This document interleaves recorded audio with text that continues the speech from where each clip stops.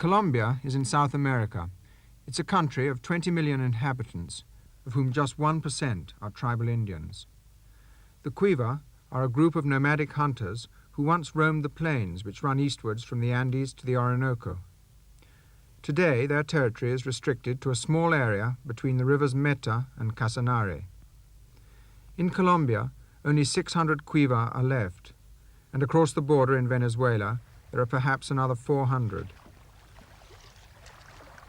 Early in 1970, a white man and 2 Quiva Indians made a journey up the river Agua Clara. Their aim was to visit a small group of Quiva who hitherto had avoided all contact with white people.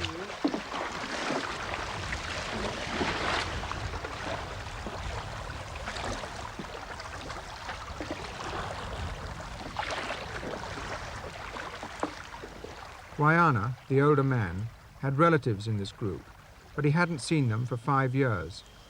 He'd been afraid to pass through white settlers' land on the lower reaches of the river. Now, with Bernard Arcon, a French-Canadian anthropologist who'd been living with his people for the past 18 months, he felt safe enough to go. If I was to make a film about these people, I would just, I think, put the camera down and let it roll for the whole length of the film.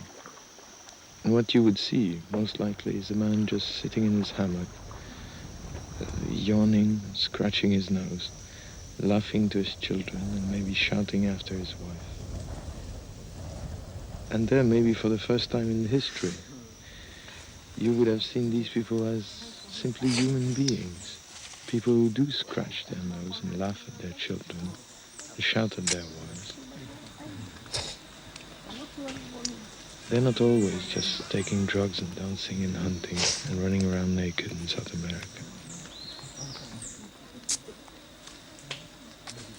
That to me would be a first in history. A first in history, much more important than making first contact with some group up some kind of, white man made it again, great explorer, yes sir. And this to me has never been done.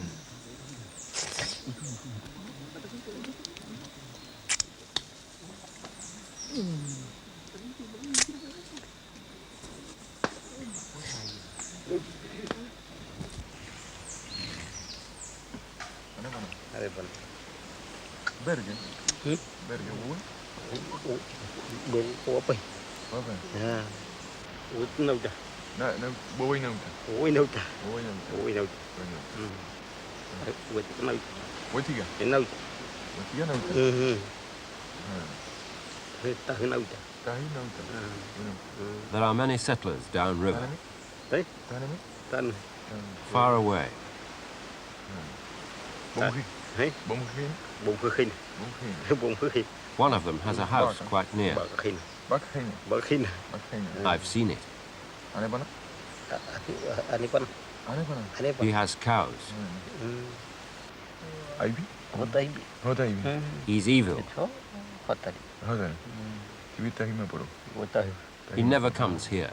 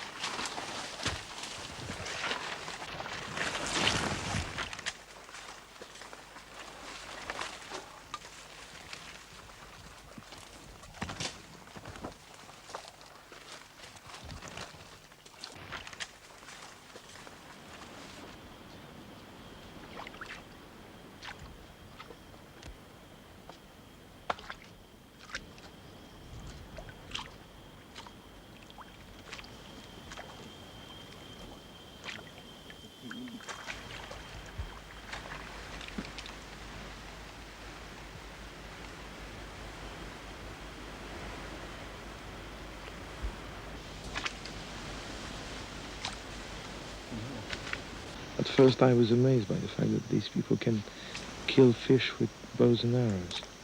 When you think of, the, is it called reflection of water? I mean, the fish is not where you see it, right? And you have to calculate how deep it is and shoot it like that. I was saying, how incredible. I was amazed by that. But after 2 years, I'm amazed by the fact that they simply live just the way I live.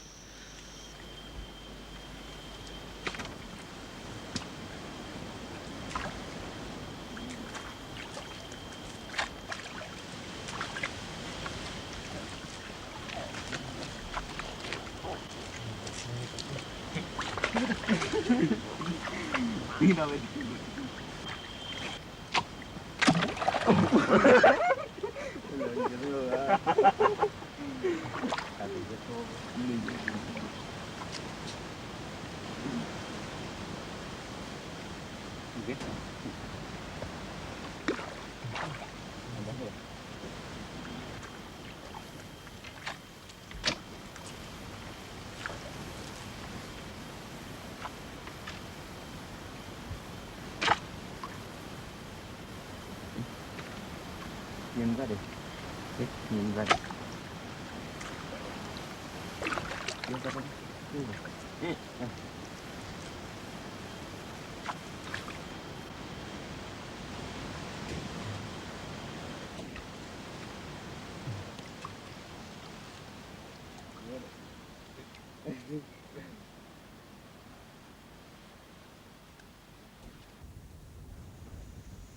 Some anthropologists these days talk about hunting and gathering society as the original and the real affluent society. I know that the Quiver here will spend something like 15 or 16 hours a day just sitting in a hammock, chatting with neighbors, joking a lot, singing, and his workday is indeed very brief, much, much briefer than what we are used to in industrial society.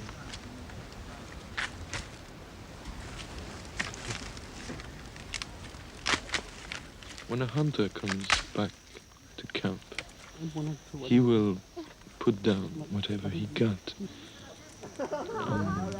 during his trip, and usually his wife or some female relative of his will cut the meat and give it away to other people.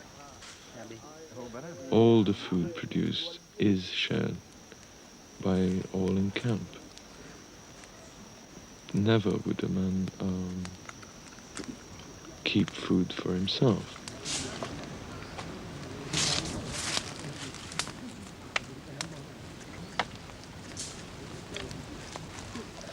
You catch a 5-pound fish, and I catch exactly the same kind of fish, 5 pounds also.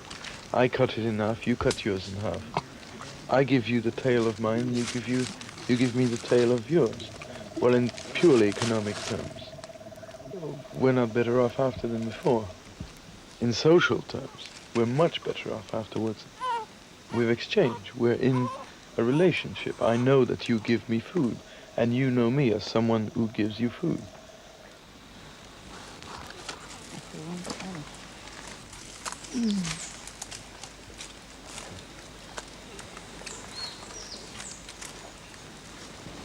What we see here is a group of about 40 people. That is to say, it's not an ongoing society. I mean, in order to survive socially, you need a group of, well, I don't know, we can argue on this figure, but it's more or less 400 people. Within this group, you can intermarry, you can exchange goods, women, etc. Mind you, this group of 40 could survive as a group of 40 if they had around them other groups of 40 forming a total unit of more or less 400. They probably had that 10 or 15 years ago, and they could carry on living. Now what happened is that the routes of communication to the other groups have been cut. They can no longer move. They're trapped.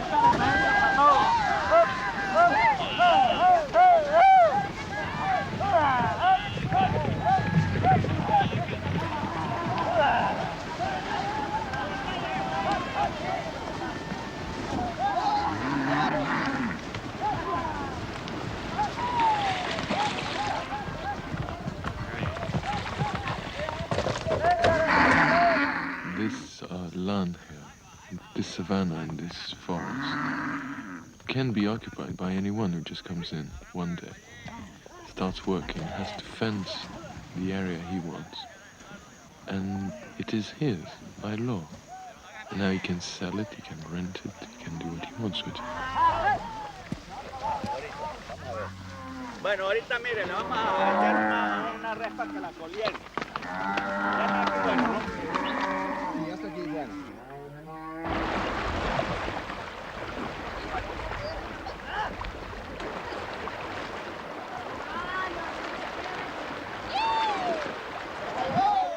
I mean, if there's a law somewhere saying that the Indian has a right to this land, who's going to expect one of the Cuiva to sue someone in court and go to Bogota and claim his rights?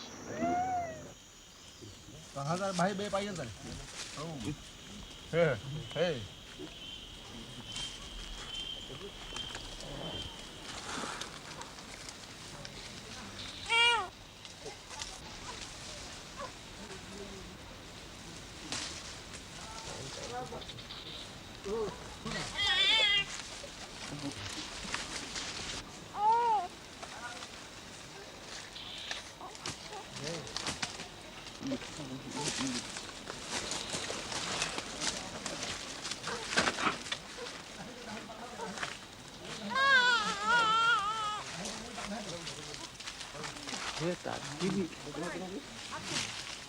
It's quite usual for these people, to move camp after about 4 or 5 days.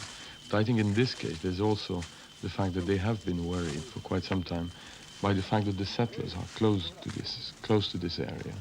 There's also the fact that the film crew in the last few days has been bothering them. Hey.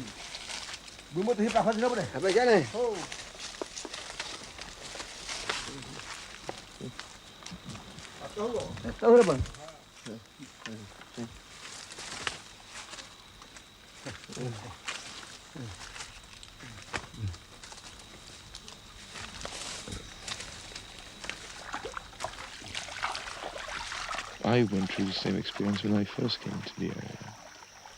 And when they left, I left with them. And after a while, they realized, I suppose, that I was not here for raping women or stealing them. And finally, everything settled down.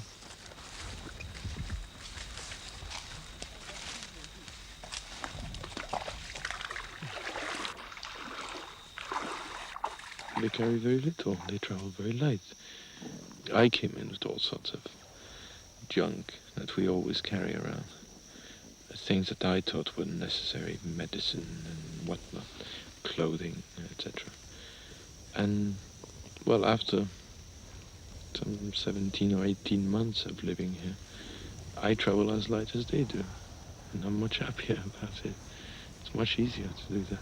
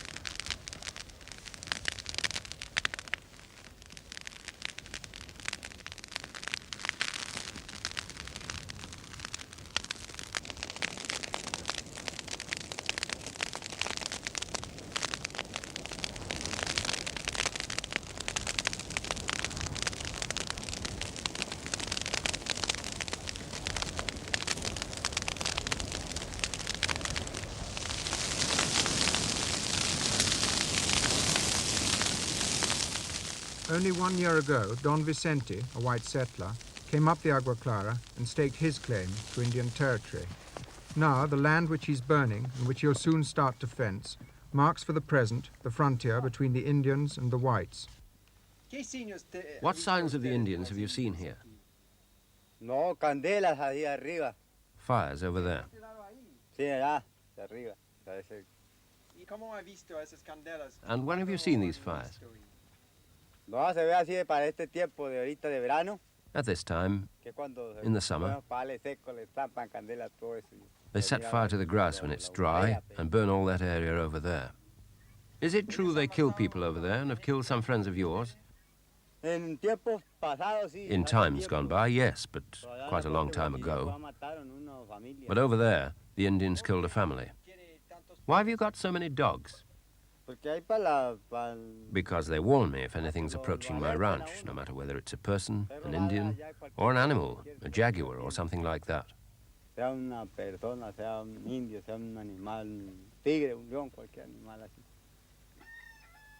So you are frightened of the Indians here?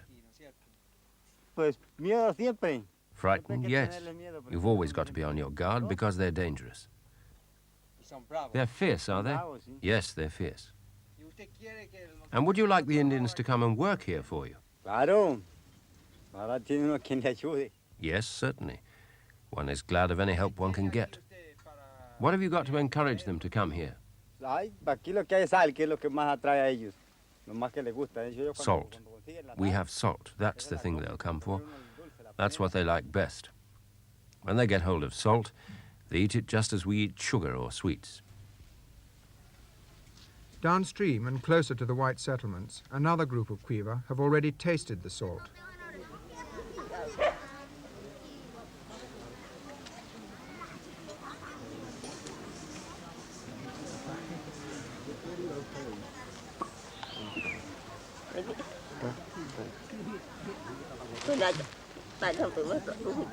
Five years ago, these people were more or less in a similar situation to the group living on the Agua Clara that we just visited.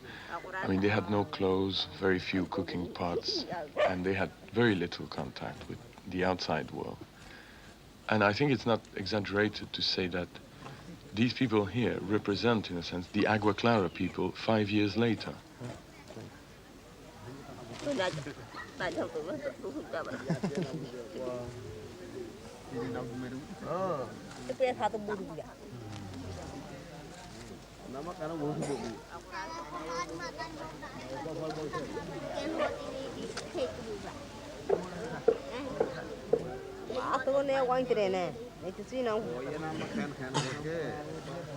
If you ask the Quiva, what is the role of the woman? What is the role of the man in society? They will tell you that the men are the hunters. The men are the only ones killing animals. Women are the fruit collectors. They will tell you that the men bring the meat in to camp. The woman will cut it up and will cook it. And there's a very long list of the things that men should do, that women should do.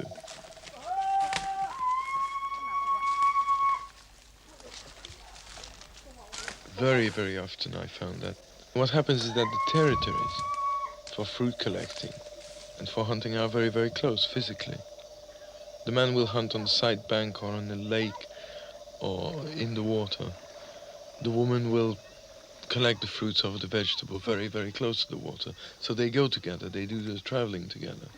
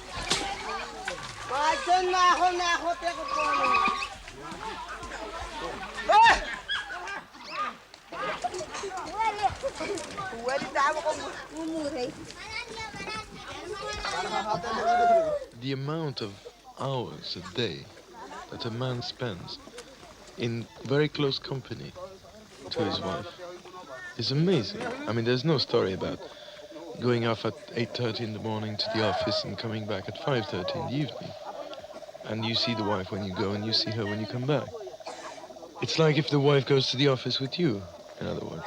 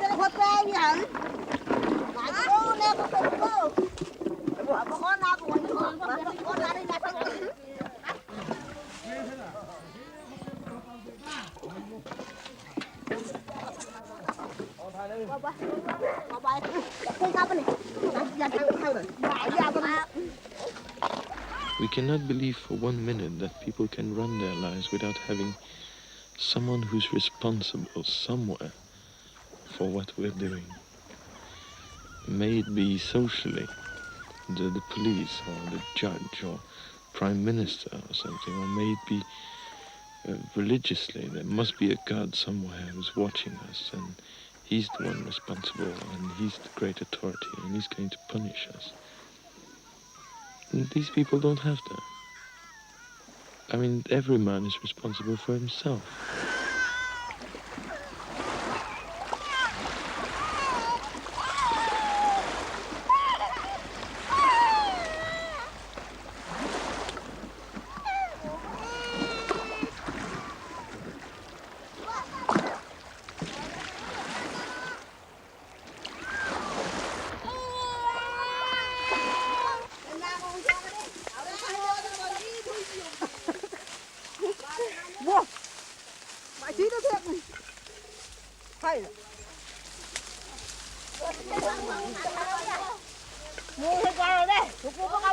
I've been asking myself for quite some time, why are these people nomadic? Especially since I've become convinced that they could survive physically if they stayed at the same place, if they were sedentary.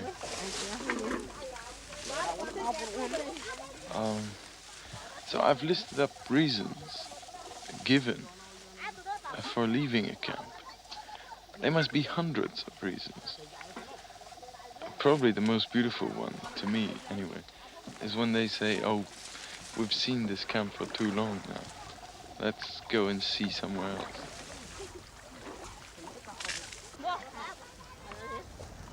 They travel very, very frequently by any standard of comparison. For example, last November, we made 47 camps, and we have slept in 27 different places.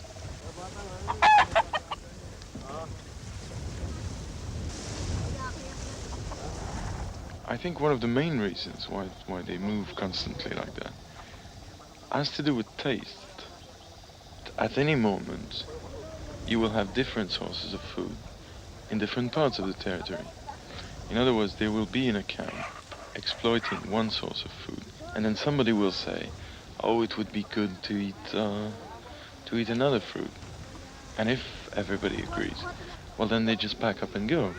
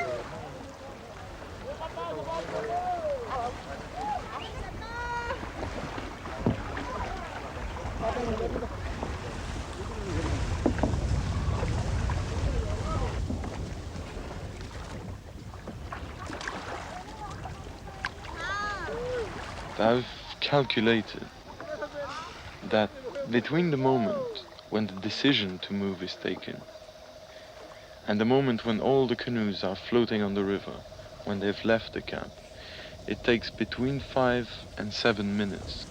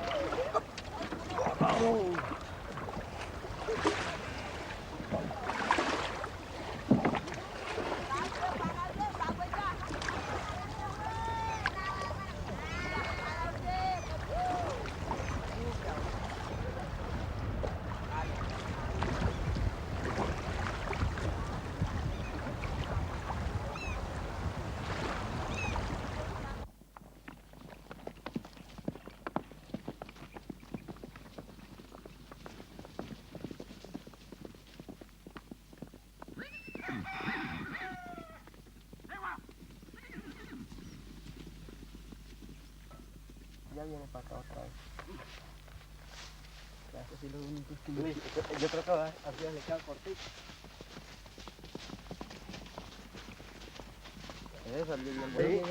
Pero no mire la máquina todo el tiempo, mejor no. Para allá. Cattle rancher and horse breeder Gabriel Gonzalez has lived in the Llanos for 25 years. He's one of the old pioneers, and when he first reached the plains bordering the River Meta, no one lived here except the Indians. Now these grasslands are fenced and owned by the llaneros, some with thousands of head of cattle which roam the same territory the Cuiva once hunted. Today the scene has changed, and it's Don Gabriel who allows the Cuiva to camp on his land. ¿Qué es su propio pensamiento sobre... What do you think of the Cuiva Indians? Pues los indios cuivas, los de aquí, The Cuiva Indians round here should be put on a ranch of their own. era que los pusieran una granja o les dieran un pedazo de tierra para que ellos trabajen. They should be given a piece of land so that they can work, Prácticamente ellos son mansos.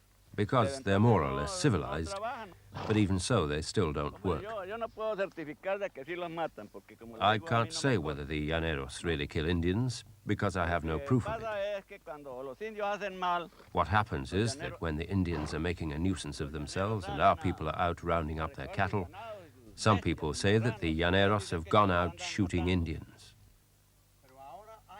But still, there is trouble, isn't there? hombre, quién sabe por allá por las aguas claras arriba. Who knows? Up there on the Agua Clara River, I've heard it said that they're vicious, that they're digging their heels in. Up there, certainly, there is some trouble between the whites and the Indians. Dicen que para arriba, por las aguas claras arriba, hay una indiada que They say that high up on the Agua Clara River, there's a group of Indians who are still completely wild. What do you think of those Indians high up on the Agua Clara? completamente animales, porque ellos Just like animals. They don't wear a stitch of clothing. They're completely naked, naked like any animal. I've seen them like that, completely naked, like a horse or a cow. un caballo, una res.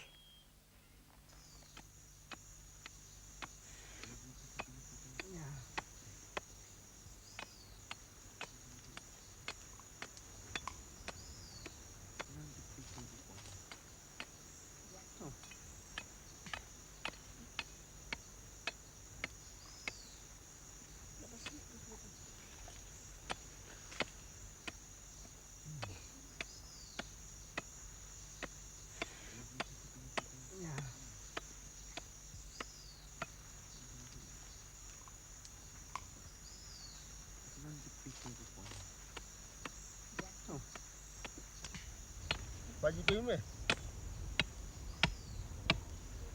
Kau lagi. Apa dah hai semua hai yo. Timu thei.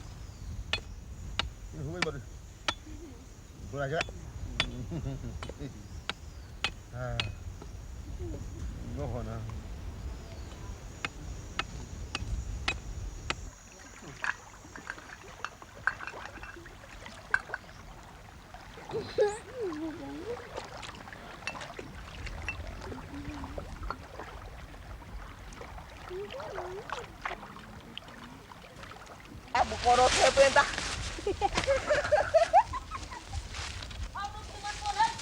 Like anybody else, the Cuivas have neighbors. Now, there is a certain procedure to follow when there is an immediate contact that will be made with another group. What the Cuiva will do is take all their belongings and put them away in the forest. In other words, hide them from your neighbors who are coming to visit you. This is not because you're stingy and you don't want to give to them, but it's because you prefer talking to the man first and introducing what you have slowly in the course of the conversation.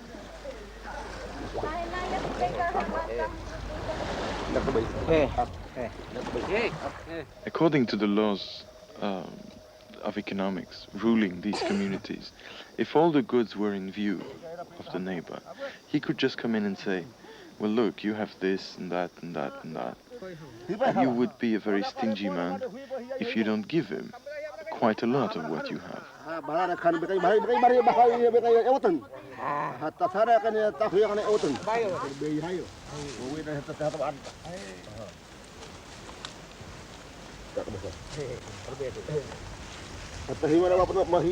So if the other man doesn't know exactly what you have, you run a lesser risk of being an antisocial.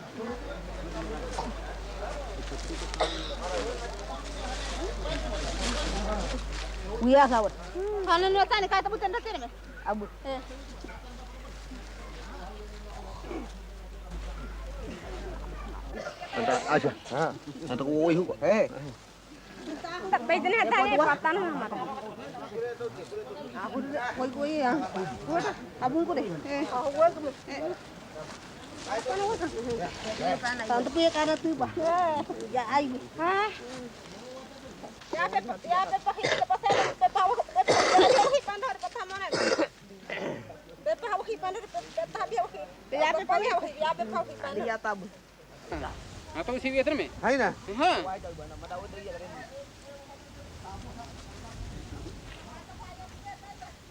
Aku tak ada itakin nerjau deh. Hai na. Ha. Muka tera kamu itu yahi? Hai? Muka itu yahi. Hai no. Ah. Baik tak kamu hej buat.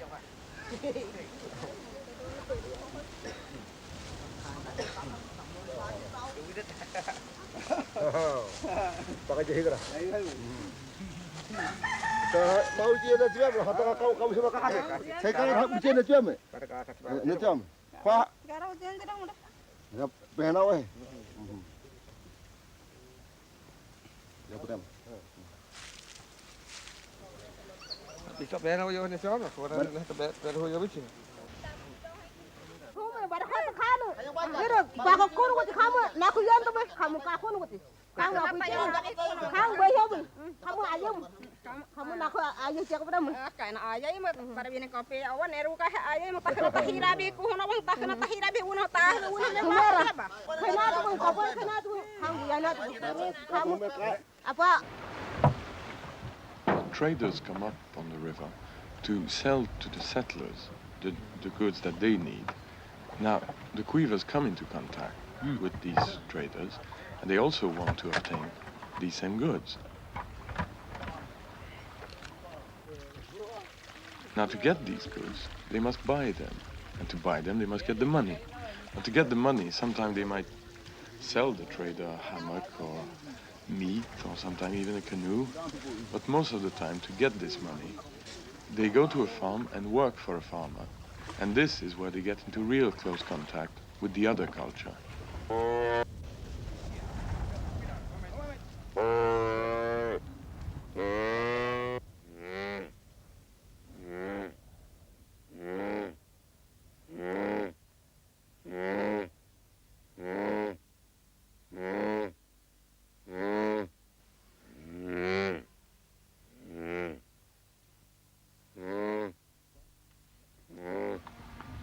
Pero vivita estás bicha. ¿Y la puñaleta en el negro? Dígame, le metiste con chico. Como que hay que sacar cosas, ¿no? Es que no se ha muerto.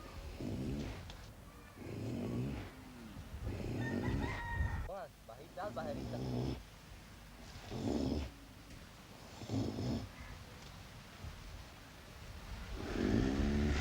Con el tacho yo.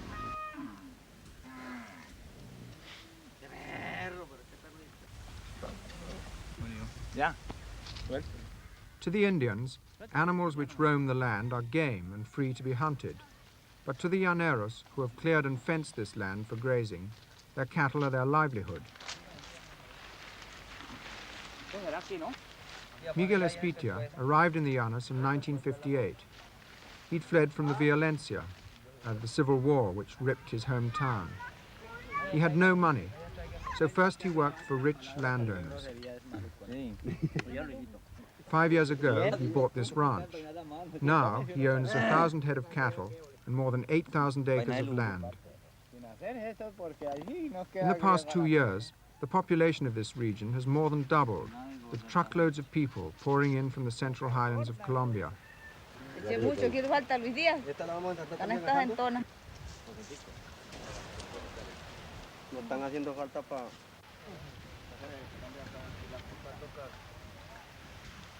I have, in fact, quite a lot of sympathy for these people. I've been here long enough to see what their conditions of life are. You have small colonials coming in alone with very little money, working very, very hard to start their farm, cut the forest, have their cattle, and make a living. These people seem to be pushed away, in fact, from other areas of the Llanos by economic and demographic pressure. They're pushed out of other areas. They have to come here. Otherwise, it's for them it's the slums of Bogota or the slums of somewhere else.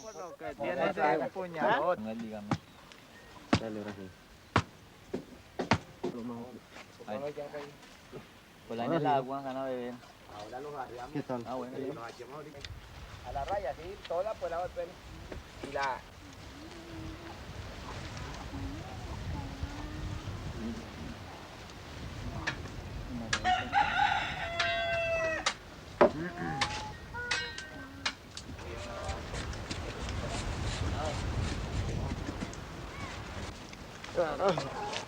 Should Cuiva come to visit these settlers, he would normally, expect to be given his own equal share of the food and his own equal share of everything these people own. That, to him, would be the normal way to behave between human beings.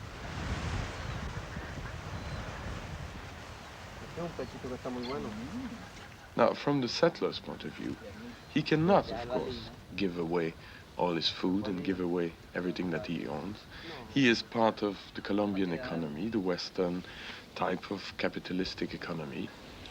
And on the other hand, the Indian who comes in, who sees the man not giving him his food, not giving him his belonging, begins to view the settler as a very uncivilized person, as someone who is even dangerous for society, someone who do not respect the rules. This is a situation where two cultures, two economic systems, in this case, which are based on perfectly opposite sort of basic proposition, are put into contact with one another. So if they're going to live together, one of the two has to change.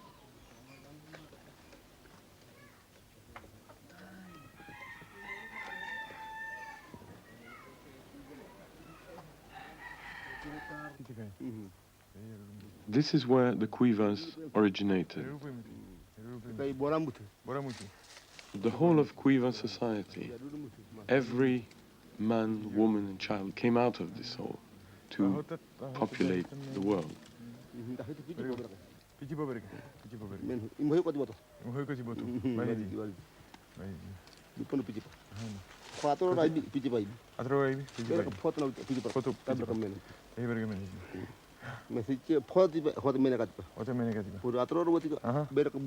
Now this site has been taken over by the whites, has been fenced off, is now part of a farm, and is a grazing ground for cows.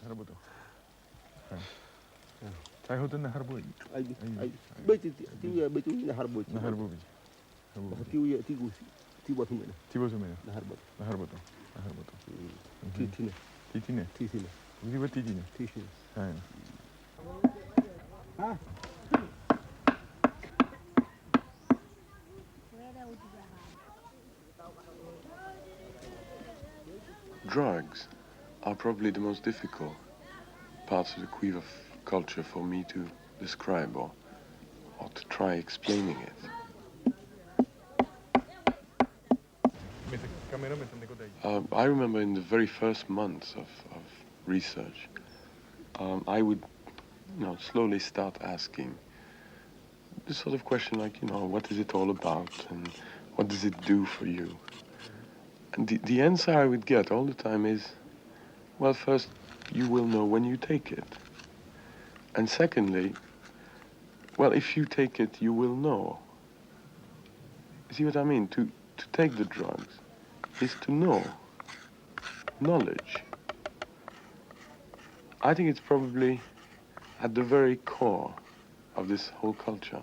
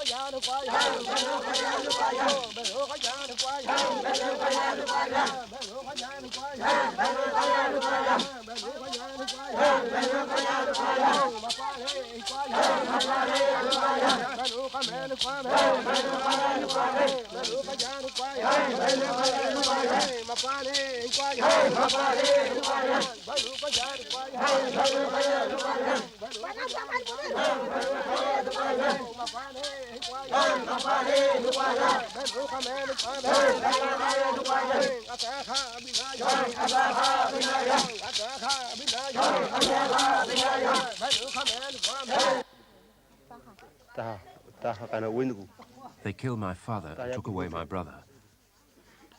I don't know what they did to my brother. Maybe they took him far away. Maybe he stopped crying a long time ago. It was in a canoe at night. They had a torch. I escaped. I was only a child then. I jumped into the water. My father drowned. He was covered in blood. They caught my brother. He cried, "Daddy, they've grabbed me."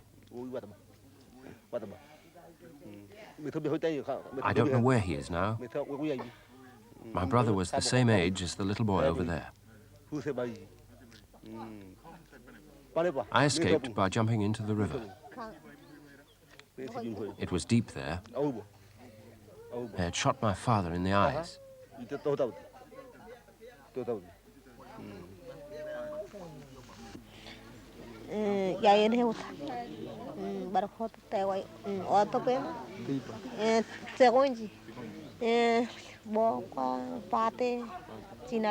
You know my niece? They killed her husband, his brother, and her brother.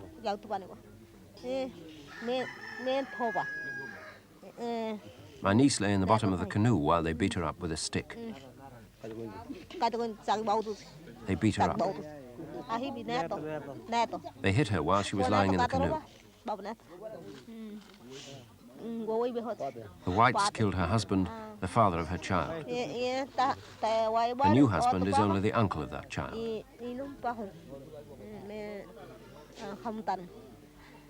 There are many whites. They killed Sinaru and Tate. Only my niece escaped. Sinaru and his brother were left there. They didn't take their bodies, just cut them up. They killed all of them on this river, right here. It happened on this river.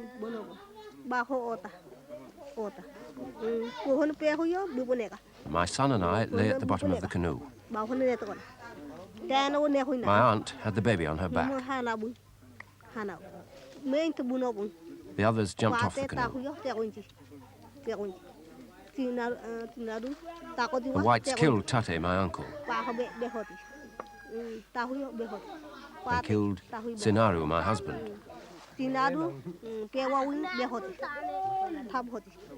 They cut up his body, cut his arms off, opened his belly. He was like this. They used a knife.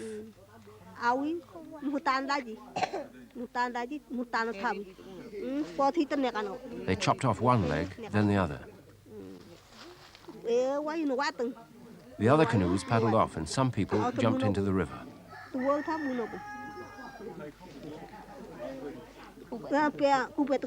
I was shot. The bullet stayed in my skin, and it hurt for many days. They hit me on the head.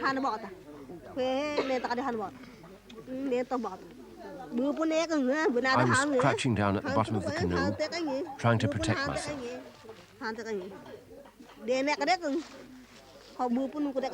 I stayed there. The injuries hurt for a long time.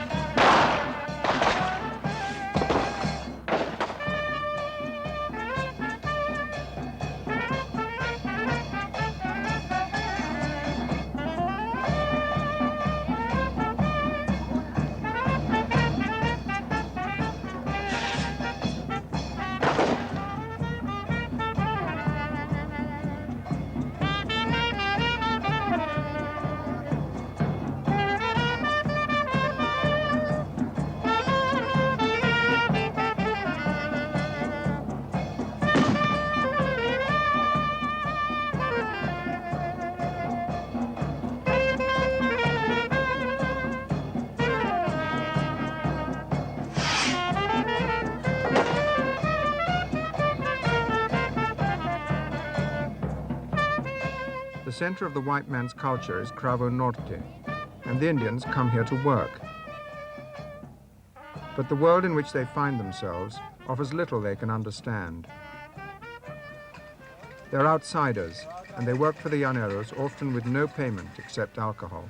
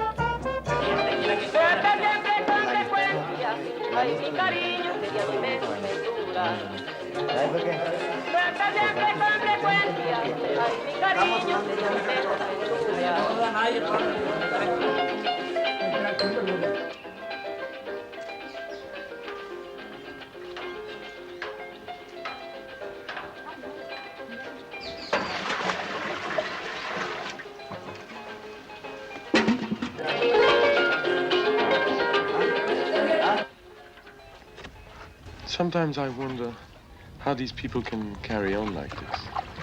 I mean, especially when they come to a small village like Cravo Norte, where they will camp across the river, and they will camp only to the village to work for the whites.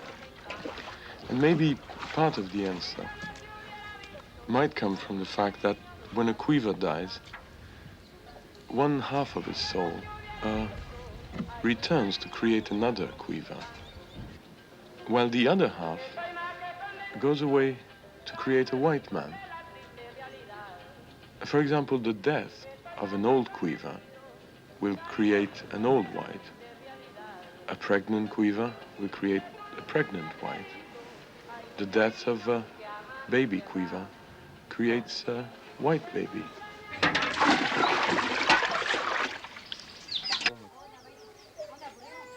No la que no chinchorre, mijo. Téngala duro. Duro. Eso sí, no.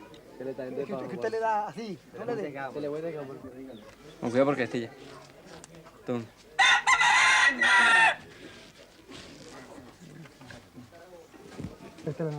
Hombre, el hombre me volvió malo para esto con hombre. Eso sí, eso sí. Eso es. No, lo tiene usted. ¿Usted tiene cera?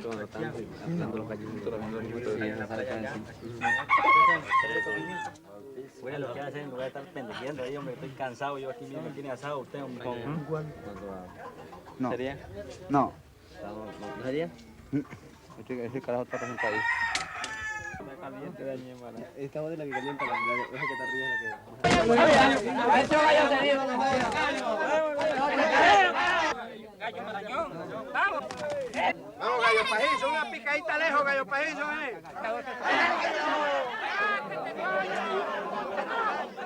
Llena de 40 gallo. Llena 20 goles. Pique gallo pajizo, carajo. Pique gallo pajizo.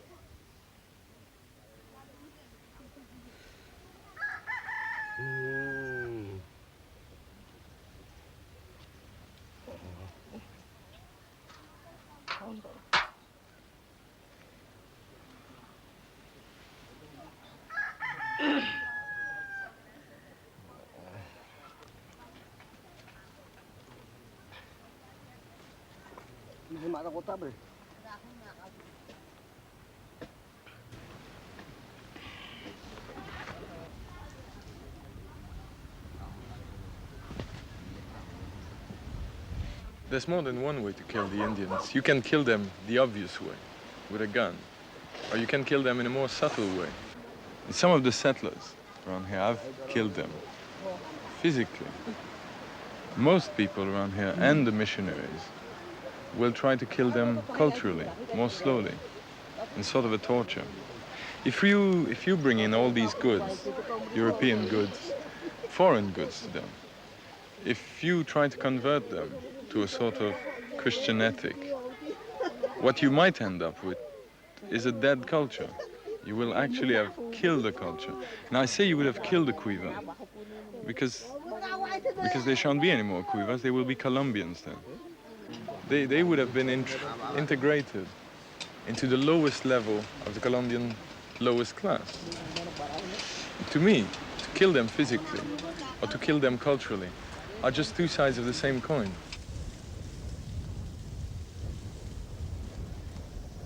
There is no objective criteria which would allow us to judge if these people were better off before, or if they're better off with clothes, undernourished, working for settlers in the area, discovering prostitution and alcoholism, and being converted to the evangelical faith. Then I can only give you my very personal opinion.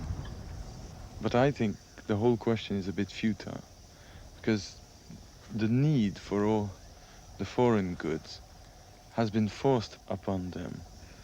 And it would be just as horrible to say to them, well, put your clothes away, you were much better off before, and go back to the woods and forget about the rest of the world. I only hope that when they find out that their old culture had some answers to the problem of living in this environment, and that the new culture is nothing more than a different set of answers, and maybe that the old answers might have been better than the new ones. I only hope for them that when they realize that, they will not realize that they have forgotten most of the old answers.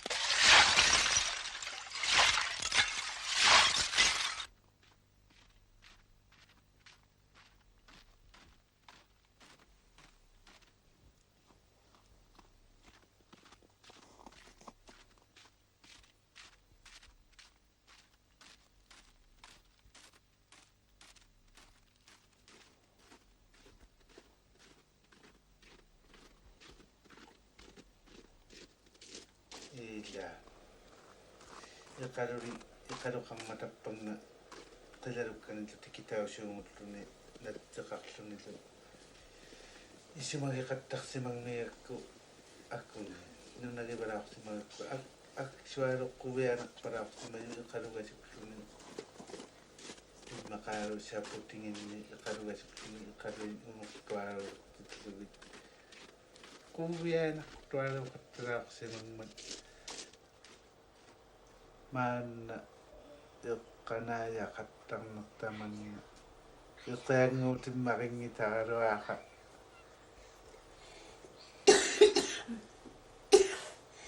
Kaya sukat tuwayo rin mo kasi kanaya rin.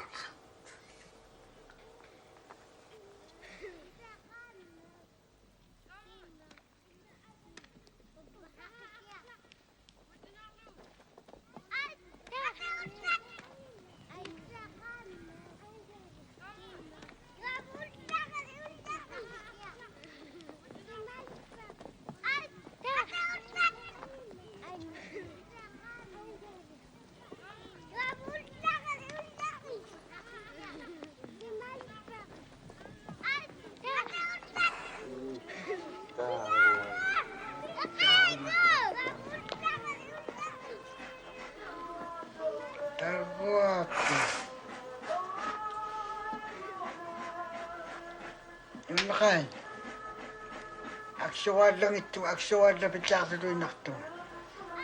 Makusok kawa nga, kaya man nagtao siya matunak. Hindi ka lang nakakawa. Di kagitangan sa hauling.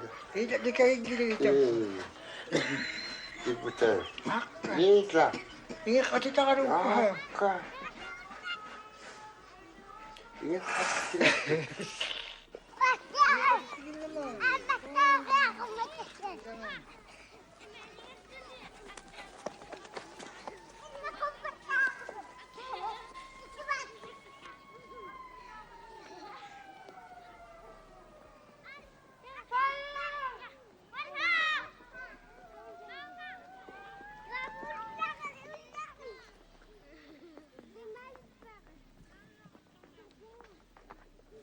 Ko kaltunan aksara ngayon kahit tuti. Kapiag yahaw ito tuti. Kapiag yahaw tuti. Kisimi pikuya ngata. Tahan natok taharok paksa. Iman na yak sa mga ta. Kaltunan kapiag ina ko lugar. Ina ko lugar. Kapiag ina ko. Kaltunan. Ang ayok kakarok ko yak sa mga ta. Ang ayok kakarok sa mga tao. Ini atong tiasod kisya na kanoy ko yayakan. Kanoy yung pagsod. Akay dyan tiks. Kanoy ko yayakan. Kapyasok sa kahit tukulura ko tayo tayo simanin. Katunan.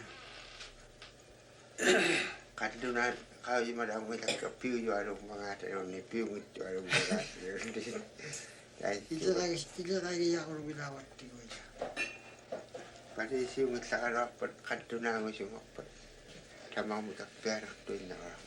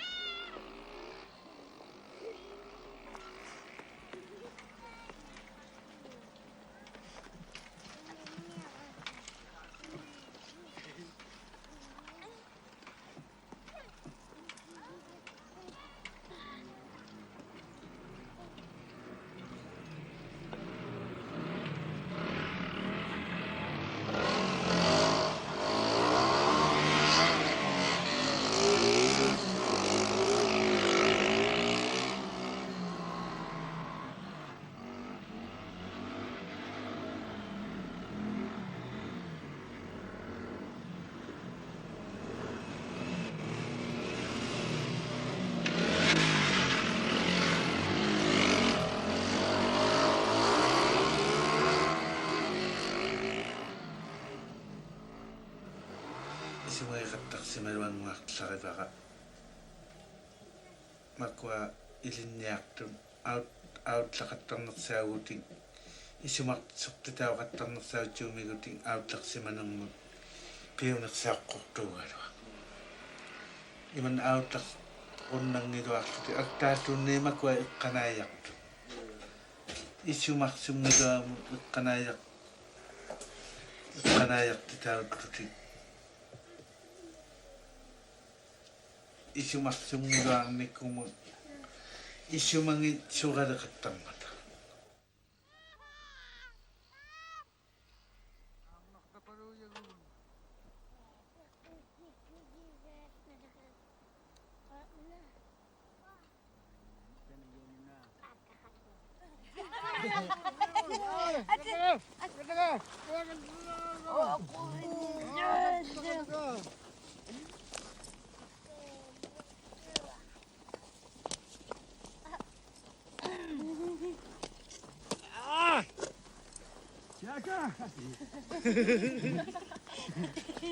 Ada try to get everything was of the. Ada. Oh no! Pil pertukan.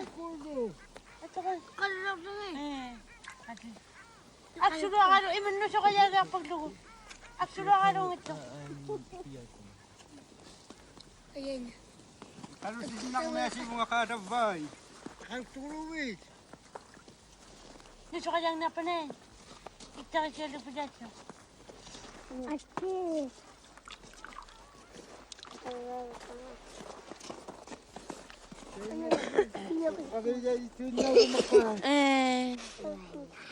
Kaya makikita nyo nakakari. Nakagulutan. Bakit?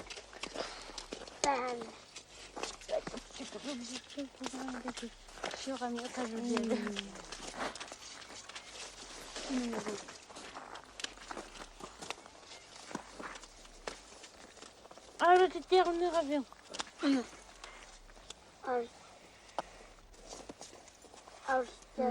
Ubang anak ko na. Imasang na kami. Ubang anak ko nga. At wala ko lang na. Ay, matap. Oh, nanisip ka nila ako. Ayun, nakakot sila ako.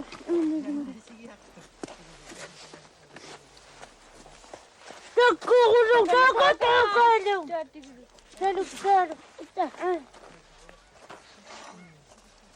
Salog dulu.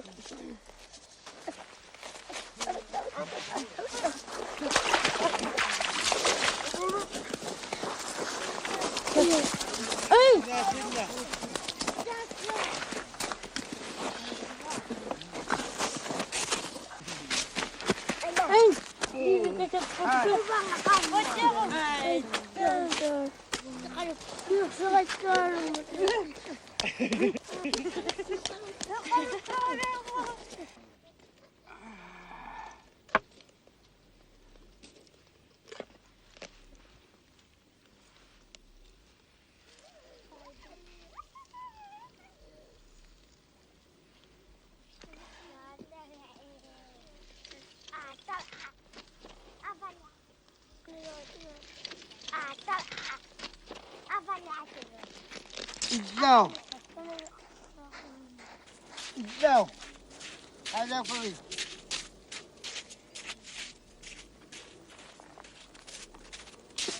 Pisidiyo ka talaga si Taba. Iman na tuming. Pisidiyo ka talaga si Iman na hang. Man na kupilugo. Man na tayo ni pisidiyo ka takpo. Tayo ni pisidiyo ka takpo tinayin. Tayo sa kaya.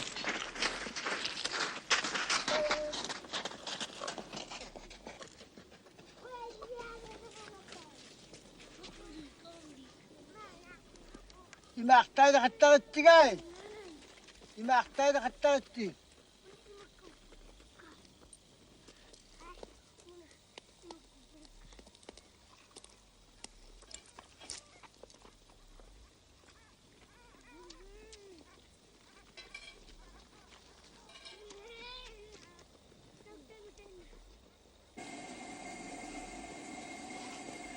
Nauditake.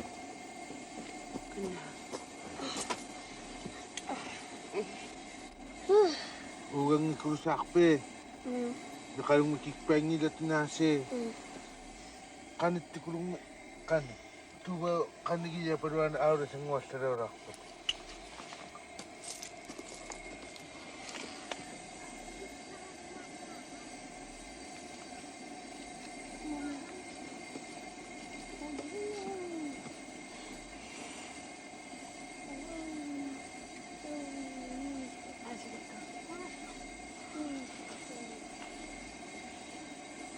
Imadik kayo ka. Wala ka panong ni Kwan mo. Ay. Pitya katang na. Kaya sa katikulo katang sus. Sabar kaya sa katikulo katang Isa ko na piyong mitipur imaya katang na. Ay. Pitya katang dito. Nagtigiya katang na. Ibidu yaso. Ang ayuksero gawin. Ang ayuksero luka nagdigit yaklo. Pityaso. Ngaya ko rin ito nagdigilo aklo. Ila. Ay. Siyuti ka mati siya gilaw.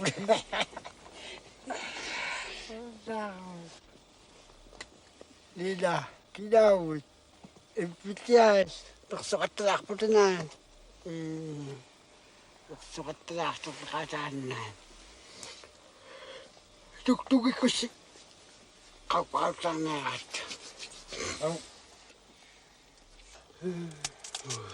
Wa ata ko sa turo. Mamaya na ako.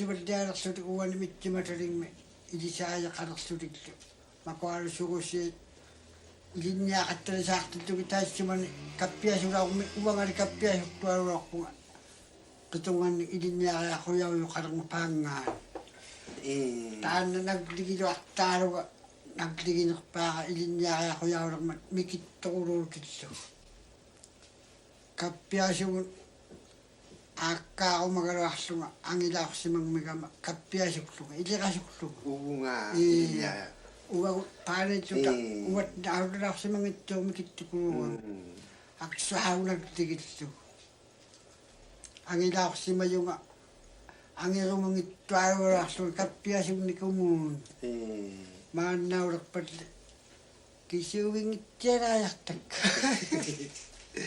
силаалуалааққуқаттаассумани маанналеқ тукисиваллиалерлуталу иманнауаттаила маква маанеқаттартут қаллунаапалииси игавамаккут унугаммари тусартиттаалимақаттарту қавиуваллиаққуулераттигу ангайоққаагунерсани тусартиттиумнақ куунгам лаунгаммата таассумани саггуллутутитиақаттаққуулармута таунунгаа тукисиваллиаққуулераттигу маани таимат таамаатту тоқаунинги тукисиваллаа иннаққооқаттигу мако падеисиккуллу ниувертиккуллу тамарму таамааттиннаалаа унангаттусартаажариарни таамаиттуми маана атоқатталаармута ини силаақриауллути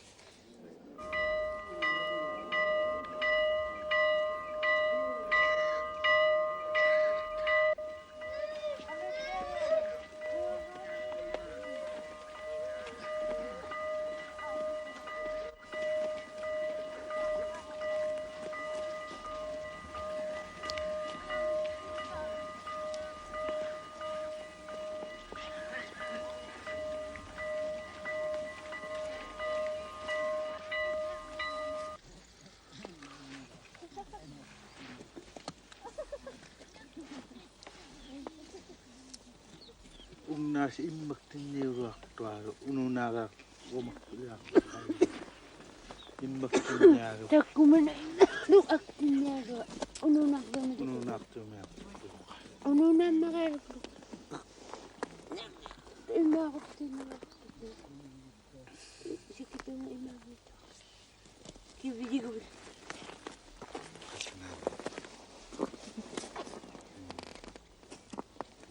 maqoyu naqsurqaama maq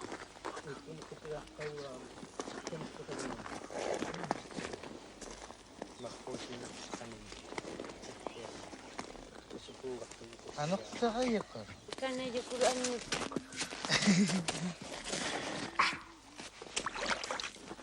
ima jo patakunguna masingnaaqto masallernaaqa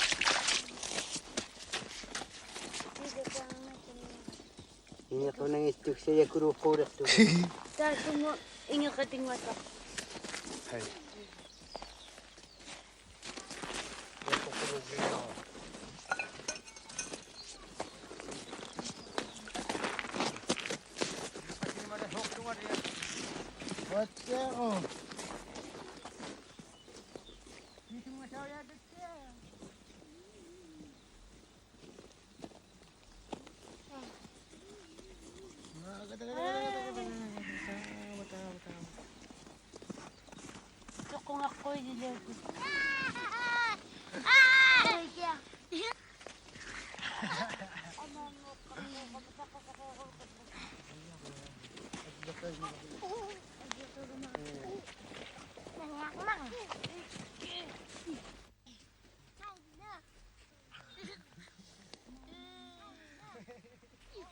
uwani choqalaqsimagat uwanilaaqquuliagas аммасули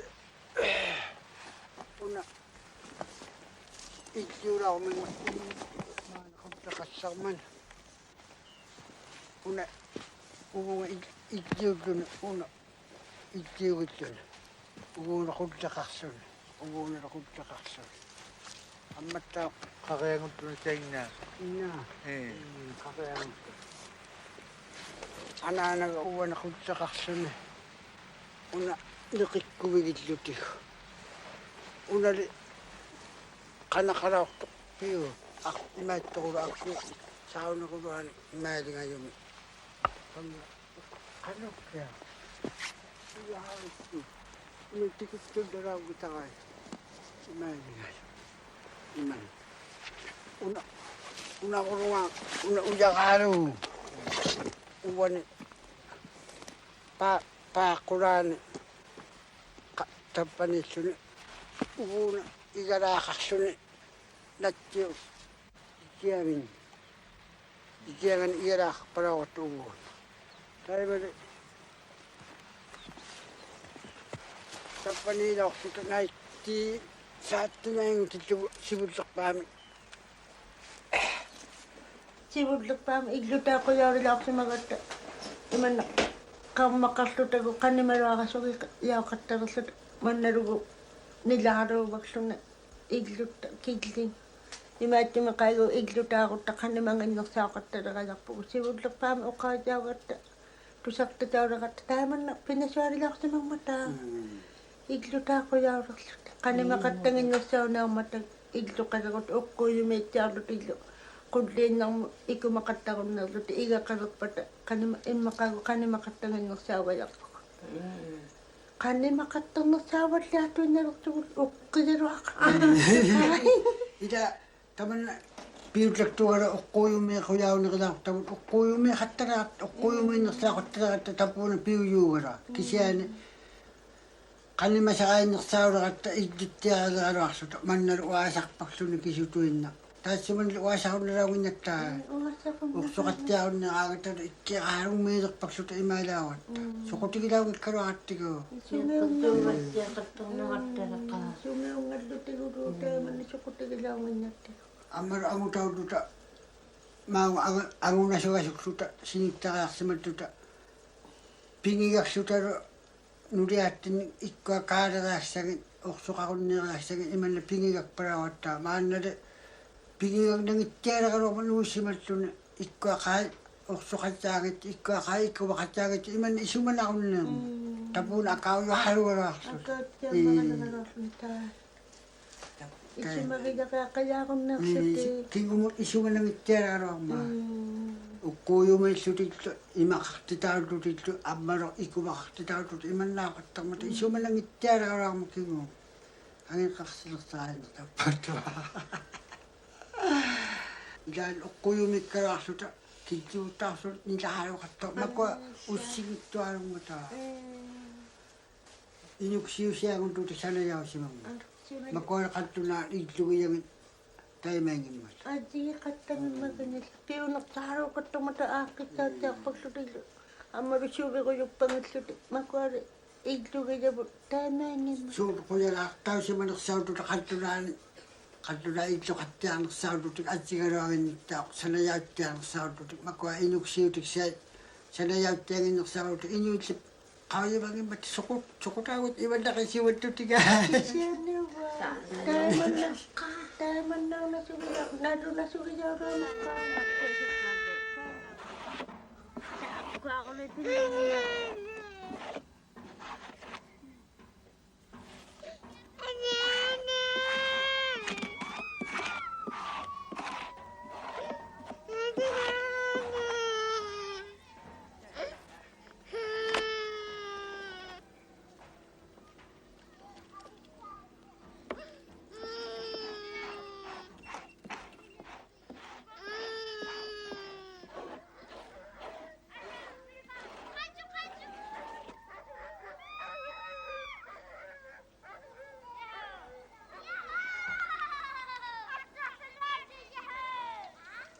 maani asian nunaqarparluta niuvigaartuqalausungattuinnerparluniliurauma natternillu uumayun neqiqattiaqattalaarsimaqaqaaqat quinniaannuklutalu kuinillutaila iniptigu kuinilaawattaila aaqattiaqqui suuqaimma ualiqattarunneersuta niuqu alauamaan iuveraarsuga tappa mittimatalimmi takun akuni takuna saalaarlugit qakkutupsuija auttaqayaagittupak taimatu ukkiagimarawakki maawatapa qatulaqangittumaarlunga inumma atsia piubi aaqartutikta koi uutavittivataigu niuqujaqaagama maka innoqurui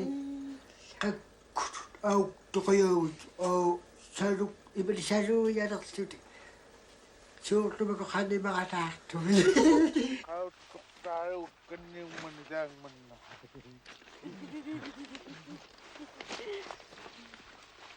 tunaavutada aqartutakuyaanaaqasugivaktuvinim vitakuyaa qaq apoqattaquyuvinni tikitumun qunnigaraameqqoit niaraptu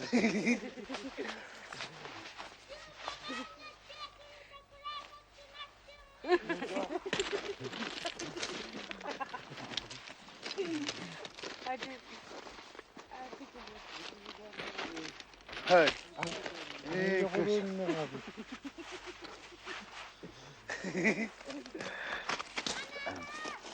Sudah kena kaca.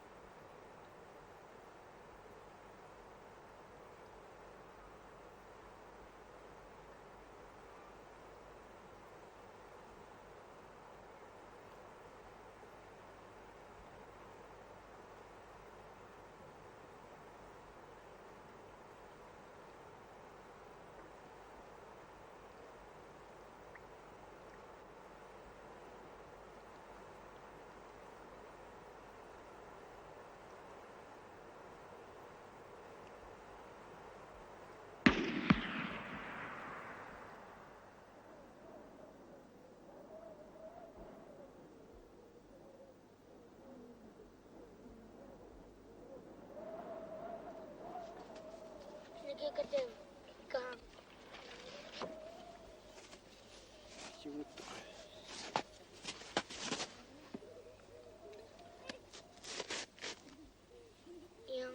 Yang ma. Nama.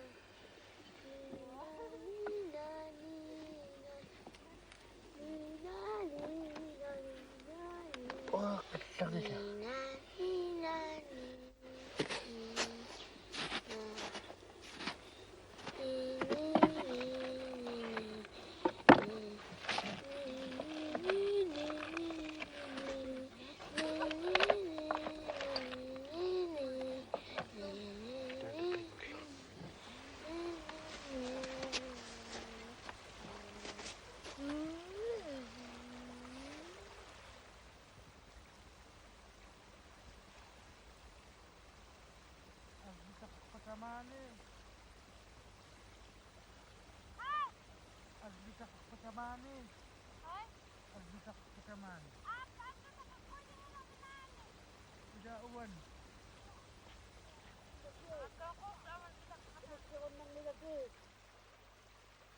Penuksugat agbisyon ng nilati.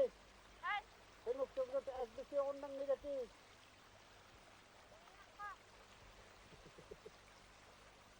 Ingas nitpak ng upang araw. Agbisyon kanom niyam. Nitpak ng araw nitpak ng upang lu. Penuksugat akas. Okay, so nati.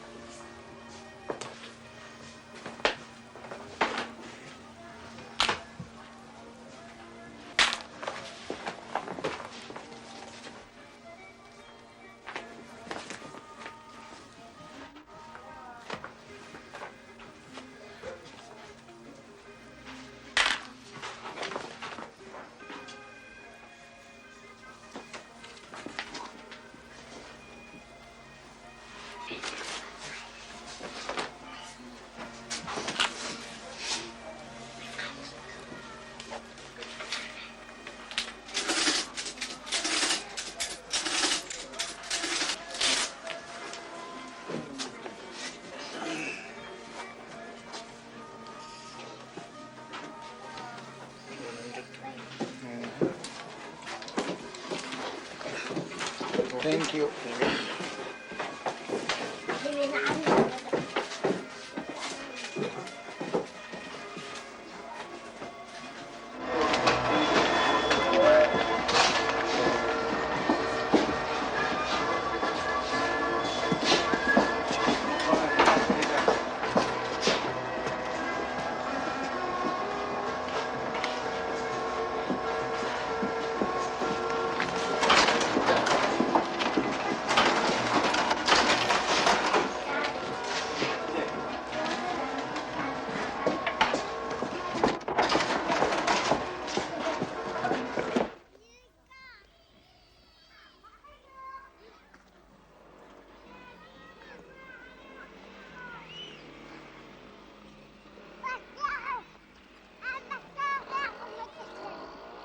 Uwang atwal kurutunga uwan kanaya parilang mayong makunanga ikijunik senayuaro lugi sibutlakpa.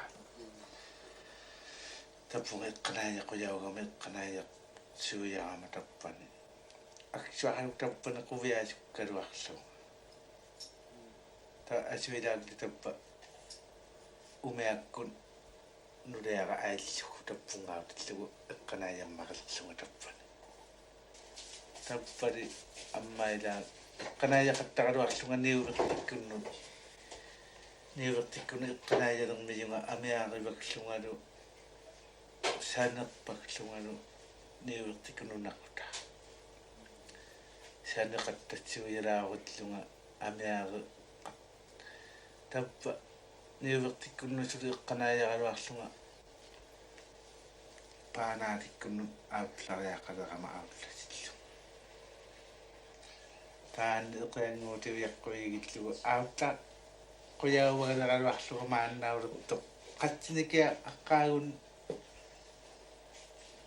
maqquluanni aqqaaguunning amma eqqanaayalauruluartunga taikani paanaatikkunni maanna autta quyauvagaleqaluarlunga angingisunga eqaasungikkaluarlunga sula angipakkaluarlunga lauruluaq ammaila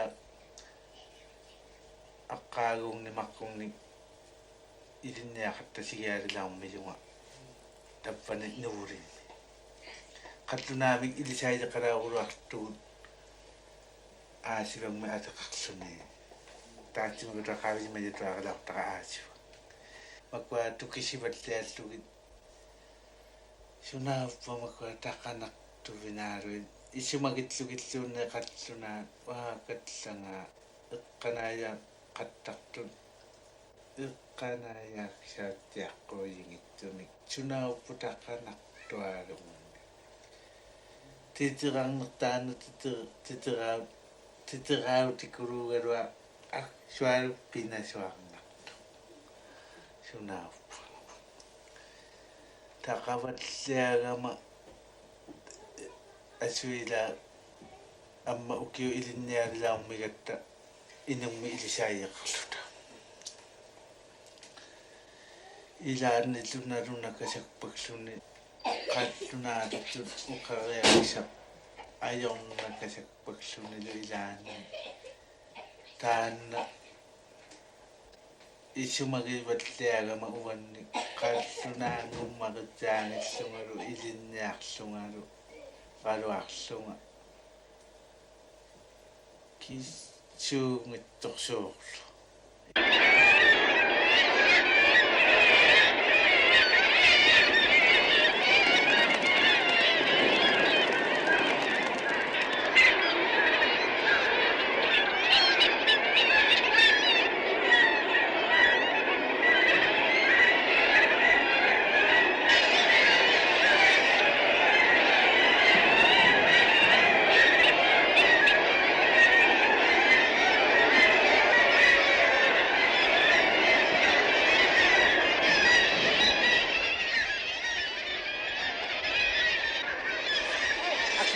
Namme.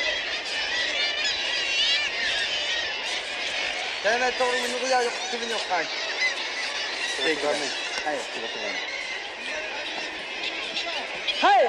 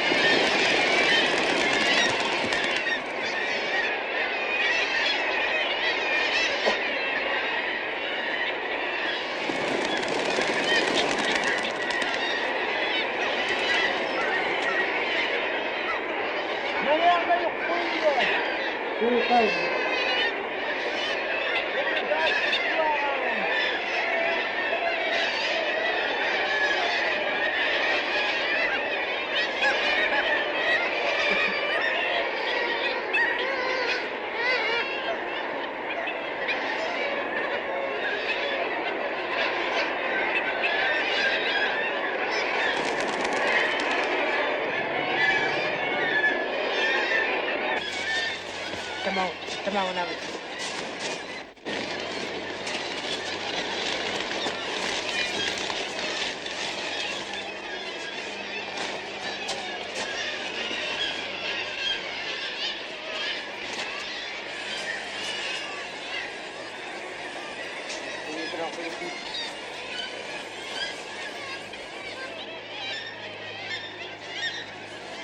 Timer!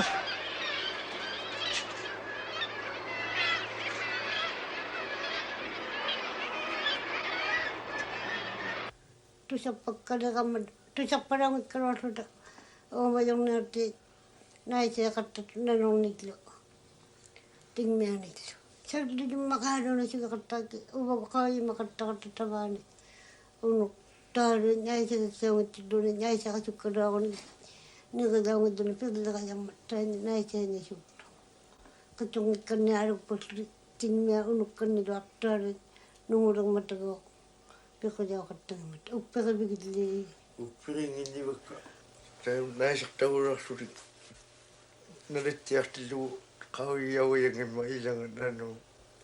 Upi mah tangin ni bungal. Iman na kau yang macam pun tahu kecil tahu nan kau dia rura orang iman apa dia rutu. Kau nak tercakar matapang kau ada juga upak tahu tu. Iman nura ko jam pijau ko singam ninga ko pijau na chutut. Man syok karak si marang itu kang apa kerang mata. Man tay ko nang kang udah ko jen pijau kater mat nam tu nar aga mata kang ko nito. Inyong di pijau. Inyong di pijau itu. Uppe ko katang lang inyong tay mai titaw ya. Kadlunani namong awdrak titaw. Ini suri tiap kali macam kami temani kami. Suri ni tiap kali ngarat suri tahun awrat tu. Suri ni suri mau awrat ni suka top ini.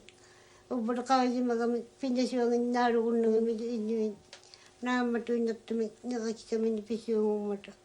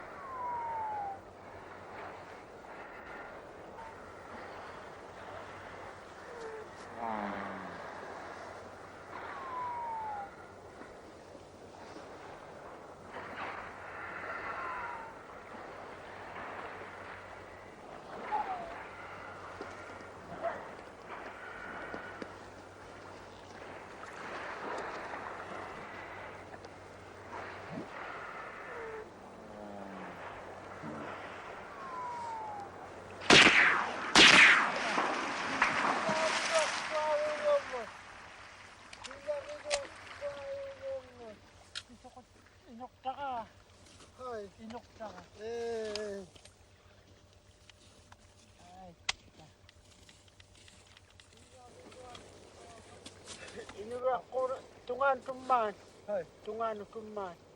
Aku tu aku itu ay. Aku.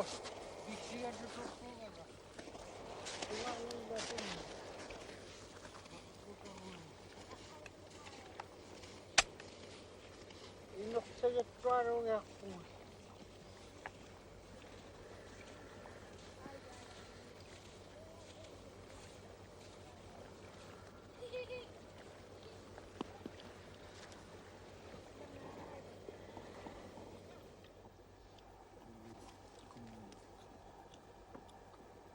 Hindi guru. Sige, chupa ni guru ano. Takot sa mga hindi ako music to.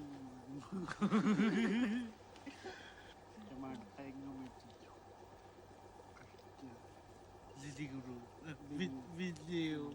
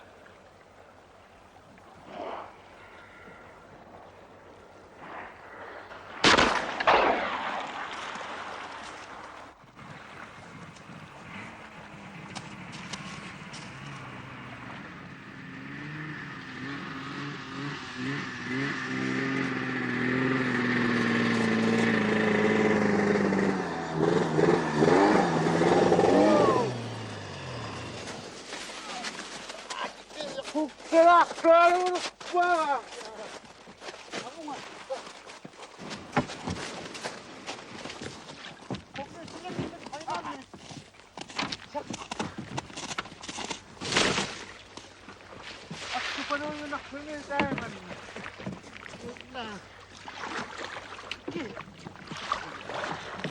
takuha kang ituar ang tiaro. Maktaran nyo kami din ni Mama.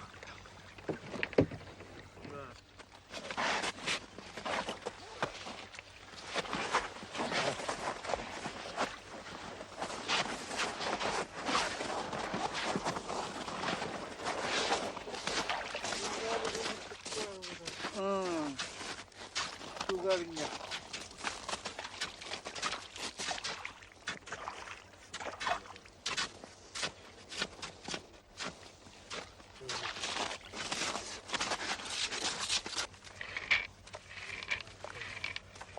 Kumat ka pa lukro.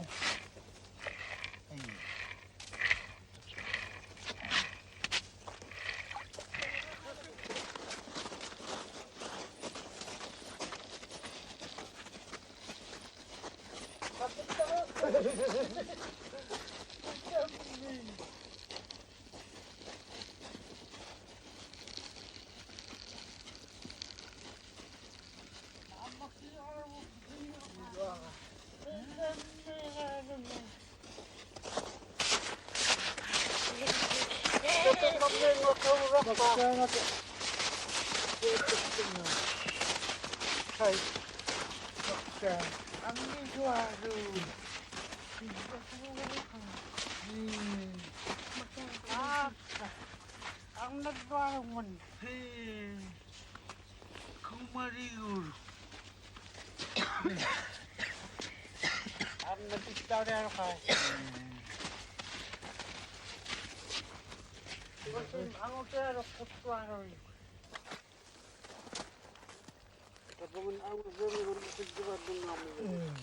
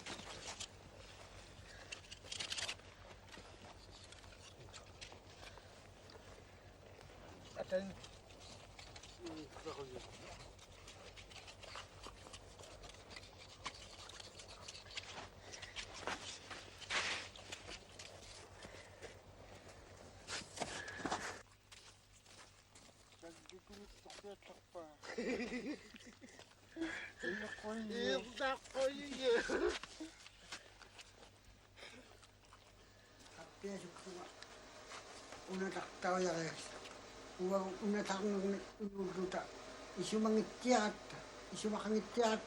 una tahu ya semua, unuk siwa sahaja out, ini waktu untuk saya isu mangitiat tinggi, katuna una tak tahu ada teman tu siapa sudah, tapi kapia sudah tinggi waktu tak tinggi dah. Iya, saya kapia nanti. Iman ini ang ayok ako na suraharap nagpata akswaro kanto na pikuya karuangan makuling akswaro niyaktinig uyang niyaktinig pikuling itwaro na surak pata akswaro ningaw tiyawag ta unang ang ayok karong kagabi ko tukusak tao ko na iban na isi makastak naman Kaya mo na isi mo yaki man na sugit siya kaya upak tao.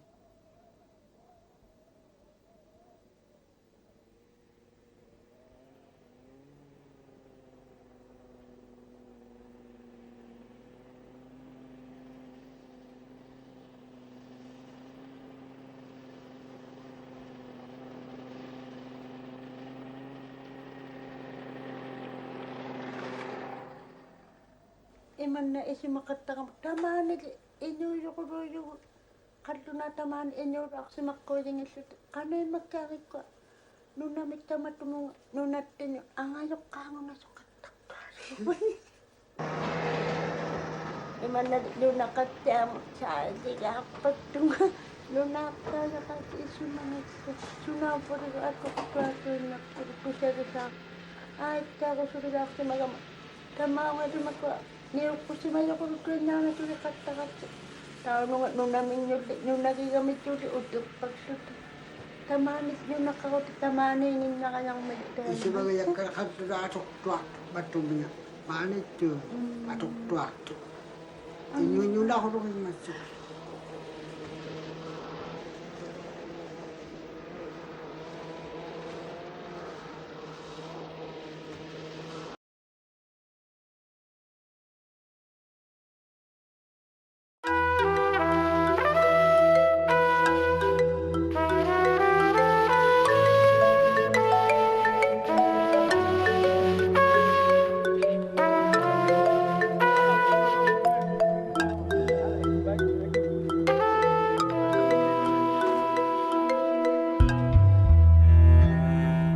أورغيهن يغدغ الدنيا يدورهن يغاهيني الشمس أسود السبط كل ولي فلس Fɔɲɔ bɛ jirisuw jan dumuni fana ka gɛlɛn fɛn bɛɛ ka gɛlɛn. Bon, tondé pas ça peut vraiment tondé pas mais à y autre puisque le nid de moi pas nid donc à ce moment tondé on peut pas vraiment tondé pas mais à cause même facile. Il kay nangene il bin futa de ni il koy gok chebilse kan be na haroga il ke wodi ni ini ndiya wala gawri wala hudo wada ay tin won to bayle hudo hebataake hudo heba kala nguure yawdi wala dum ni waddi tiibe fi nginka. The local population at the grassroots levels are not much aware about it. They don't know the causes, but they know the effects of the climate change, which is worsening their way of life. Ceux qui sont aujourd'hui dans les pays en développement sont les moins responsables du problème, puisque ce sont les pays développés qui ont émis plus de 3/4 des émissions de gaz à effet de serre qui se sont accumulées dans l'atmosphère et qui perturbent le climat. And it's the poor people of the world who are particularly vulnerable to the effects of the weather. You don't just emit carbon dioxide into the air, you lose livelihoods for the poor. Because climate change is a manifestation of that very unequal relationship between the North and the South. Puisque c'est moi qui vis la conséquence, c'est moi qui subis et c'est lui qui fait les dégâts. Alors je dis qu'ils ont quand même une part de responsabilité dans ce qui nous arrive. Le Belge qui est au fin fond de Bruxelles ne peut pas faire un lien entre sa façon de vivre et de consommer et la dégradation des conditions de vie de ce monsieur-là. Maybe in the developed countries, you are just reading the books and looking at the television and seeing what will happen, but it is already happened.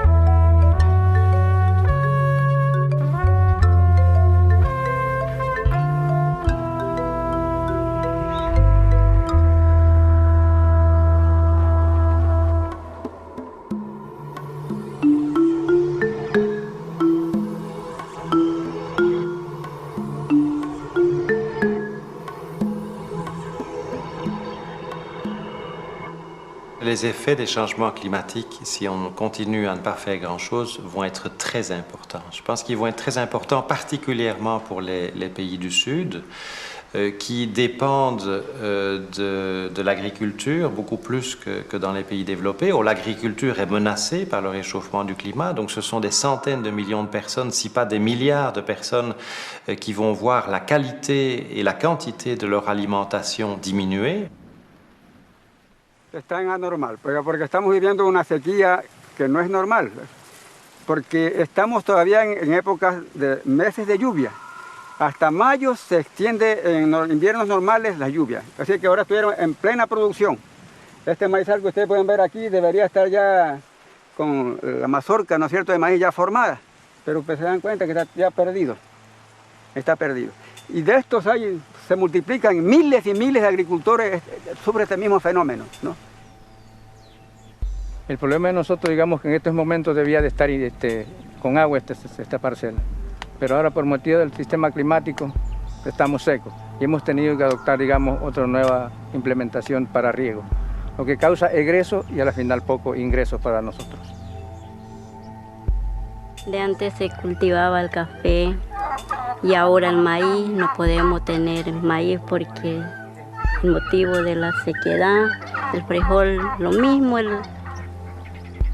Como a duras penas, 30 años atrás, de ahí para acá que había esas cosechas, se fue amenorando.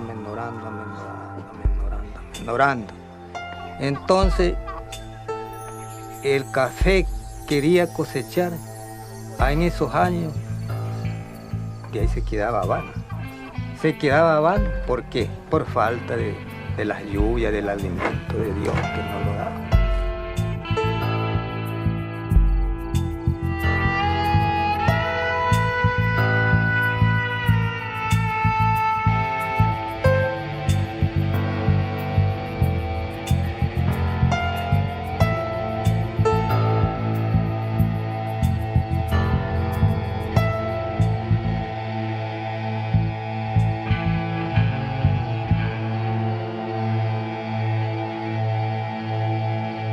Entire weather conditions have become unpredictable, which is one of the very important things for the farmers to know. And their crop cycle is based on the, weather conditions. Les agriculteurs surtout n'arrivent pas à contrôler la saison. Ils ne savent pas quand il va pleuvoir. Et quand il pleut, les gens sèment et entre-temps, c'est la pluie qui cesse. Mais avant, ils étaient très très sûrs qu'au mois d'avril, il doit mettre une bêche, il doit faire ceci, il doit préparer la terre, il doit faire ceci. Maintenant, on prépare la terre, de fois, l'eau ne vient pas, la pluie ne tombe pas. যদি বৃষ্টি হইবে এখন বৃষ্টির দরকার, বৃষ্টি হইতেছে না, হইতেছে খরা, তো কৃষি কাজ যেটা কৃষি করতেছে কৃষিটা পুড়িয়ে যাইতেছে, নষ্ট হয়ে যাইতেছে, রৌদ্রে পুড়িয়ে যাইতেছে। আবার যে সময় বৃষ্টির দরকার সে সময়, যে সময় খরার দরকার, রৌদ্রের দরকার সে সময় রৌদ্র না হইতেছে বৃষ্টি। এক সিজনের যেটা দরকার এটার অপর সাইডটা হইতেছে। ফসল দিলাম, হ্যাঁ, তুললে আনার আগে বন্যায় লেগেছে, কখনো বৃষ্টির পানিতে সব ডুবে যায়, আবার এমন রৌদে সব নষ্ট হয়ে যায়।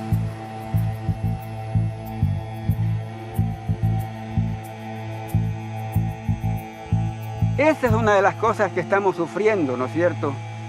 En el Ecuador y creo que en muchos países del mundo, este mismo fenómeno, estos cambios así drásticos de abundancia de agua después extrema de sequía.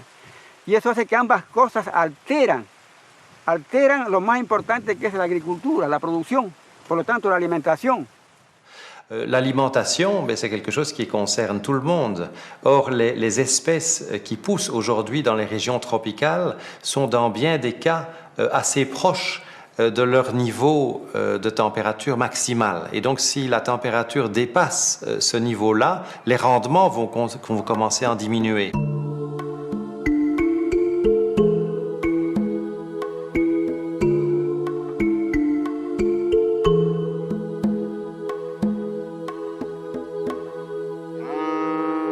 Trop de chaleur comme ça, ça joue beaucoup sur la production animale parce que les vaches sont perturbées.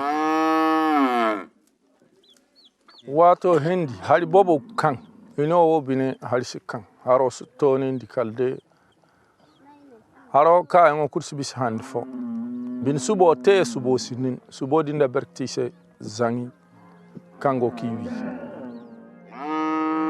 hali tabi kayli mi jere nere mi jere ngaindi hali gori gok jere nere kano ilmi yeki sosobendi. Le peul doit avoir des animaux. Dans certains milieux, il lui faut des animaux pour montrer ce qui détermine sa position sociale, le nombre de têtes qu'il a. Donc si rien n'est fait pour ces populations, pour les aider, les encourager, les appuyer, pour améliorer tant soit peu leur système de production, ils ne pourront pas vivre de leur élevage et on va perdre tout un pan de notre culture.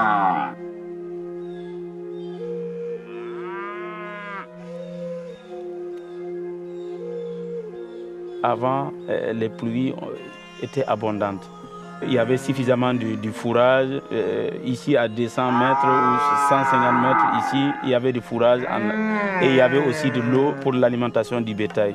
Alors qu'aujourd'hui, il faut aller à 10, 15, voire 20 km pour avoir du pâturage. Water, pastures, all of them have become very scarce.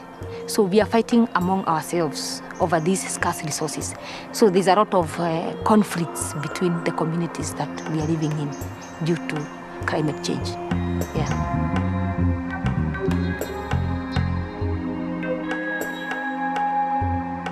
Les éleveurs ne savent pas où aller pour pouvoir produire.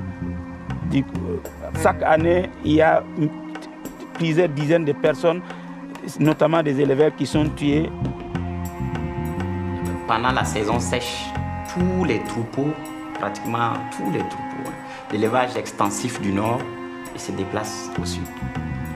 Ils traversent la frontière, ils vont au sud pour rechercher des pâturages, pour rechercher des points d'eau. Mais c'est une pression aussi sur les surfaces, les pâturages du sud et sur la végétation. Et c'est source de conflits et parfois très violents. Il y a souvent mort d'homme, on ne faut pas le cacher.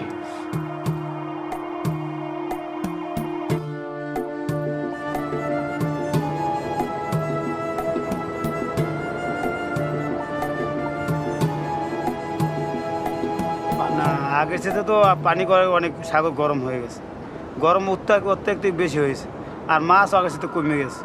কিন্তু তবু আমরা যাই আমাকে খাওয়ার জন্য, কি খামু, বাচ্চা কাচ্চারা কি খাইবে, আমি যদি ফিশিং করি আমার বাচ্চা কাচ্চারা ফিশিং করলে খেয়াল চলবে কেন, আমরা তো লেখাপড়া করার জন্য এই সাগরে চলে যাই।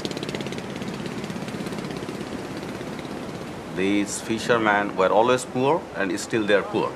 But on the top of that reality, what I found that during last 3 or 4 years, that the sea is remaining rough most of the days.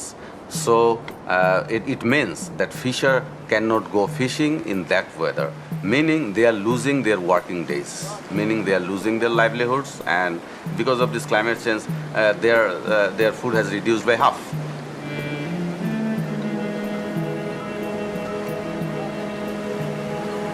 L'augmentation de la température des eaux a des répercussions sur la vie des poissons, surtout les poissons pélagiques. Et nous avons constaté au niveau du Togo que les anchois, qui sont des poissons pélagiques et les plus pêchés, ont vu leur capture diminuer de moitié entre 2000 et 2007. Les pêcheurs, surtout les pêcheurs togolais, ne mènent comme activité que la pêche. Donc si leur activité ne marche pas, ça veut dire que ça a un impact sur la vie du pêcheur et par conséquent sur la vie de sa famille.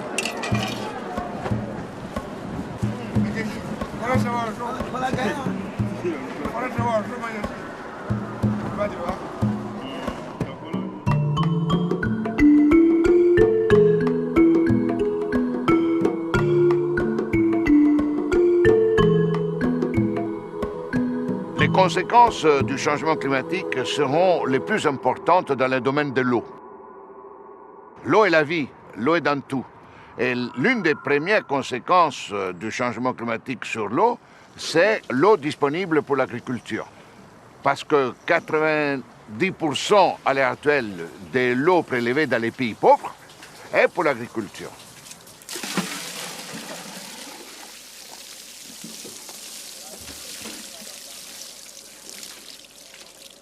Años atrás había suficiente agua con una calidad adecuada y que en los últimos años, los últimos 15, 10 años, esto se ha ido afectando seriamente y tampoco saben por qué está ocurriendo esto. Lo que sí saben es que está ocurriendo y que necesitan estar más claros de qué medidas podrían poner en marcha para disminuir esta afectación. Claro, bueno, dice que no hay, saben conversar, toda la vecindad dice que no tienen agua, a veces es escaso, tienen 2 a 3 días al mes. Será por los de allá de tu casa, pues que no hay, en los ojos de agua no hay agua. Unos hasta no tienen ni para el café, verá. Y cuando nosotros no estamos aquí, no hay quien les regale, pues. El pozo que tenemos al frente, también en el verano se viene a secar, ¿no? Entonces también tienen que usar comedidamente, ¿no? Porque no sale mucha agua, se seca el pozo.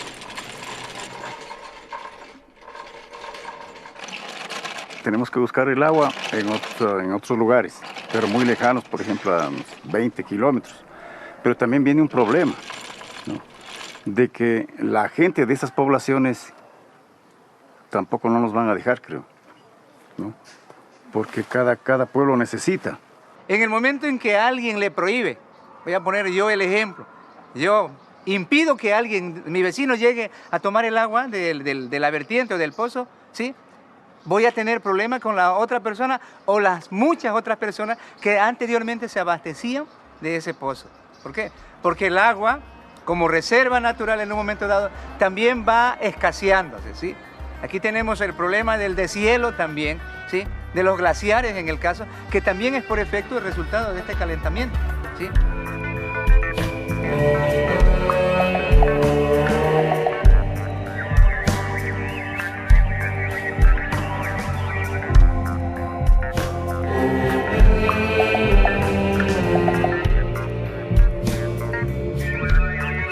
Alors, on est ici au pied du glacier de l'Antisana et on étudie depuis 15 ans ce glacier pour voir comment il répond, il réagit au changement climatique. Et en 15 ans, on a vu ce glacier reculer de 250 mètres. Avant, par exemple, il arrivait juste derrière nous et en 15 ans, il a donc considérablement reculé.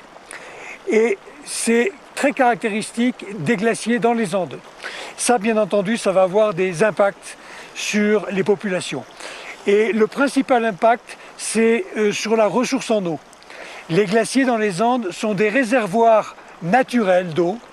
Et quand ces glaciers fondent, eh bien, dans un premier temps, ça alimente les villes, les lieux qui sont irrigués, la génération hydroélectrique. Mais très vite, quand les glaciers sont beaucoup trop petits, on assiste à une diminution de la ressource en eau. Le nombre de victimes potentielles ou de personnes affectées en tout cas par l'effet des changements climatiques sur les ressources en eau par exemple se chiffre en centaines de millions, peut-être 1 milliard de personnes qui risquent d'être affectées dans leur vie quotidienne dans la qualité et la quantité de l'eau disponible.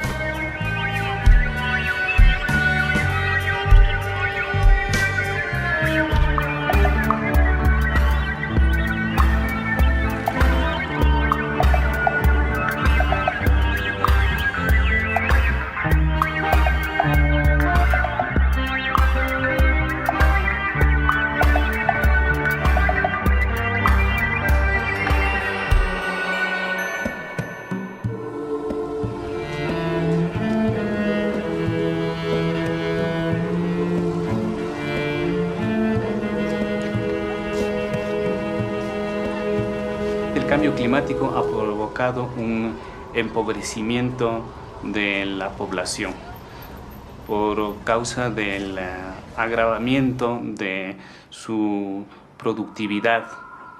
Normalmente las cosechas se malogran o las cosechas no alcanzan los rendimientos que tradicionalmente había tenido.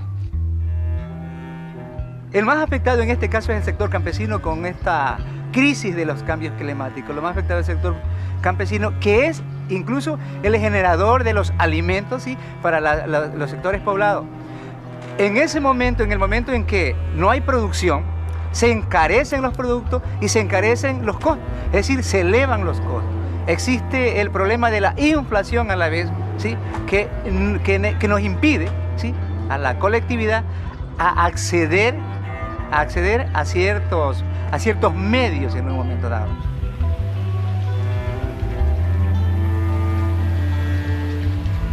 Y como consecuencia, la pobreza viene para todos, por lo tanto, no hay plata para educación, no hay plata para salud, para vestuario, y consecuentemente se empeora la alimentación y se debilita. Los niños en particular son los que más sufren por la aguda desnutrición. Eso es lo que se ha venido acentuando en los últimos 30 años. Los fenómenos comenzaron hace más o menos 40 años, esta alteración. Pero la pobreza más acentuada a partir de 30 años acá, en una forma progresiva. Es decir, que ya se llegaba al extremo de la pobreza.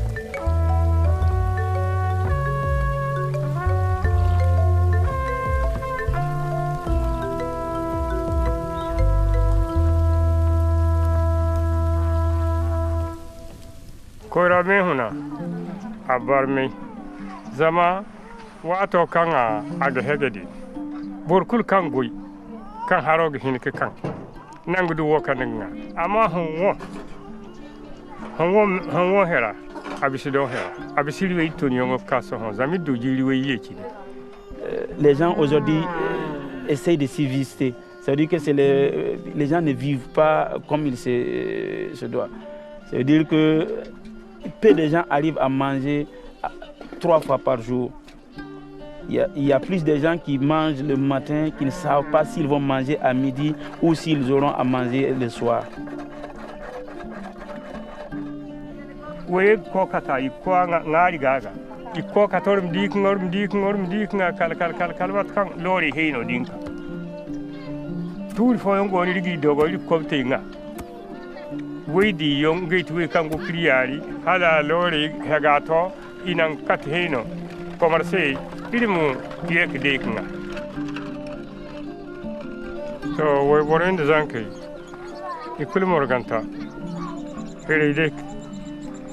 Heri ka bari ga zam kan sai ilal bere kan go ne su honda ba arwasi ilal bere gon sahande অসুখের পয়সা চালান লাগে লেখাপড়ার জন্য আমি বাড়তি ঘরের খরচা আছে এগুলো তো অনেক কষ্ট হয়েছে এগুলো হইল দান ছেলে মেয়েদের লেখাপড়ার জন্য অনেক পয়সাপাতি খরচা করা লাগে তাছাড়া খাওয়ান পরনে অনেক কষ্ট হইতে আছে লেখাপড়া ঠিকমতো করা যায় না হ্যাঁ তাছাড়া স্বাস্থ্যের দিকে অনেক পরিবর্তন হয়ে যায় খাওয়া দাওয়ার যদি ঠিকমতো না পায় তাহলে স্বাস্থ্যের দিকে ক্ষতি হয়ে যায় তাছাড়া ওই এমনি চলাফেরায় অনেক কষ্ট হয়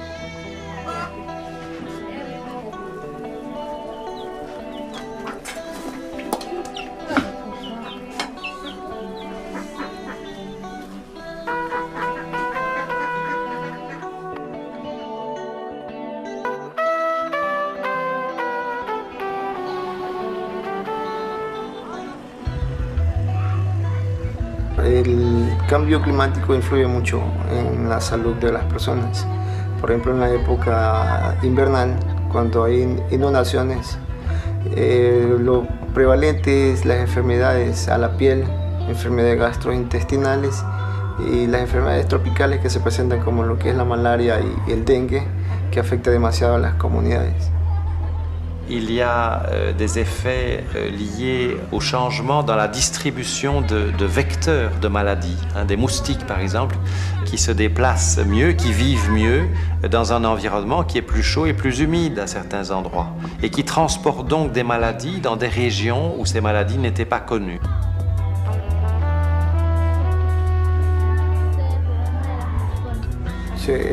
El año pasado el invierno fue bastante fuerte y causó muchas inundaciones y por ende igual hubieron víctimas, hubieron pacientes que perdieron sus vidas y también tanto por la inundación y tanto por las enfermedades que aumentaron, las enfermedades tropicales por ejemplo. Y igual hubo muchos pacientes que morían por enfermedades diarreicas, principalmente los niños.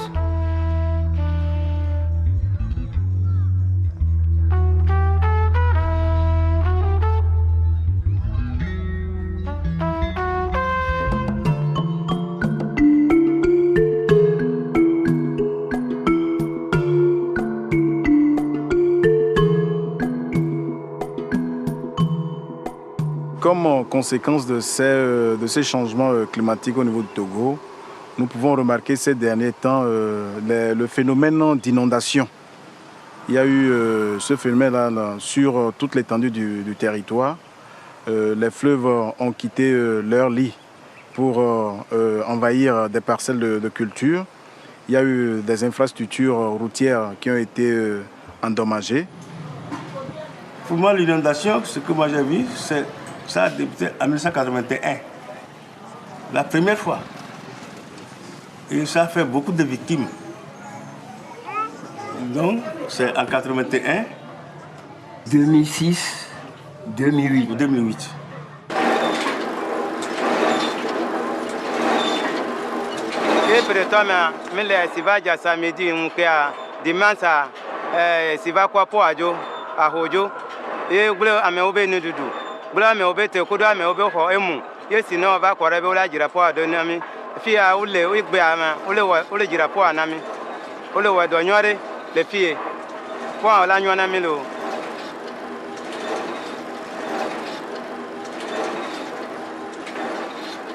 Avec nos ponts qui sont sautés sur la route internationale, donc le port d'Amakpapé par exemple était coupé. Donc ce qui a fait que pratiquement le Togo, le sud Togo était coupé du reste du monde. Tout le monde à quelque niveau que ce soit, les agriculteurs, les commerçants, commerçantes, les affairistes, tout a été coupé. Donc ça a vraiment basculé sur l'économie. Samedi, on a mis la glame. 14h, j'ai mis le dos mollo que n'y a que de vignes. Kaka mi va voir, on est dit. Kaka les gilets, j'en ai kaka on va que. Les gilets, car c'est va l'opon. L'eau de notre rivière qui est proche de nous à peut-être 200 mètres, qui est arrivée, casse les cases, dévaste nos champs, tout est dévasté. Même ce que nous portons à la maison, et nous restons en problème. Kaka trop mima, et c'est quoi le mia bag glome, kaka va in kakani, ma glomia bag quelqu'un. So to in kaka j'ai n'y a pas de blé n'y a que le kaku soronya. Emile il faut pas mais emile pleblé les tout. Le jour là que c'est le 27, il y avait un photographe qui était arrivé. Et a filmé tout. Après que l'eau s'est arrivée à sa place, on a compté les cases. Voilà qu'on a vu que 111 cases sont détruites. Il y a des problèmes de nourriture, des problèmes de vêtements et autres. Et il y a après l'inondation, il y a des maladies qui nous ont frappés, on ne sait pas, on ne connaît pas.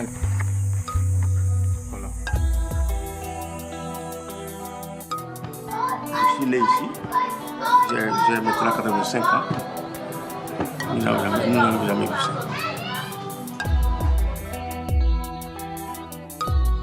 Bangladesh always been suffering from the weather extremes, and the question is actually the frequency, intensity, and the magnitudes of these natural hazards are being increasing during last couple of years. And to as a proof, what we found that the gap between the big floods in my lifetime, I have seen it was 20 years, 10 years, and now I'm seeing it is happening almost every year or 2 years or so. Similarly, the cyclone. জানার পরে আমরা তো এটা শিখতে সে সময় তো এরকম cyclone ছিল না সে সময় বাদ 20 বছর পরে 10 বছর পরে এরকম সাইক্লোন ছিল কিন্তু বারবার মাস 2 বছর পরে 1.5 বছর পরে এরকম হইতো না প্রথম তো মনে করেন বন্যার সাইলেন্স দিয়েছে সাইলেন্স দেওয়ার পর তো সবাই সতর্ক থাকছে তো গ্রামে সতর্ক রয়েছে রাস্তায় সিরিয়া যেকাল পানি ঢুকছে সকাল 10টা হইতে পানি ওড়া শুরু করছে সারাদিন পানি উঠছে আমার কোনো জায়গায় যাওয়ার পথ ছিল না বাড়ি ঘর সবারই তলায় গেছে যাওয়ার পর আমরা সবাই পানি উঠছে পানিতে কোথায় যাব আমার দুইটা বাচ্চা ছিল একটা 10 বছর একটা 5 বছর এই দুইটা বাচ্চা নিয়ে আমি পরিশুদ্ধ মেলা করছি সেই সময় এইতে ইহমান পানি সেই অবদাস ফোটার পরে এই যে পানির স্রোতে আমরা তিনে মাইক হয়ে এই জায়গায় পড়ে গেছি পড়ে যাওয়ার পরে আমার ছোট বাচ্চাটাও আতেগুনে ছুটে গেছে আর ওই 10 বছরের মেয়েও ছুটে গেছে কী করবো সে মাসে স্টাফ নিয়ে 10 জন স্টাফ থাকে তাদের জন্য হালকা করতে দিনে তারপর ওদেরকে বলছে যে তোরা সুস্থ হওয়া যখন আমি নিজে আছি তখন তো কোনো ভয় নেই। এই কথা বললে আমরা যখন কাছারে চলে আসি এখন তো আমরা অনেক লোকদের কান্দাকাটি করে, এলাকার লোকে তো জানে যে টেনে নাই মনে মরে গেছে, তার জন্য আমার একটা লোক মারা গেছে। এই মারা যাওয়ার পরে আমি অনেক বিচারবিচি করার পাইনি, না পাওয়া নেই। ছুটে যাওয়ার পর 20 মিনিট পর আমার বাচ্চা কোলেরটা পাওয়া গেছে সেই পর আমার বড় বাচ্চাটা পাইনি।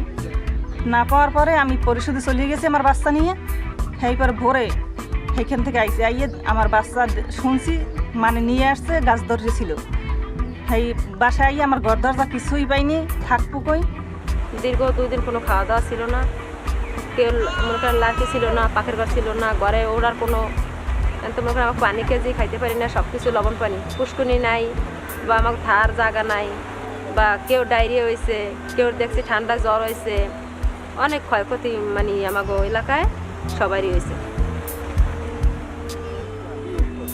এখন যদি 2 মাস পর বা 2 সপ্তাহ পর আবার সেটা হয় তাহলে তো আমাকে বাঁচার কোনো পথই নেই, বাঁচার কোনো পথ নেই। আমরা হাঁস মুরগি বা পালি কেমন করে, আর ফসল বা কেমন করে দেবো, আর খাওয়া দাওয়া কেমন করে চলবে? এরকম থাকলে তো আমার খাওয়া দাওয়া চলবে না, তাছাড়া মনে করেন আমাকে বাঁচার পথ নেই। আবার সেটা যদি আসছে না বড়, আমরা কেমন করে বাঁচবো?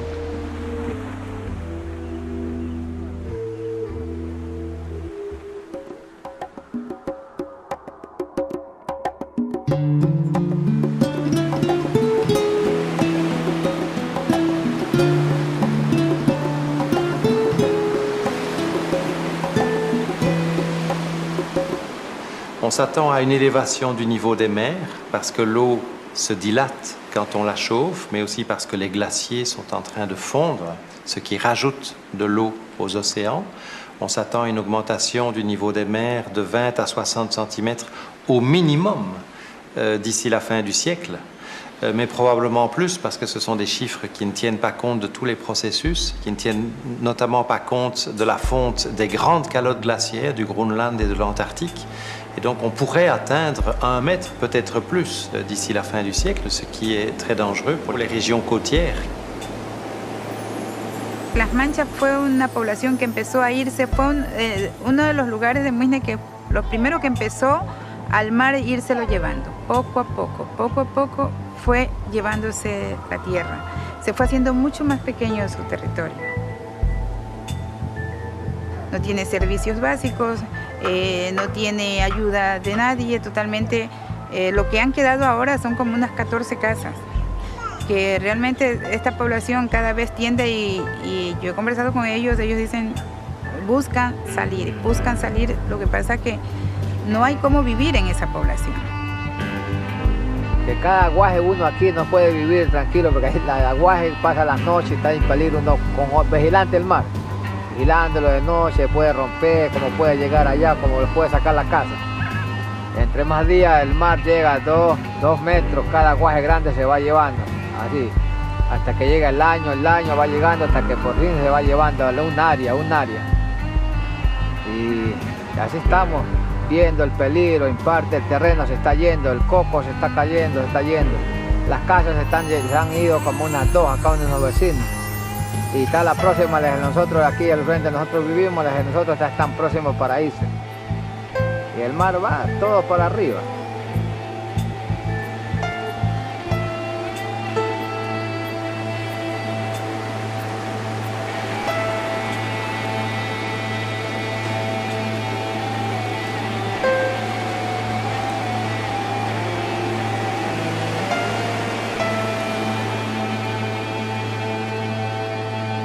If sea level rises, then the saline water will push up in the coastal belt. So these people are directly impacted. If you go to the coastal district like Satkira and talk to the farmer, then you can find that before there was no salinity into his piece of land, now it is there. আগের জীবনে তো খুব ভালোই চলছে, এরপর তো এই যুগে তো এখন দিনের দিন বন্যা হয়, যে কোনো খাবার একটা জিনিস কৃষি খেতে দিলে নষ্ট হয়ে যায়, তখন দিন তো খুব খারাপ চলে।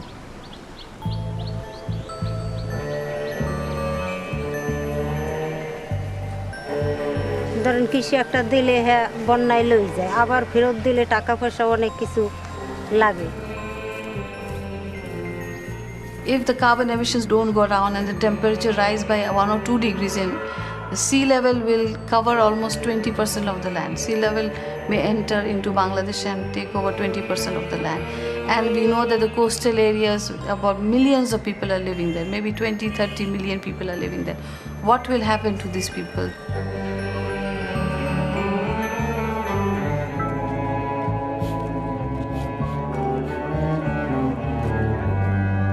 আমরা আর 20 বছর 30 বছরে এই যে মাটিতে বসা আছে এই মাটিতে আমরা থাকতে পারবো না। এটা লং টাইম যদি হয় 30 বছরে এই জায়গায় আমি বসবাস করব, এরপর নিশ্চিত আমরা থাকতে পারবো না, এটা তো নিশ্চিত। তাহলে এই জায়গায় আমি হতাশা যে আমরা এই দেশে আর থাকবো না। কিন্তু এই কথাটা আপনাদের কাছে যে কথাটা বলছি, এই কথাটা আমি সাধারণ মানুষের কাছে এই কথা বলতে পারি।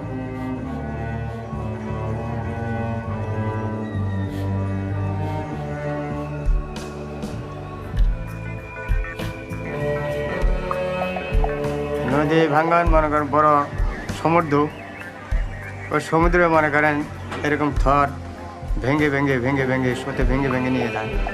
তখন স্রোতে যখন ভেঙে নেয়, মনে করেন আমাদের এই বাড়ি ভেঙে নিছে, তখন কোথায় থাকবে আর এক জায়গায় বাড়ি করছি, সেই বাড়ি ভেঙে নিছে আর এক জায়গায় করছি যেটুকু আসছিল জায়গায়, সেই বাড়ি যখন ভেঙে নিছে তখন আর জায়গা নেই, তখন কী করবো অবস্থা হয়ে মনে করেন এই আশা পড়তে হয়েছে কোথায় থাকবো।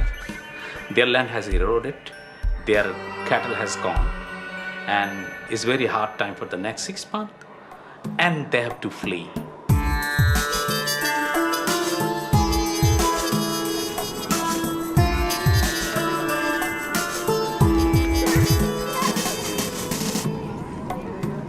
Certains chiffres parlent de 50 millions de réfugiés par an à cause des changements climatiques vers le milieu du siècle.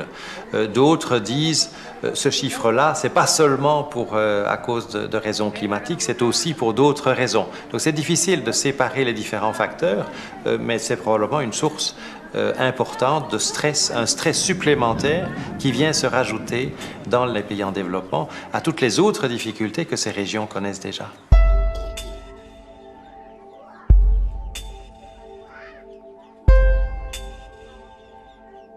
There is not enough recognition for their rights to live as human beings.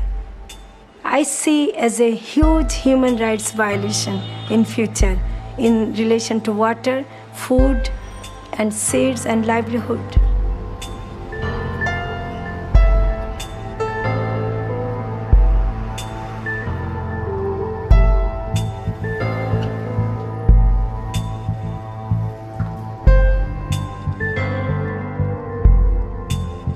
Where do these people end up when they come from their villages? They end up in slums, in municipal towns, in large cities like Dhaka, and they try to find some livelihood, which is very difficult because their background is more based on agriculture or natural resource.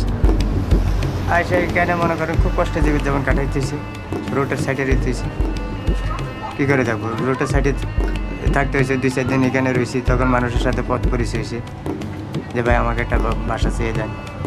তখন বাসা খোঁজ করে মনে করেন বাল বাচ্চা নিয়ে রয়েছি, তখন আর যখন মনে করেন এরকম এই বাড়িতে রয়েছি,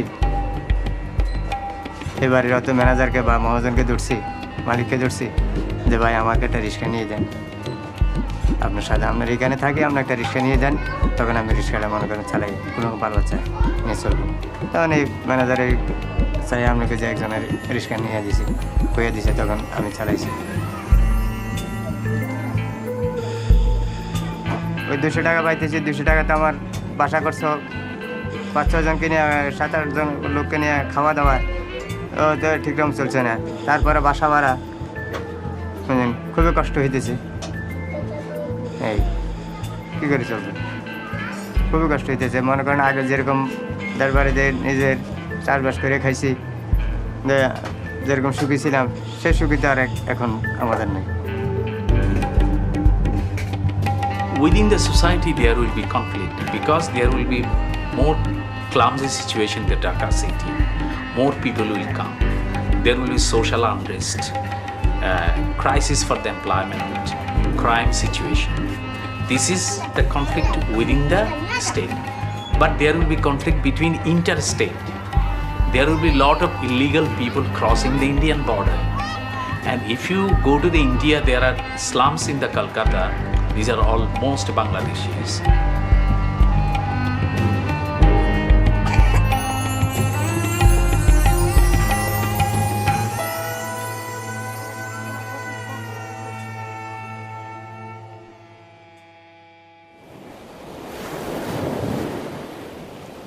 Ya se los rompe y hasta ahí, por aquí ya viendo que hay peligro, habría que abandonar las casas, conformar a otro hogar donde se pueda vivir tranquilo, feliz, para evitar el peligro del mar, para librar nuestra salud.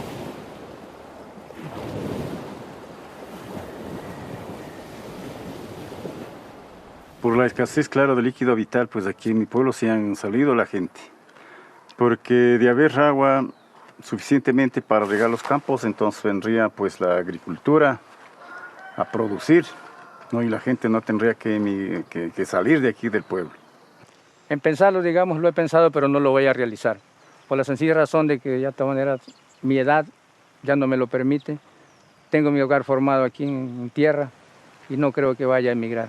Yo soy el hombre que me mantengo en mi tierra, así tenga que arrastrarme, como se dice, para poder sobrevivir. Kanko ilag haukte jire kanka. Har kogi ke. Isikri gaze biyonku.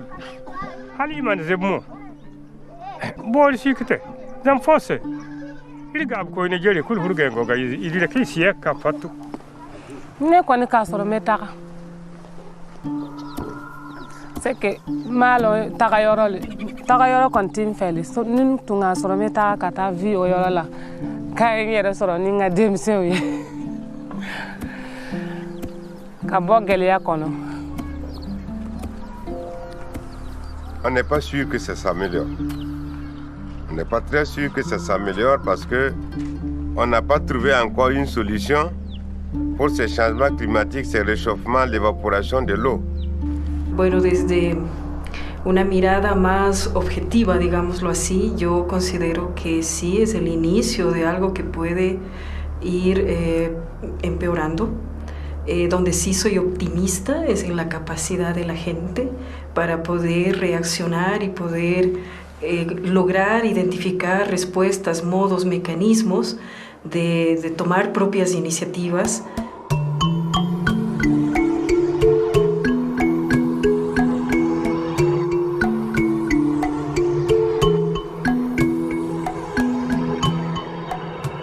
Hay algunas acciones de adaptación, por ejemplo, la gente siembra con semillas que tienen un periodo más corto de fructificación. Igualmente, la gente busca utilizar especies que son más adaptadas a las condiciones climáticas cambiantes.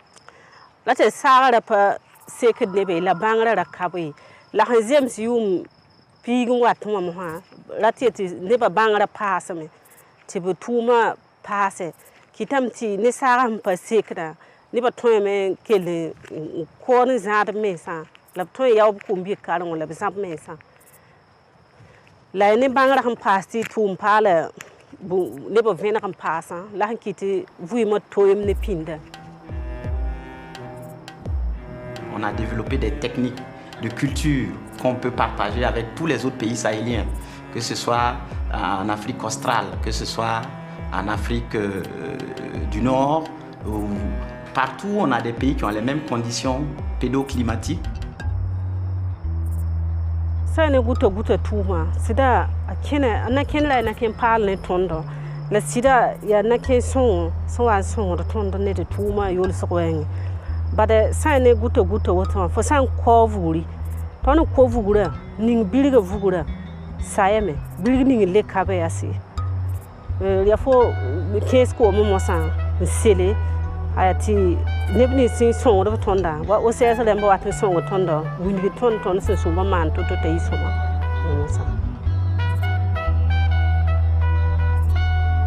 We cannot actually afford the luxury of saying or trying to pinpoint what is climate change, how much is this impacting home. We have to work. We have to be, functional right now. Bringing into new variety into it, changing the cropping pattern, educating the professionals, bringing the farmers on board, and this sort of stuff. And all these sectors and things like that. We have to go for the sustainable development. Mais moi, je vois difficilement, à moyen terme, comment les pays sahéliens peuvent s'adapter au changement climatique sans vraiment un changement profond de certaines choses, notamment des relations nord-sud, entre autres. Climate change makes a wake-up call to be able to rethink the relationship in matters of justice for all. তাহলে যারা এই ক্ষতিগ্রস্তটা আমাদের করছে, যারা এই climate চেঞ্জটা করছে, যাদের দ্বারা আমাদের এই ক্ষতিগ্রস্ত হইল, বায়ুমণ্ডলের যে ক্ষতিগ্রস্ত হইল, তারা যদি এই ধনী রাষ্ট্রগুলো আমাদের দিকে যদি তাকাইতো, আমাদের দিকে যদি সুদৃষ্টি তাকাইতো, তাহলে আমাদের আমরা বাঁচে থাকার মতো অবলম্বন হয়তো খুঁজে আমরা পাইতাম। না হলে তো আমাদের এই দেশের বাঁচার মতো আমাদের কোনো কোথায় যাব আমরা বাঁচার মতো কোনো পথ নাই আমাদের। It is an issue of environmental justice because people who are suffering and who will continue to suffer have no role to play in the whole scenario. It is for the fault of someone else that we are suffering. I believe it was not an intentional crime.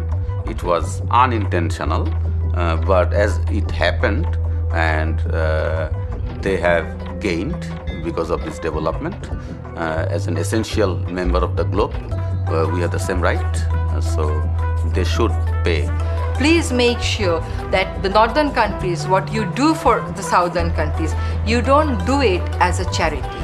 You do it because people in the south have certain rights, and these rights are the basic minimum human rights we are talking about.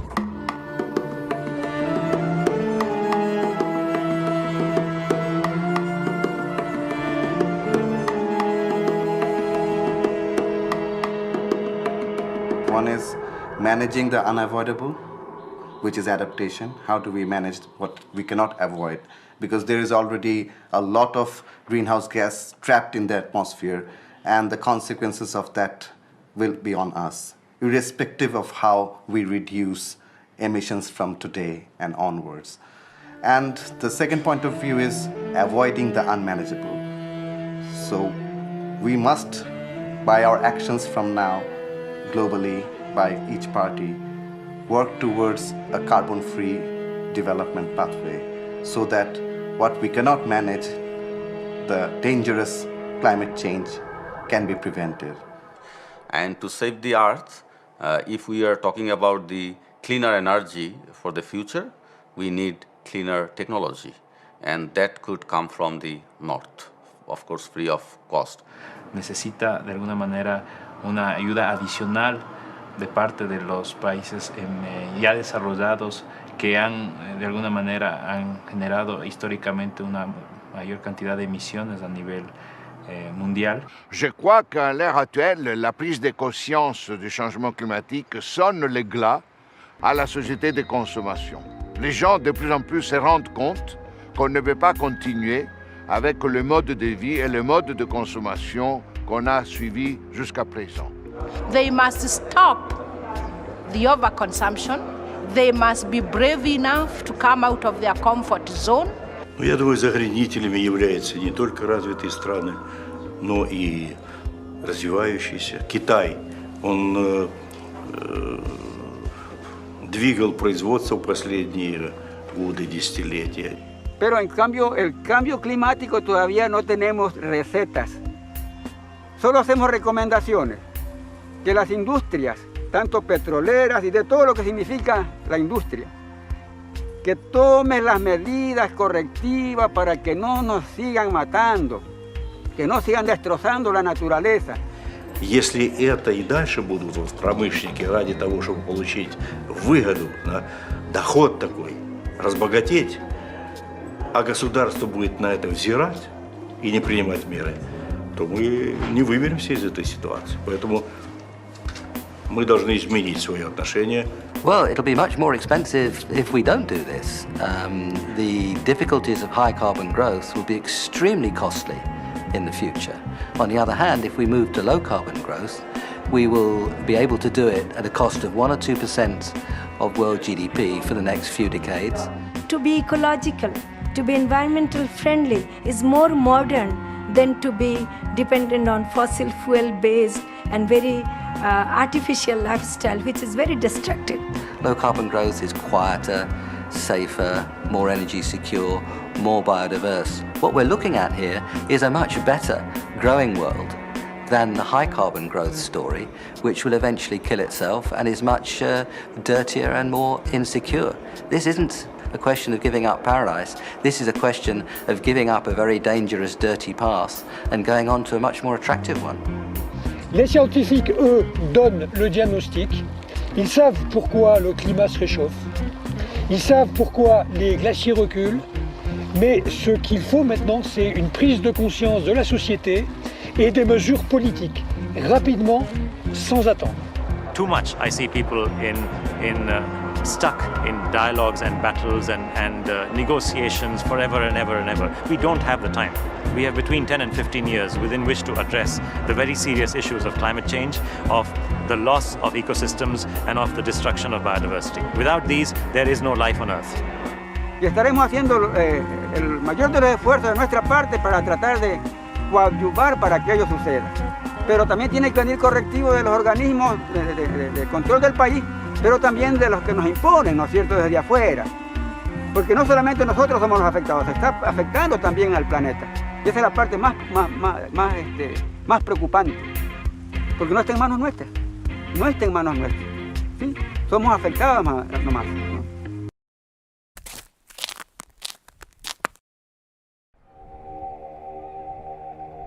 This is a place where few travelers dare to tread. A place that's been locked in bloody conflict for more than 20 years.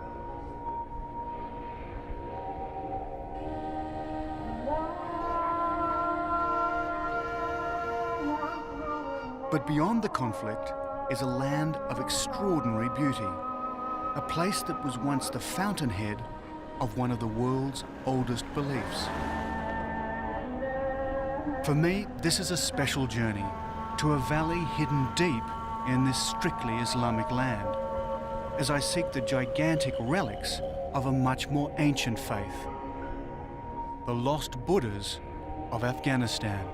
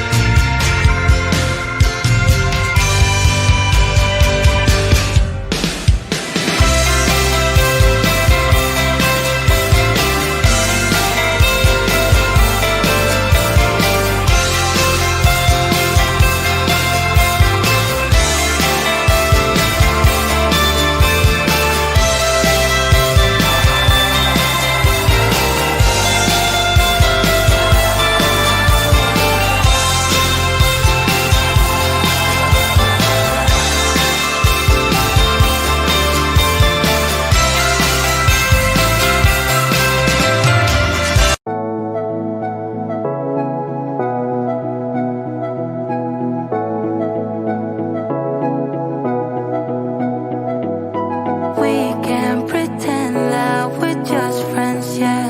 But who are we kidding? We can pretend that we feel nothing, but if you're game, I am willing to jump. 'Cause I've been thinking about crossing the line and just giving, and I'm feeling the way I do.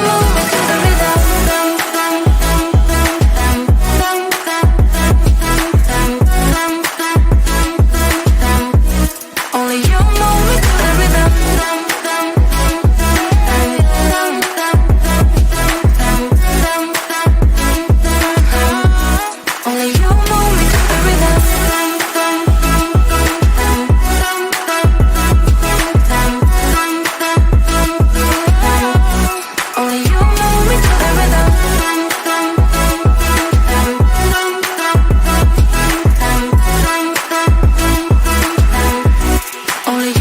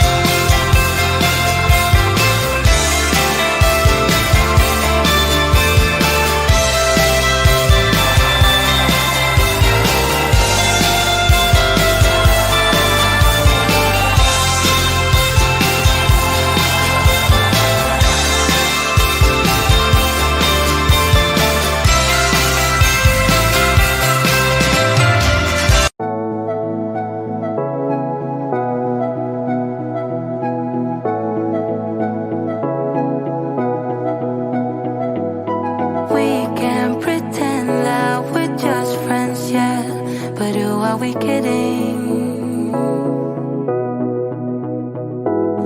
We can't pretend that we feel nothing, but if you're game, I am willing to jump. 'Cause I've been thinking about crossing the line and just giving, and I'm feeling the way I do. Cause I've been thinking about you all the time, can't get enough. I wanna make it with you. This time I'm gonna be through. Only you move me to the rhythm.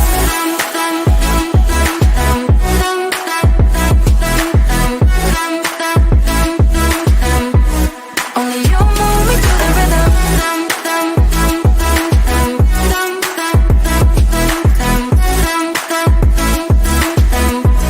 Only you move me to the rhythm.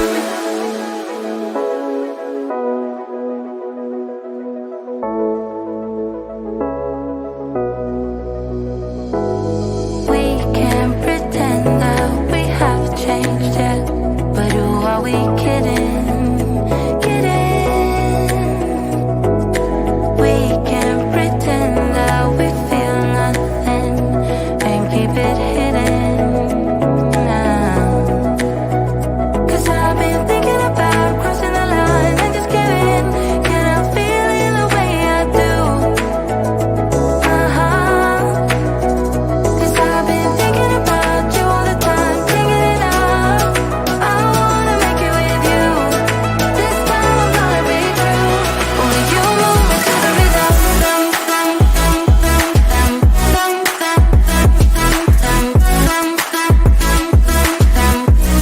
Only you move me to the rhythm.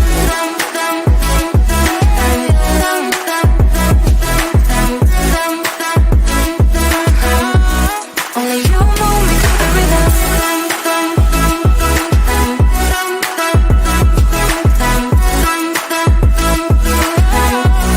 Only you move me to the rhythm.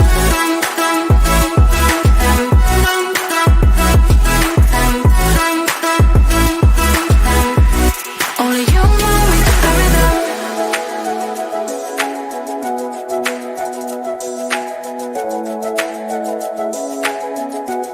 Only you move me to the rhythm.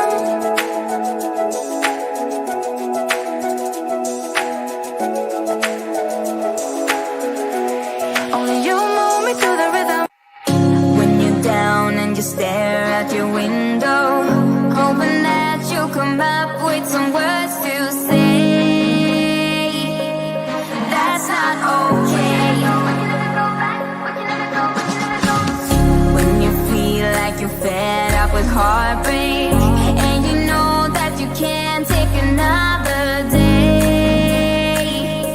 Well, that's not okay. We can never go back this road. We can never go back that way. I see you.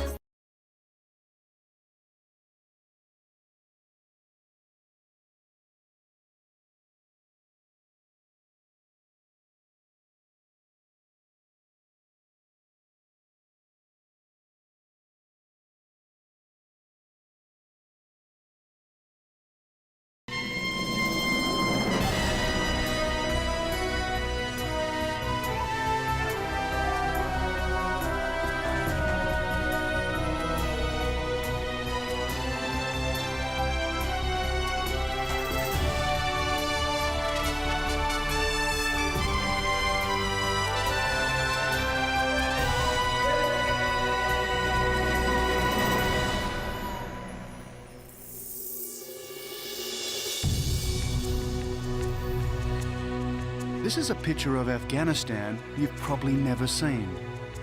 It's an ancient realm of extraordinary culture, landscape, and people.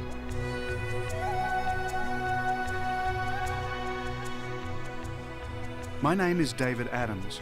I'm a photojournalist who specialises in travelling to the ends of the earth. And that's one of the reasons I'm here. Because hidden away in the remote Bamyan Valley are one of the unknown wonders of the world. Some of the oldest images of the Buddha. Gigantic statues which few Westerners have ever seen. This was the place I remembered, a country torn apart by war.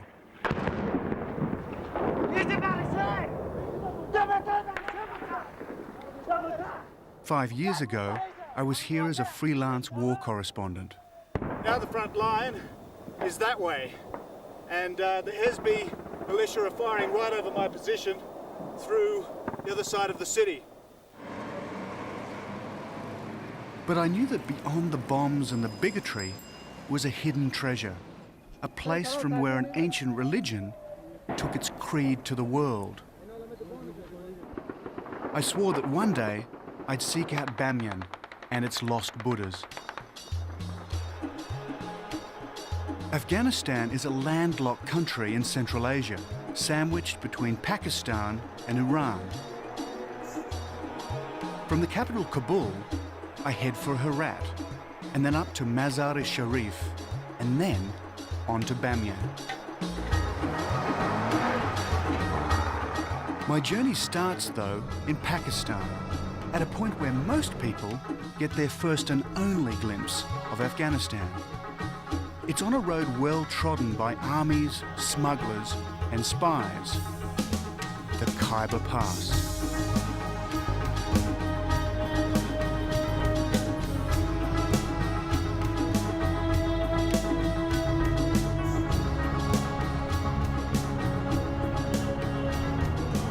A bus takes me on the first leg of my journey, and for the first 40 miles, we pass through the tribal area, a region run by autonomous chieftains.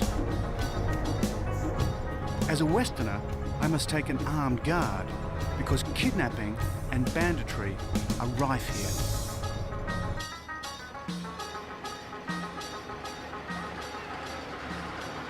Then a familiar sight. 5 years ago, I remember passing this burnt-out tank. It's still here. We've just crossed the border into Afghanistan. Allow this 10,000 rupees Afghani, this Kabul bank. These kids are offering to exchange my American dollars and Pakistani rupees for the local currency, Afghanis. So how much do they want for all of this? He's asking for 100 rupees. He wants 100 rupees? Yes. For this amount of money. That doesn't sound like the right exchange rate, is it? Yeah, I don't think so, but that's what he wants from you. If you can The buy problem is, there are 40,000 Afghanis to the dollar, and these guys are only offering me 10,000. Well, someday I think you'll be a very good businessman. Okay. Thank you.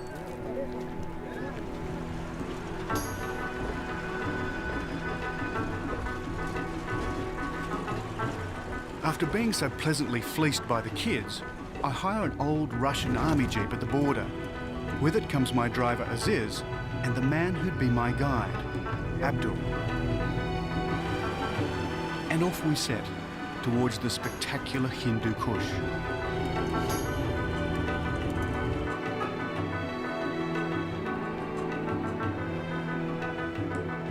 Slowly the road snakes towards Kabul, and as we go, it brings back a terrible sense of déjà vu.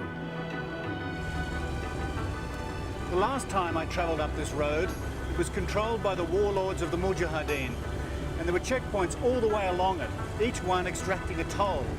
If you refused to pay it, it could have cost you your life.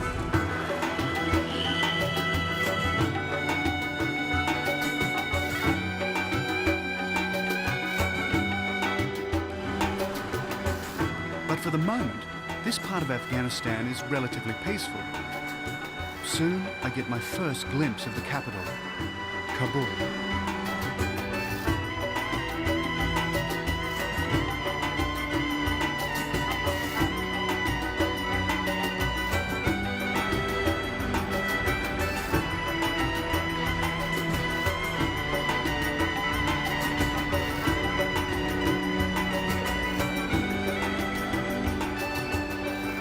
You don't have to go far to see evidence of war. Everywhere, there's rubble. We film discreetly. Photography of humans is officially banned in Afghanistan. And because this is a country suffering from trade sanctions, Westerners aren't that popular. The people got no food to eat. Some of them, deprived from basic human needs. So of course they are not happy, and of course they are part of it. They are blaming the Western countries. So they feel totally abandoned by Yeah, the of course. international The community. people say we didn't commit any crime. Why they have to impose sanctions on us? In Kabul, the law only allows foreigners to stay in one hotel, and one hotel alone, the Continental. It's an ugly building, not improved by the ravages of war.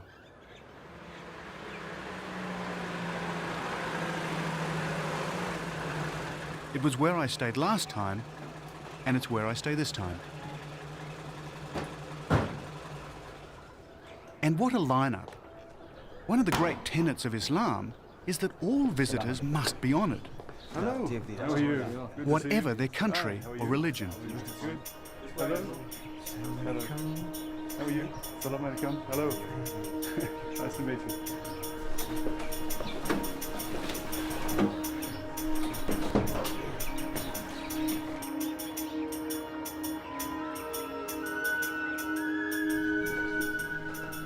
The plight of the Continental sums up Afghanistan.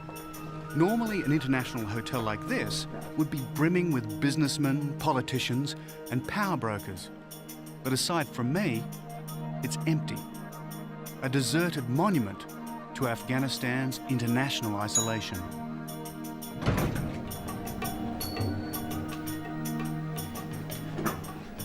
After years of shelling, many of the windows are still covered in plastic. There's a shortage of glass. And I'm glad that I wasn't here when these rounds hit.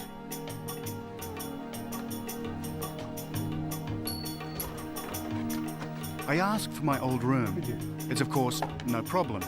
I've got the pick of the hotel.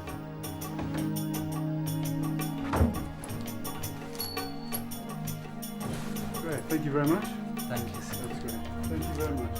And it's still got the best view in town.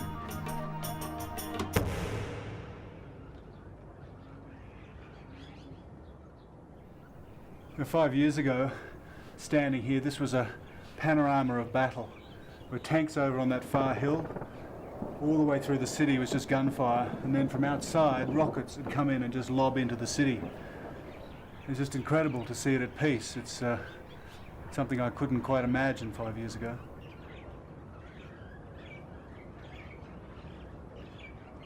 But I want to go back to where I was as a correspondent, the front line. The killing grounds of Kabul, where I'd witnessed so much death and suffering. And it wasn't just the humans who suffered. What's so amazing is that the Kabul Zoo is still here. Even more surprising, so are some of the animals, and in surprisingly good condition too, since they were creatures caught in the crossfire. Well, I guess you'd have to say this is about the saddest bear in the world. But it's a miracle that he's here at all, because during the battle for Kabul, the zoo was the front line, and all around here there are trenches. What's incredible is that the zookeepers stayed here during all that fighting and tended the animals. And they also looked after the trees because everybody wanted to cut them down for firewood.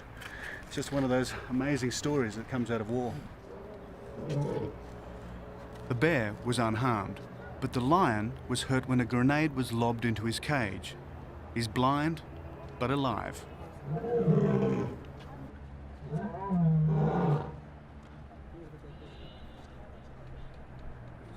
It's here that I first encountered the Islamic warriors whose leaders control this country, the Taliban. They couldn't look less like the fierce champions of Islam demonized in the Western media. And in a place where photography is rigidly policed, they're naturally enough intrigued by my camera. But to place all Taliban in the same fundamentalist camp is not to understand where they're coming from.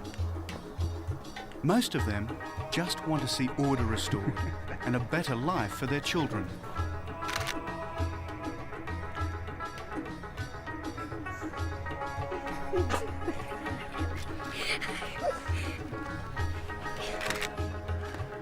Imagine being a kid growing up with this as your playground. A lot of this has been demined and a lot of the unexploded bombs been taken out. A lot of children lose their legs just having fun.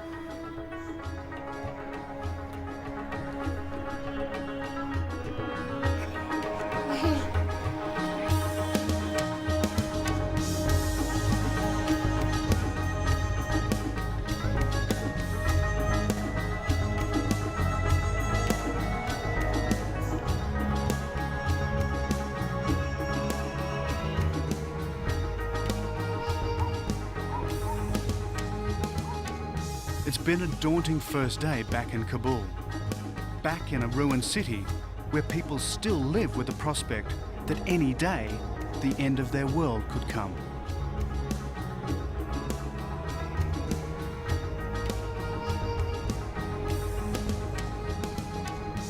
I've been invited here to take photos. Yet this is a country where under the Taliban's Islamic code, there are severe restrictions on taking photographs. Tomorrow, I get a permit.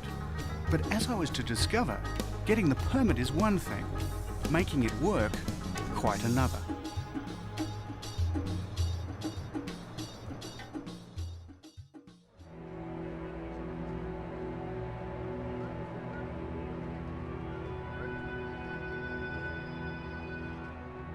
Morning in Kabul, and sunrise reveals a shattered city. 20 years of fighting has taken a terrible toll on the Afghan capital. This was once the Shah's mausoleum, and this was the old royal palace. Today, they're little more than rubble. But with Shahs and emperors long gone, shepherds run their sheep in the royal grounds.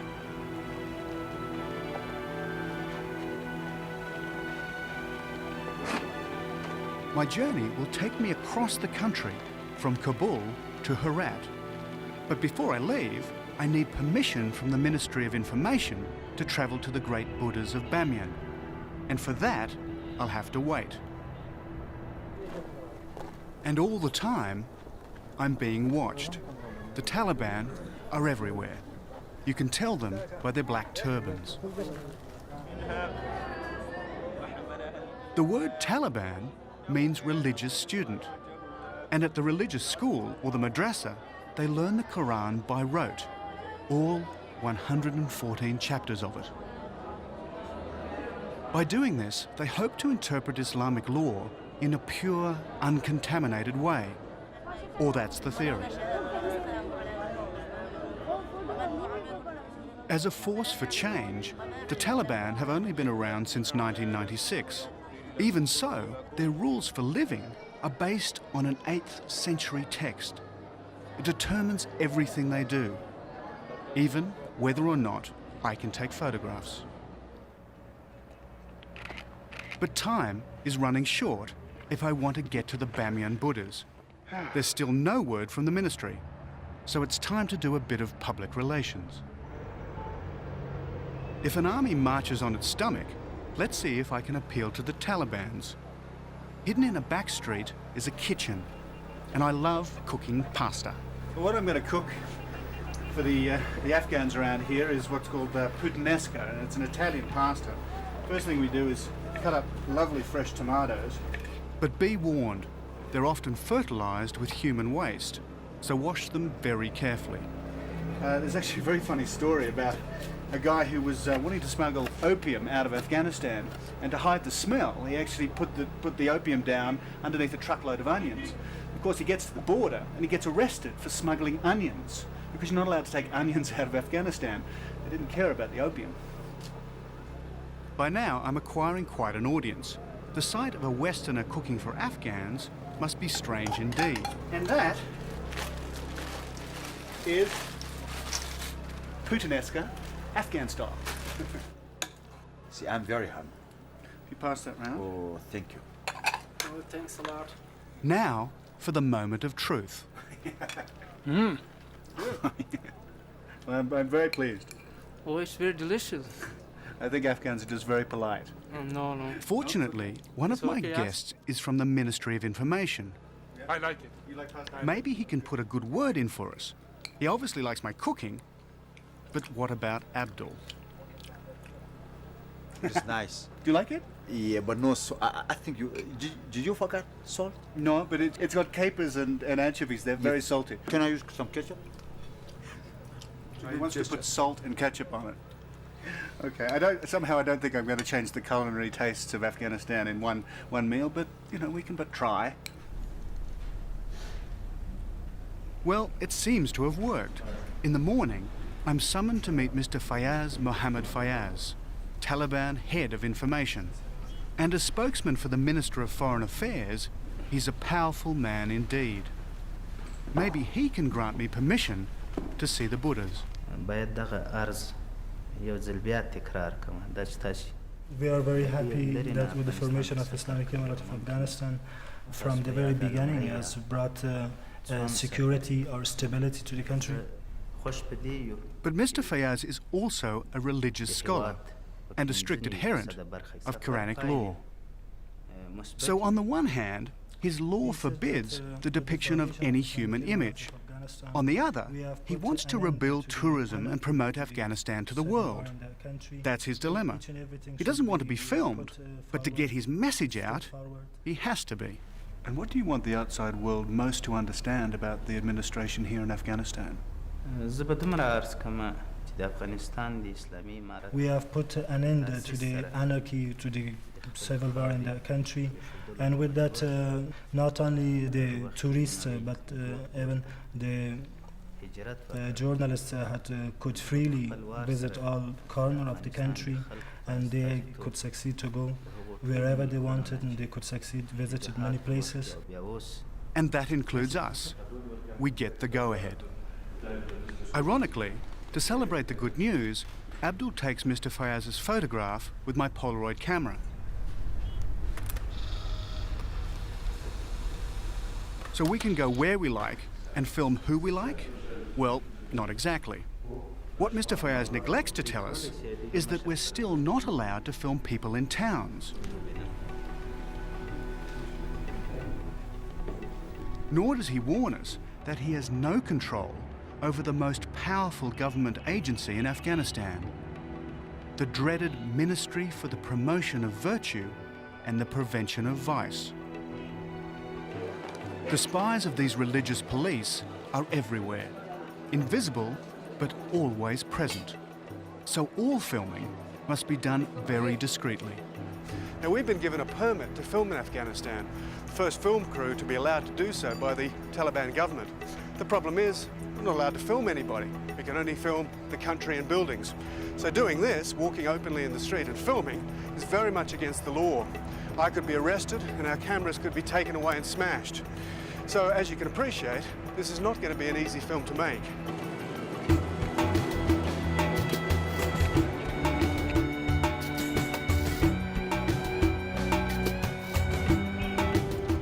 So unsure of exactly what lies in store, we fire up our Jeep and head for the airport. Our destination? Herat. Once one of the greatest centres of learning in Asia, it was also where one of the greatest spy games was played out.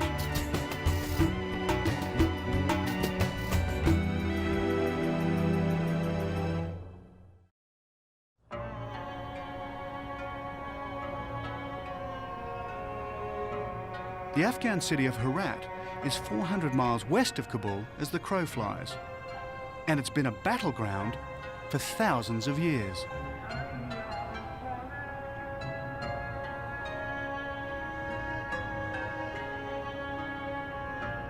In its day, it was one of the greatest centres of culture and learning in medieval Asia. The city is on Afghanistan's western border with Iran. From here, I'll head northeast towards Mazar-e-Sharif before I go to Bamyan. And once more, I'm faced with delays.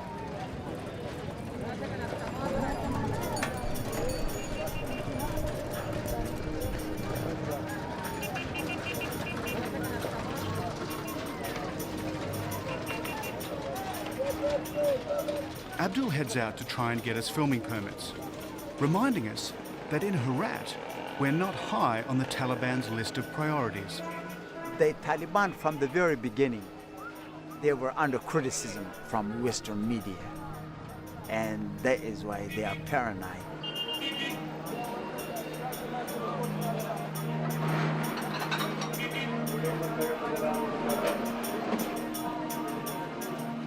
Abdul is trying to find the local Taliban commander, the only man who can give us the nod.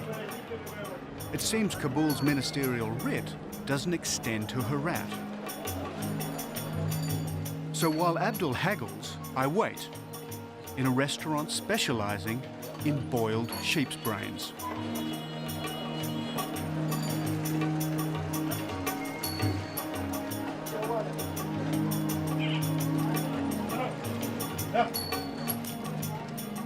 The minutes turn to hours. My day has been a write-off.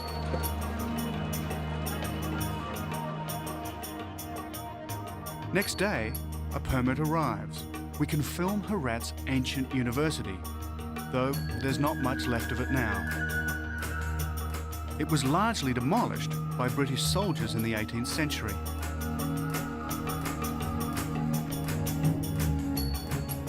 Earthquakes and war destroyed the rest, but miraculously, the minarets remain.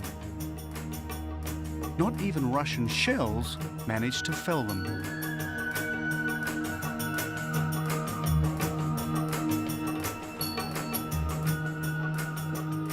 But permission to enter the citadel hasn't come through yet. So to fill in time, I explore a local antique shop. Hello. Hello, how are you? Very good. Good morning. You have a fantastic shop here. Thank you. Just look it. Thank you very much. Just look it. Okay. Big shop, many things. Okay. Maybe glass, silver, copper. Just look it. Just look it. In a way, it's like a junk shop of history, filled with discarded objects from Afghanistan's turbulent past. Banknotes from Imperial Russia, shoes from a Shah's harem, coins reputedly minted at the time of Alexander the Great. And if you like old weapons, a particularly deadly gun. This looks like probably the most famous guns in Afghanistan. They're called the Gazelle, and it's what the Afghans used to fight the British for probably the First and Second Wars. And they used to fire these off their horses, this low butt, and they used to hold them very, very high like this. Incredible weapon, I think incredibly hard to aim, but apparently they were very good, very accurate. But this is what I'm really after. Glassware that's unique to this shop.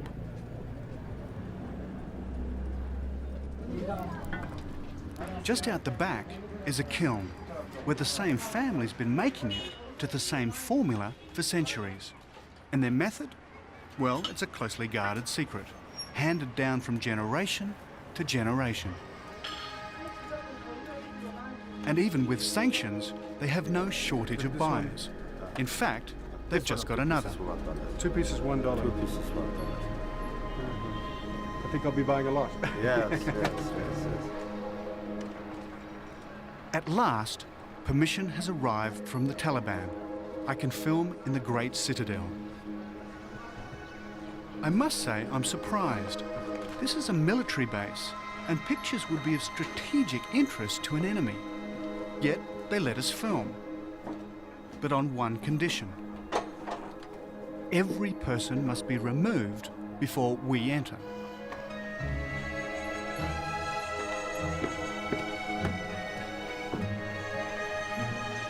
I'd always wanted to explore this fortress because of its role in a forgotten piece of 19th century history.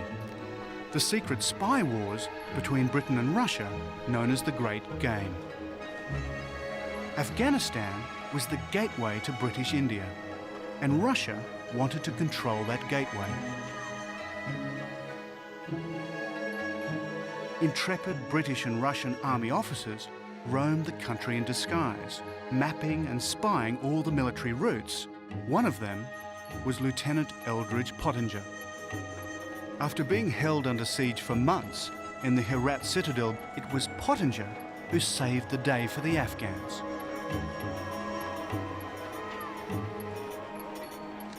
finally, the Persians began to breach the walls, and the Afghans on this side seemed everything was lost. The Grand Vizier sat down in the dust. He was going to give up. But Pottinger grabbed him by the scruff of the neck and marched him towards the invading Persians with his sword waving in the air.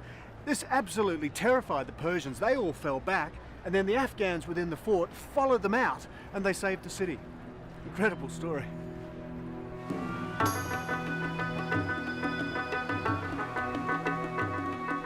In a way, the Great Game sums up Afghanistan's problem in a nutshell. It's a country sandwiched between rival empires. So for invading armies, it's always been a battlefield on the way to somewhere else. How any of these armies were able to move through Afghanistan boggles the mind. The roads through the mountains are appalling. I'm now heading north, slowly drawing closer to the battlefront and the killing fields, the deadly legacy of more than 20 years of war.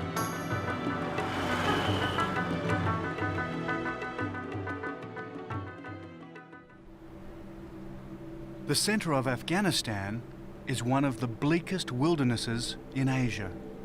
Everything here is influenced by one chilling fact. They've been fighting not for 20 years, but for 2,000 years.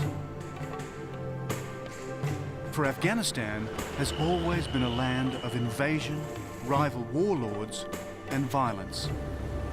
Beautiful little castle, that. And you see them all up and down these valleys. They defend every strategic position. The trouble is, when you're traveling in Afghanistan, you've got to be really careful if you want to go and explore one, because they're covered in minefields from both the Russian time and also from the Civil War. We're now deep in the mountains of central Afghanistan, on the road to Mazar-e Sharif, the last major stop before the front line.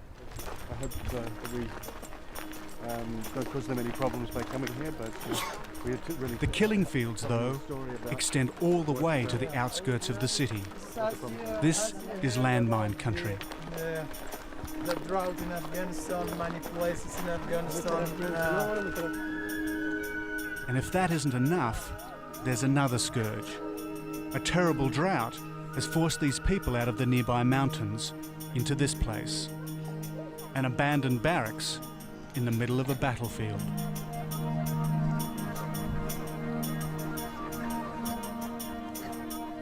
Unexploded shells and landmines are everywhere. The human toll extracted by starvation and explosion is terrible.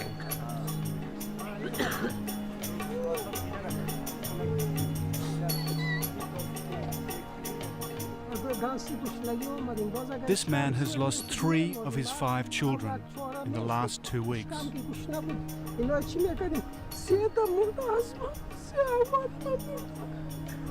He complained from Hungary, from drought. Does he have enough to eat now? Still not enough. Still, they are hungry.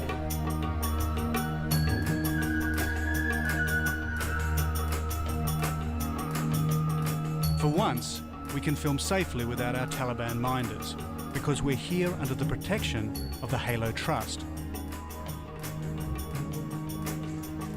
These guys are the miracle workers who destroy the unexploded shells and landmines. How long has it taken to collect just these? Is this over some months or weeks? Yeah, But a series. A series? A series is better. It's, as he says, in 3 days we collected all of 3 these. days? 3 days, yeah. That's incredible. So every 3 days you find this many in these fields? Absolutely.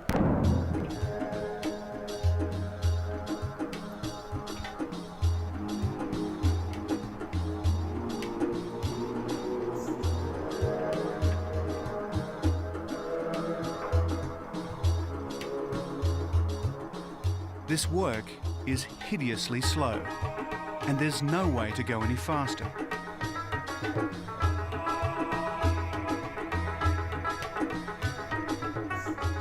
If you hurry this process, you make mistakes. And mistakes lead to a single result: death.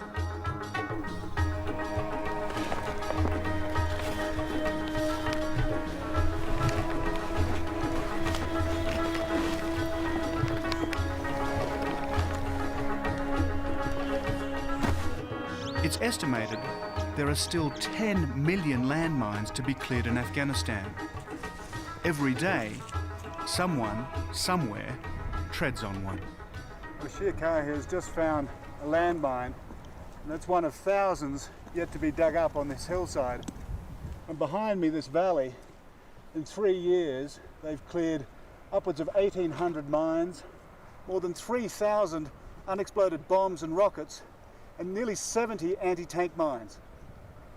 Probably take 10 years to clear all the high priority areas in Afghanistan. That's where people live. But that's only if the support and the money to pay for it continues.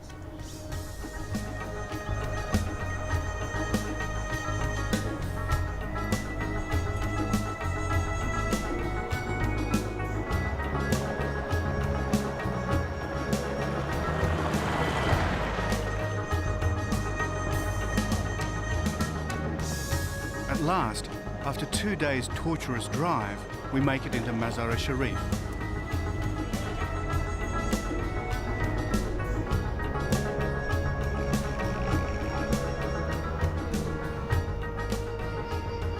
Despite all the fighting, one building has managed to survive all the shells and bombs: the Great Blue Mosque. This time, there's no problem with filming.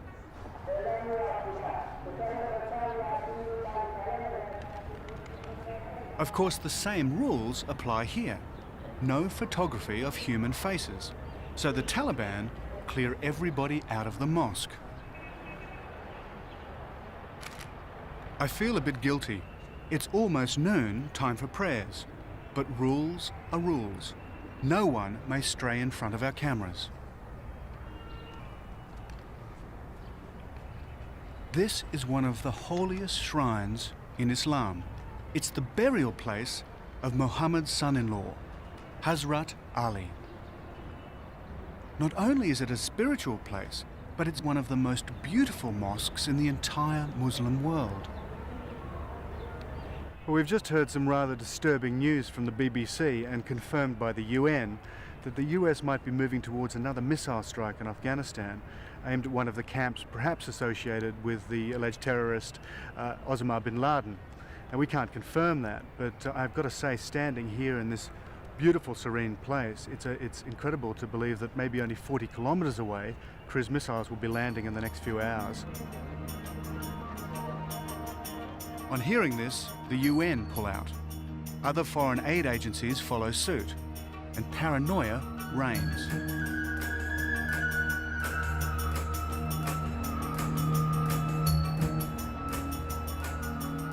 All we can do is wait.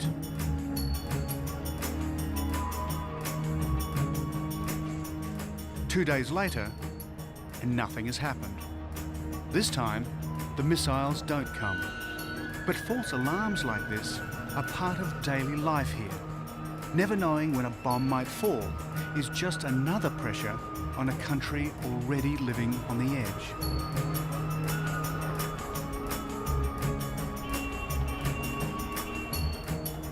With the crisis seemingly past, the paranoia subsides. And I want to visit the ruins of one of the oldest cities on Earth. We just heard, we got permission.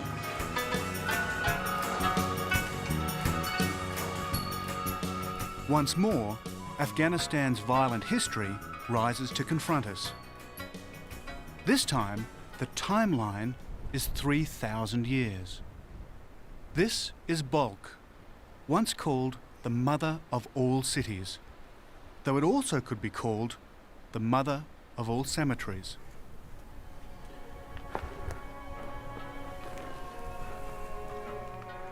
You know, wandering around places like this is boring to a lot of people. It's just a bunch of stones and bones. Well, in fact, as you can see, that's literally what it is. There are bones all over the place. Most of us just think about the last 20 years of war here in Afghanistan, but really it's about much more. Places like Balkh and sites like this all over the country. These bones, these ruins, go back to the earliest of times. This is what Afghanistan is really all about. In fact, Balkh is built on bones. All around its crumbling walls are the bleached remains of human habitation.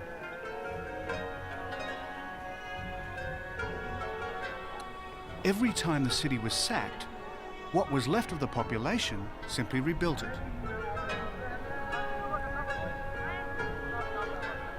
If anything sums up Afghanistan's violent history, it's Balkh. Over 3,000 years, it's been sacked an almost unbelievable 700 times. Is it any wonder that the Afghans are crying out for peace? Peace is a very important thing. It's not an ordinary thing. You see, everything comes from peace. Now, if you got peace, you will have school. If you got peace, you can work. If you got peace, I mean, you don't have to travel from one place to another to be a refugee.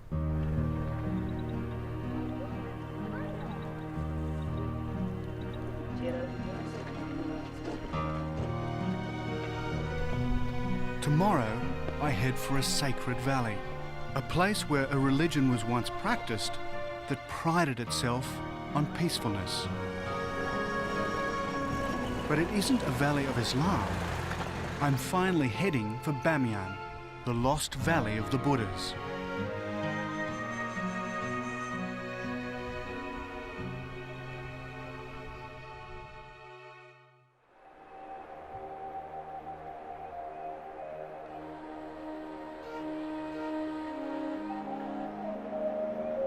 It's autumn in Afghanistan, and when I first set eyes on the Bamyan Valley, I'm astounded by its beauty.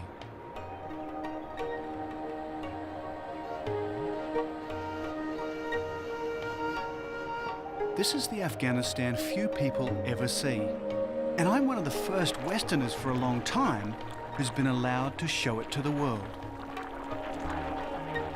The last sector of my journey has taken me from Mazar-e-Sharif into the heart of the Hindu Kush. Not far from where natural mineral waters bubble from the ground, I find a great photographic vantage point. From here, I catch my first glimpse of the lost Buddhas of Afghanistan. And what colossal statues they are. That one there in the distance is 180 feet high. That's 57 meters, carved out of living rock, the height of a 20-story building.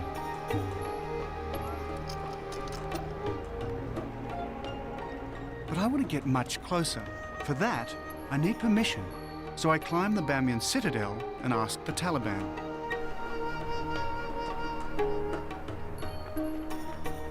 This medieval fortress is both a ruin and a strategic outpost. The Taliban tell me this place is called the City of Noise. It's deathly quiet now, but it got its name because of the cries of people slaughtered here by Genghis Khan more than 800 years ago. The killing went on for days. And you can die just as horribly up here today, because this whole mountain is full of mines. Any step just off the trails here and you're dead.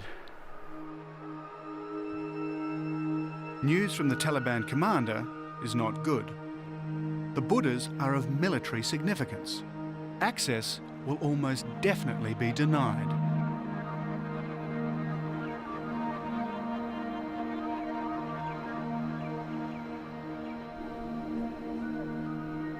While Abdul keeps up the pressure, we stay in the local village. These are the Hazara people, and I'm told the Taliban would rather we didn't have much contact with them.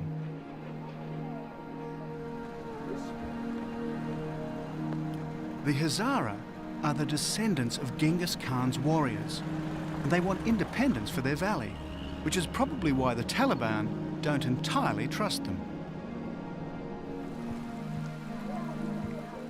At the moment, there's an uneasy truce between the Taliban and the Hazara.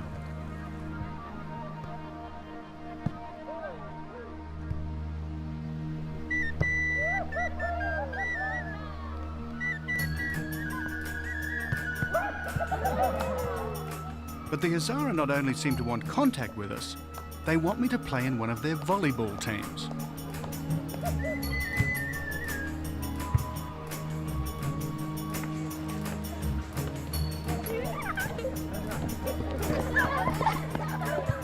We film discreetly.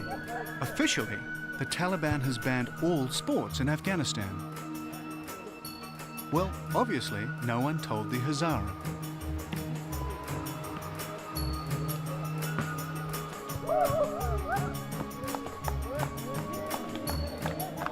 The following morning, there's an urgent summons, and I hope it doesn't mean trouble.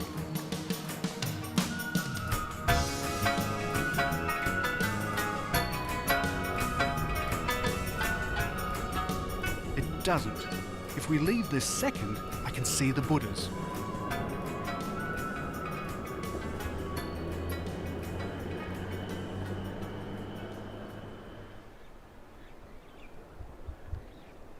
But when I get there, it's not quite what I expected. It's ancient, all right. It's definitely beautiful, but it's small. Not one of those big ones I saw across the valley the day before. It's also not in very good shape.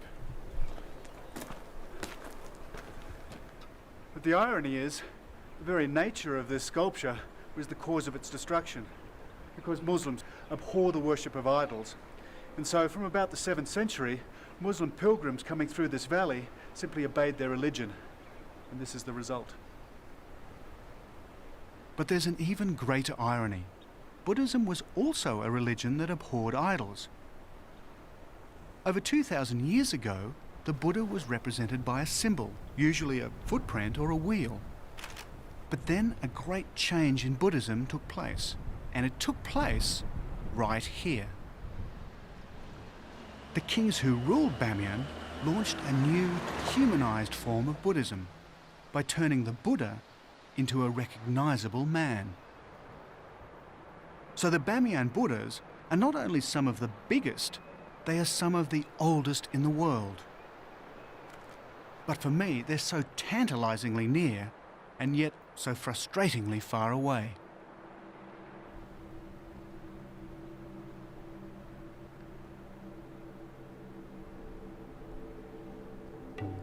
Early next morning, we have one last-ditch attempt to get permission. And miraculously, it works.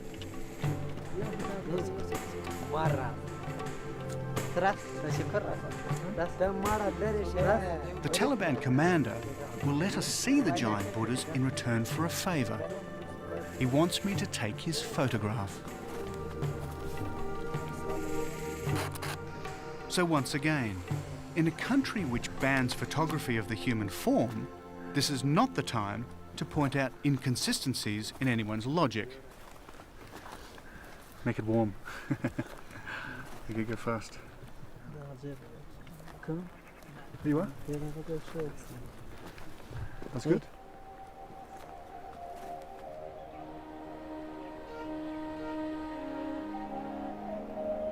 So at last, I get my chance to explore the Buddhas.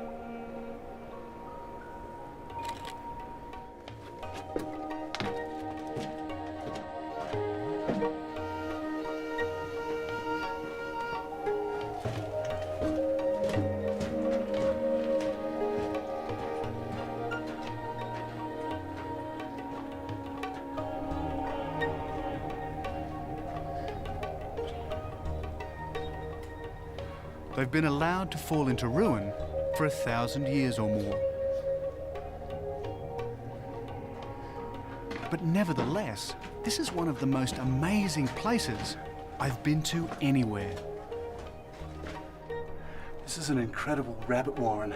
This whole mountain is just full of tunnels, and they all lead to little chambers which monks would have lived in or prayed in, and they all congregate round the Buddha here. And as you can see, the top of his face has been carved off. It may have been Genghis Khan, it may have been pilgrims, or it may have been relatively recently. And they've burnt and blackened the face as well. But you can still see it's an incredible sculpture, one of the greatest, I think you'd have to say, in the world. And then I'm told the reason why they were so reluctant to let us film here. Underneath is a Taliban ammunition dump.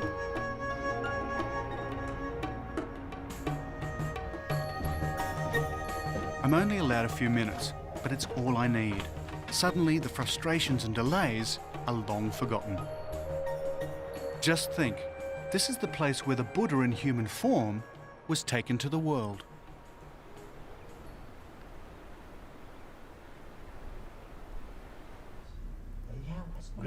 Before we leave, Abdul has an unpleasant task to perform.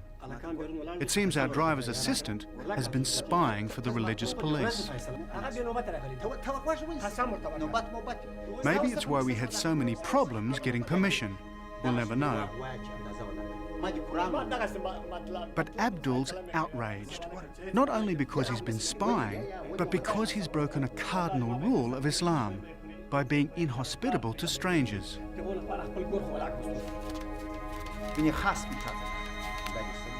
We pay him out and head for the border. Okay. Thank you. See you later.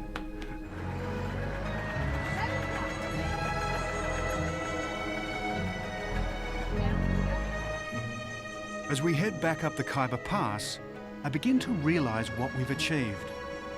We're one of the few documentary crews who've not been thrown out by the Taliban, largely because we tried to stick to the spirit of their rules. And while we found some of those rules frustrating, they respected us for trying to stick to them.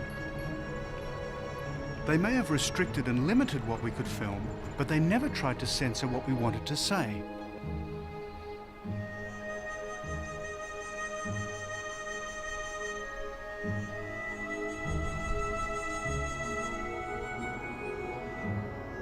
So as I pass the burnt-out tank yet again, I wonder if it'll still be here the next time I pass this way.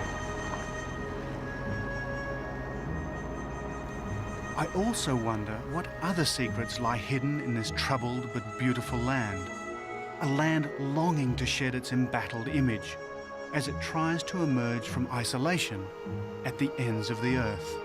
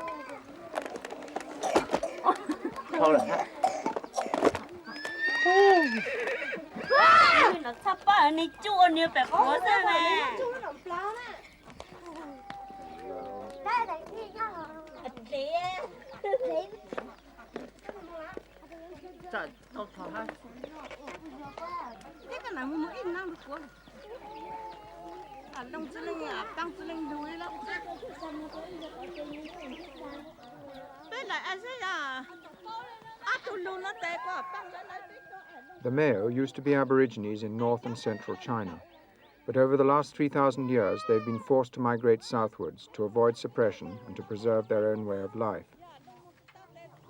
Today they live in villages scattered over the mountains of southern China and Southeast Asia. There are 250,000 Meo, or Hmong as they call themselves, now living in the Kingdom of Laos. In relation to their numbers, these hill tribesmen have suffered greater losses through war than any other group of people in Indochina.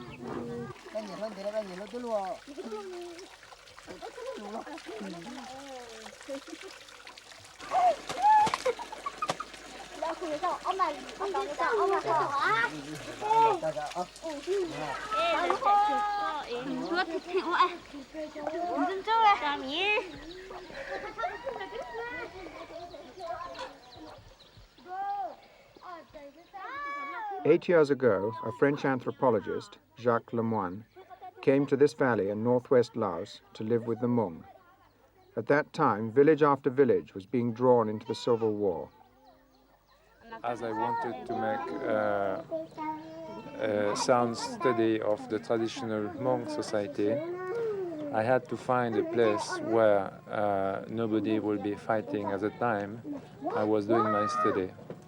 And so I finally chose this village because this village had no engagement in the war at all. Actually, they had an experience in 1962 on the other side of the Mekong River, and they just left the war behind them. They have been granted guns, American guns, to be part-time guerrilla themselves. But as soon as they saw what was the meaning of the war to them, they just gave back the guns and crossed the river and came here to settle in peace. My first difficulty was that they thought I came here to try to recruit them again. The first question they asked me was, "What do you want our names for? You know, we don't want to get involved in anything."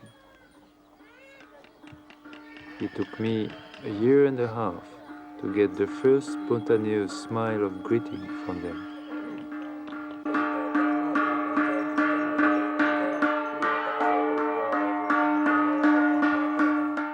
Jacques Lemoine's closest friend in the village is Chu Yao, one of the village elders and the valley's most successful shaman. The shaman is the man who cures both illness and disturbed minds. On this occasion, he's trying to placate the evil spirits which are giving Senkao, his son, bad dreams. Senkao dreamt that the river rose, flooded, and drowned his children. Chu Yao is calling his troop of auxiliary spirits to assemble at his altar to help drive away the nightmares.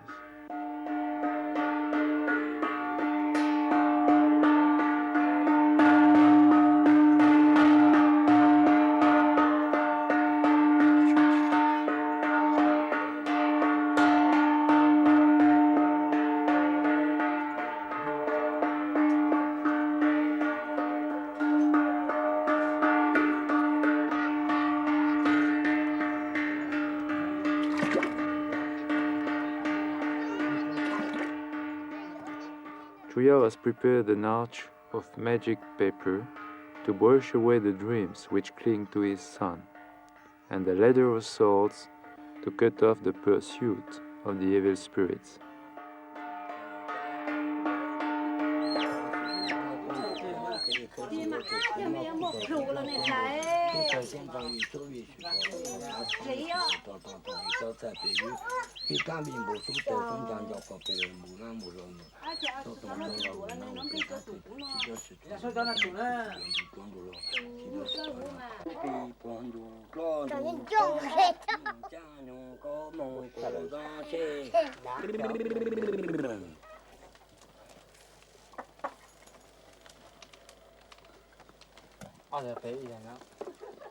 When a disease is not attributed to the spirits, the monks seek the aid of drugs, Western or traditional.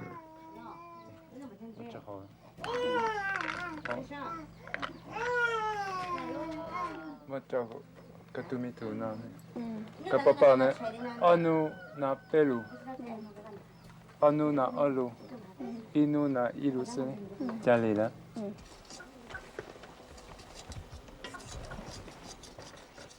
One of the traditional drugs is opium. It's not only a medicine for the monk, they smoke it for pleasure. It's also an important way of making money with the lowlanders.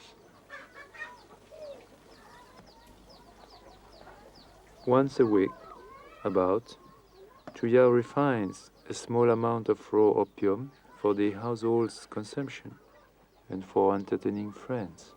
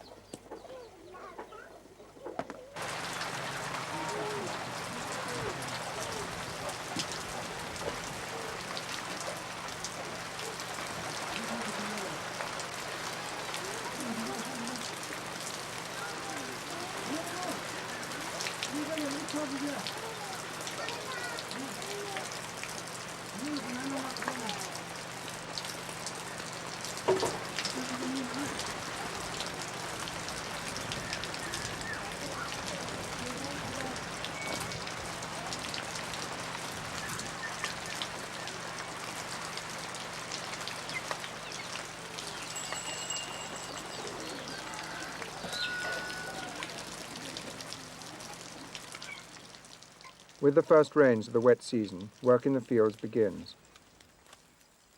In the hills, land is no problem. Every year, the Mayo burn off different areas of forest to make new fields. The old slopes are left to regenerate themselves. This type of hill farming is called slash and burn agriculture.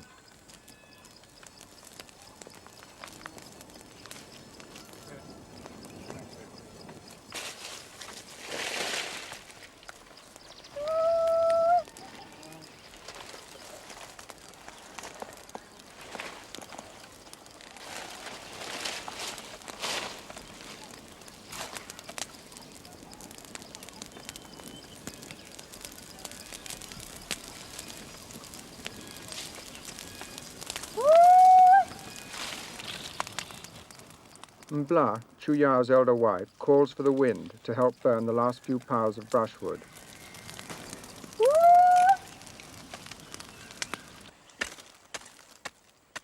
Now, after the rains, Nzao, his younger wife, begins planting maize.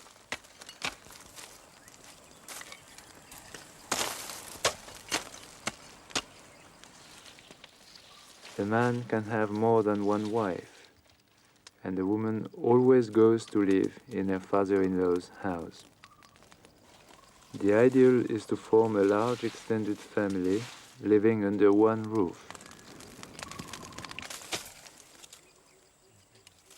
The more hands there are, the larger the area of land they can cultivate.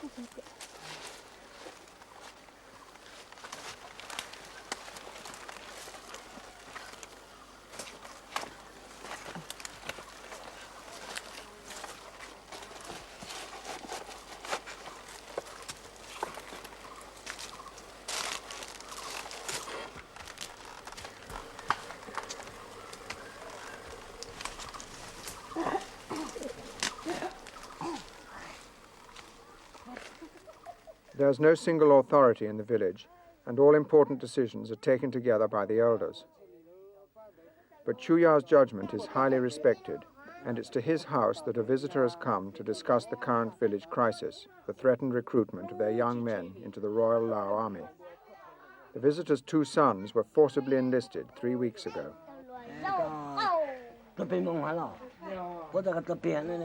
Did you manage to get your 2 sons released?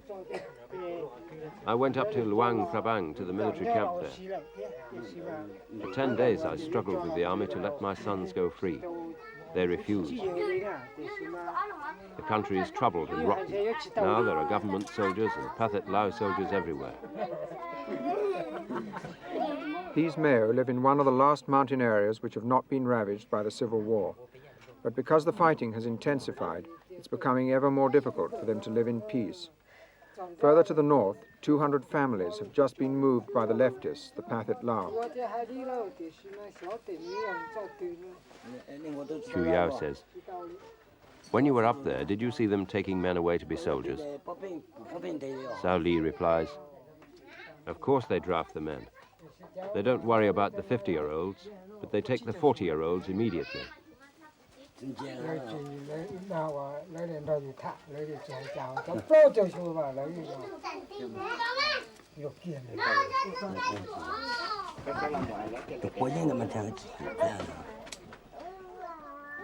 the past, the villagers have been able to avert threats to their own neutrality. The elders have shown great diplomacy in making soldiers from both sides aware that they are not welcome in the valley. Now, for the first time, they face the menace of conscription. In the present emergency, Chu Yao toys with the idea of telling the Royal Lao authorities that all his men are opium addicts and unable to fight. If the demands for their men persist, how much longer can these villagers avoid being caught up in the war?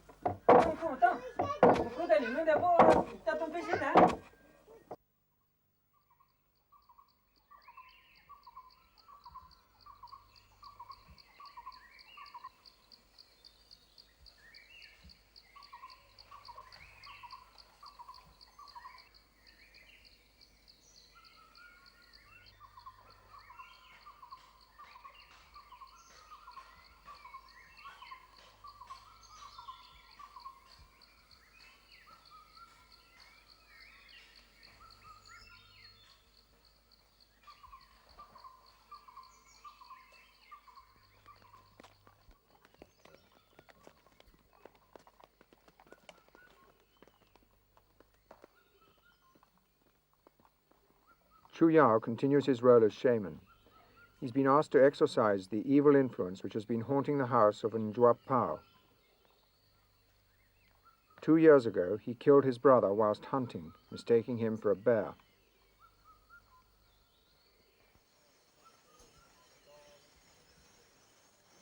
Chu Yao is calling the souls. Each person has many souls. The most important being the growing bamboo, the running bull, the reindeer, the shadow and iron souls. The departure of any one of these can bring disease or death. When he sings, the souls have arrived. He casts his magic net of iron and checks with the buffalo horns that they have been caught.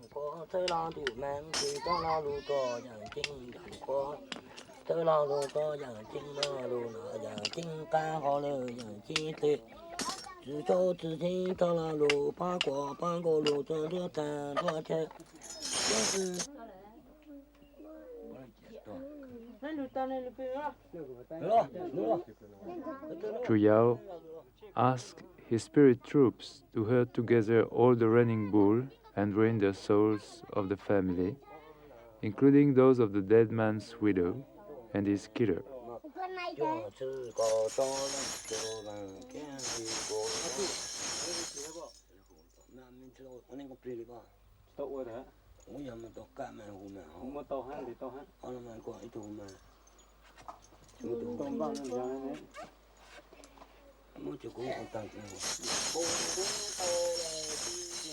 He builds a magic corral around them by borrowing the living soul of a sacrificed pig.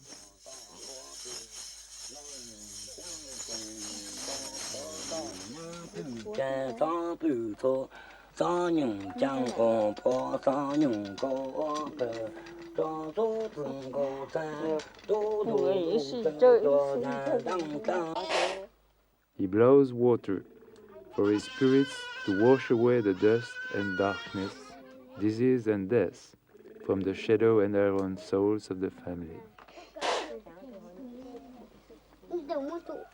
The soul of the pig will be released at the end of the year, and Chuyao provides it with paper spirit money for its expenses.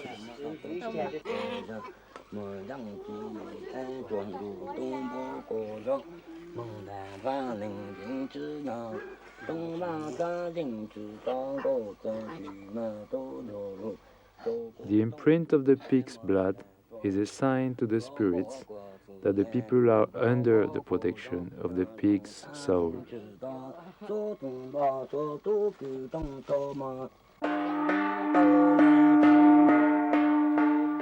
Another pig will be sacrificed to shelter the killer under an umbrella of iron and copper.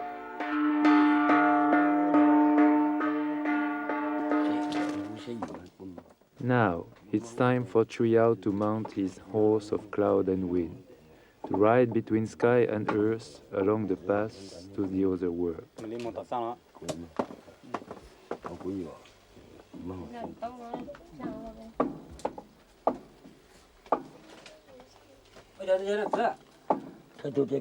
He gives the final instructions to his assistants before his departure.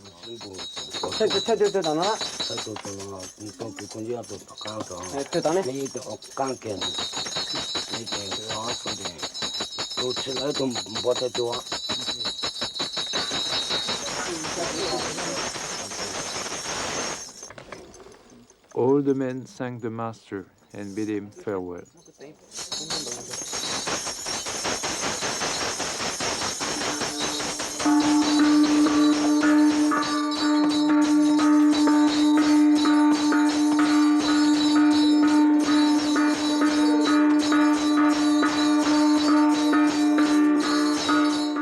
As he rides off, he summons his troops to follow, calling every spirit by name.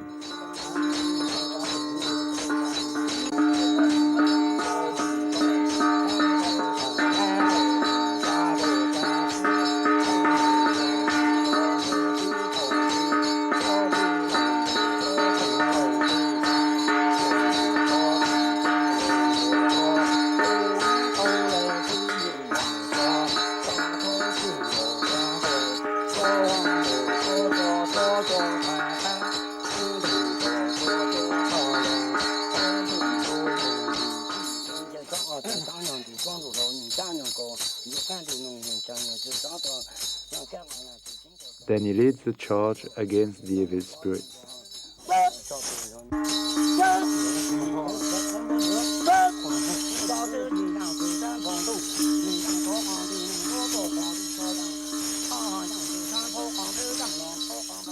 They will be taken away by a sacrificed goat awaiting them at the doorway. With his large shamanic sword, he cuts the evil spirits to pieces.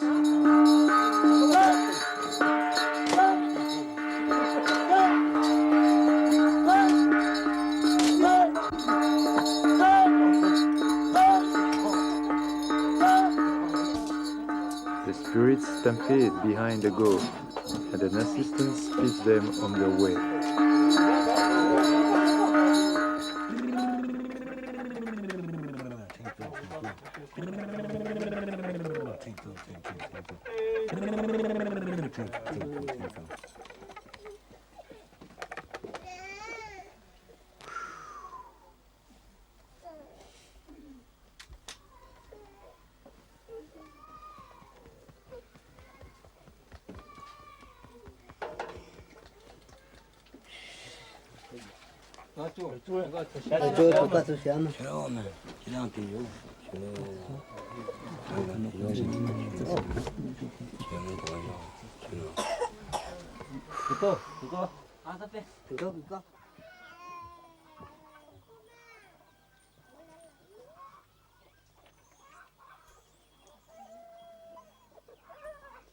By now, the danger of conscription has become a major issue throughout the valley.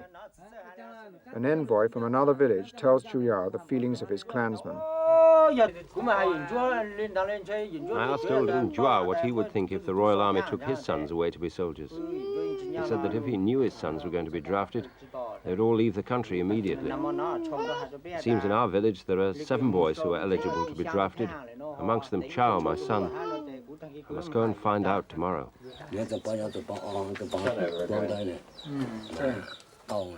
I don't know what Sao Pau's people are going to do, but as far as we're concerned, it seems best that I go down to see the provincial governor. There's a chance we can persuade him to supply us with papers to exempt us from the army.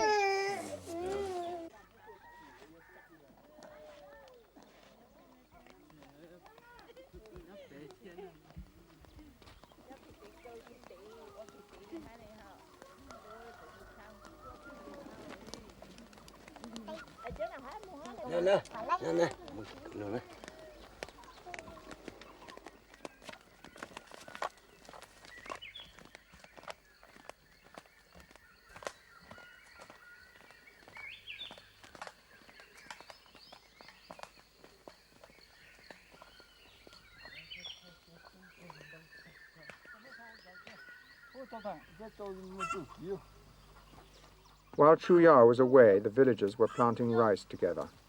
But in view of the mounting uncertainty, some of them were wondering whether it was worth the effort. Would they still be in their valley for the harvest?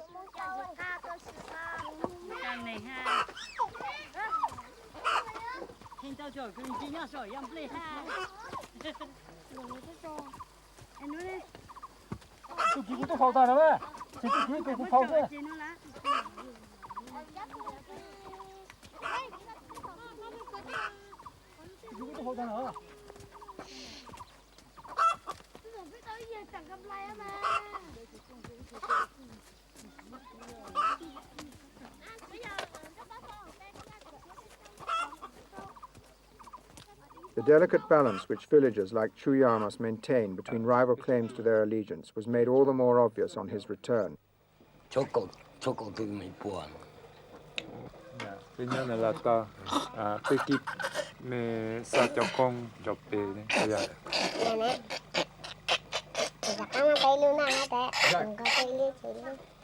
Can you tell us roughly what Chuyao is talking about? Well, we heard just right now that on the very morning, 90 Vietnamese soldiers came to the village down the river.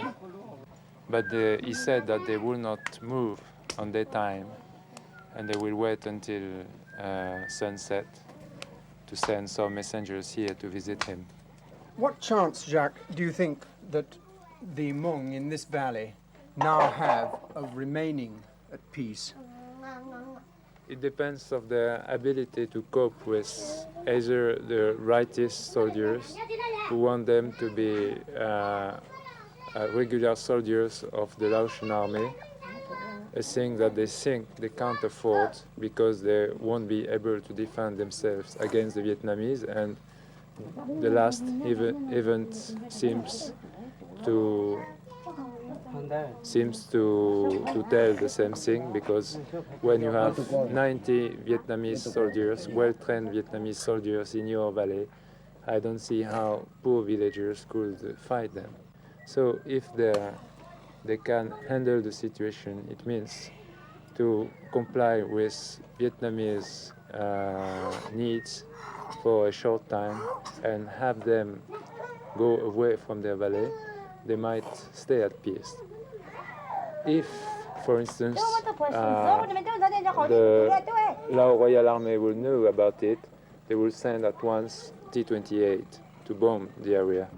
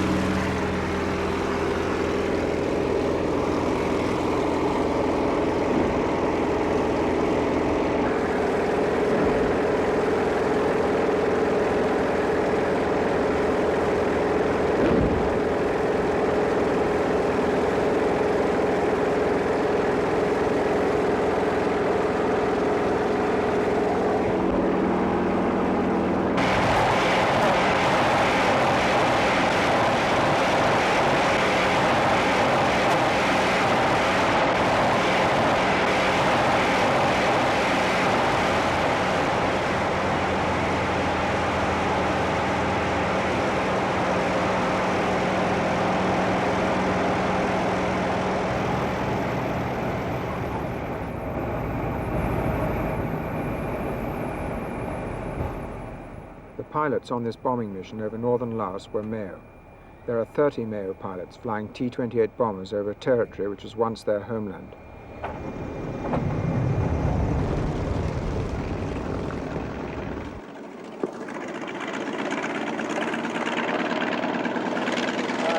Captain, how many missions have you flown?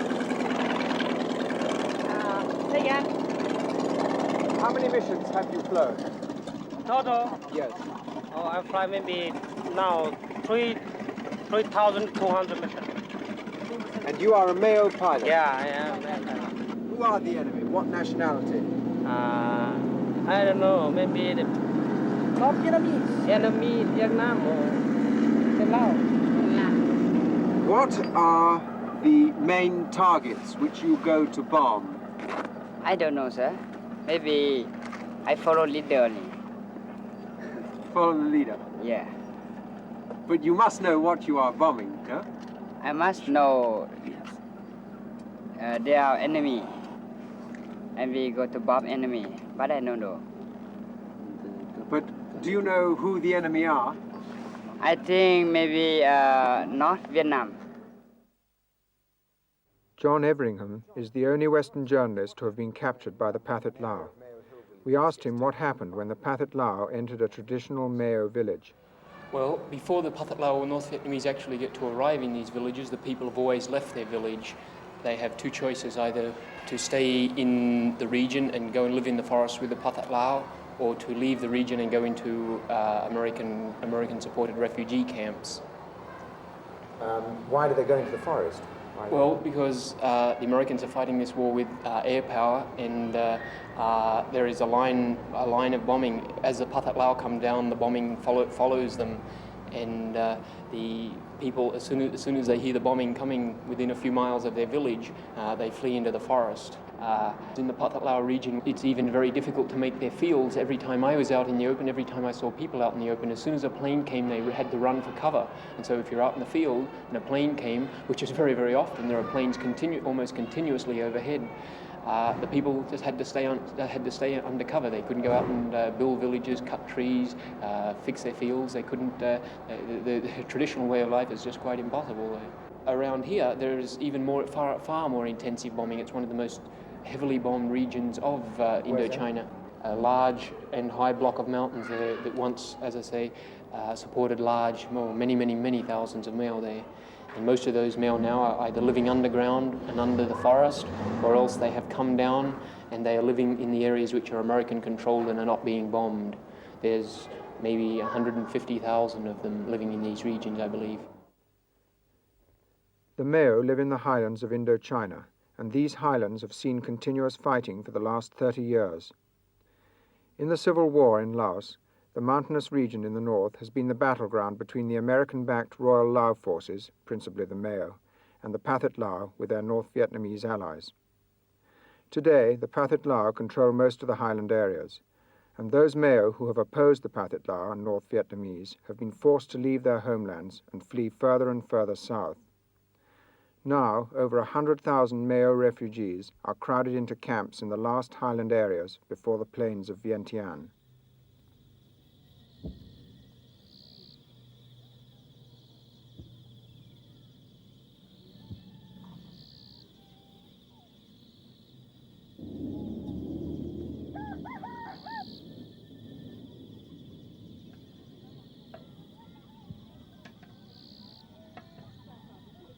"5,000 Meo live in the refugee camp at Phu Pai Mai.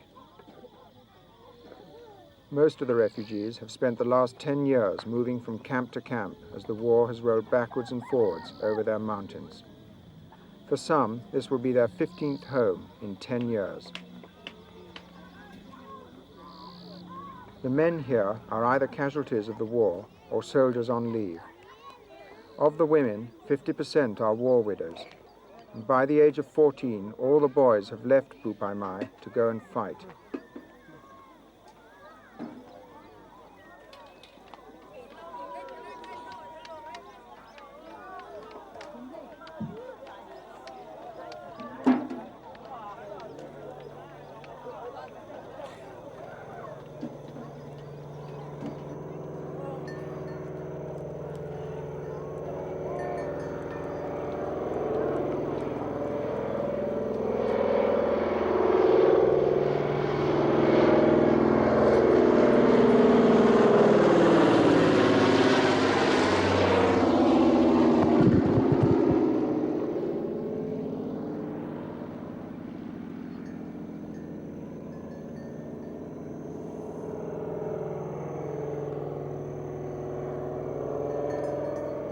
"447, 447, are you dropping rice or corn meal? Over." Okay, thank you very much.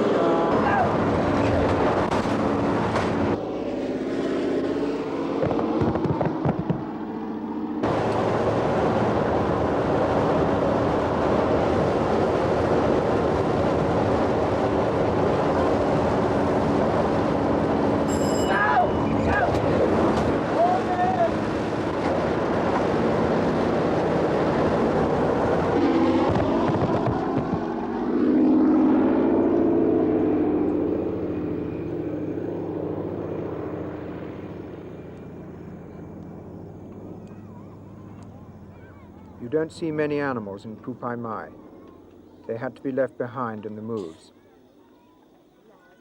There isn't enough land for the people to farm. But some keep seeds in anticipation of the day when they can return to their ancestral villages in the north. When the battlefront moved southward earlier this year, Njuan Zai and his fellow villagers became refugees.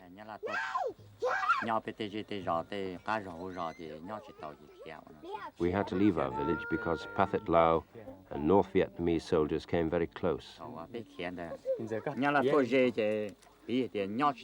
And there was fighting between them and Royal Lao soldiers.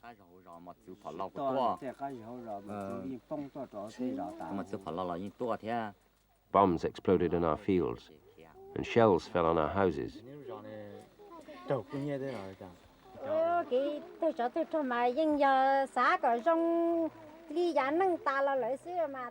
The war has brought us nothing but misery. My only wish is that the fighting should stop in our troubled land so that we can all return to our villages. We just want to begin our peaceful lives again, like they were before the fighting, when we could grow our rice and look after our animals.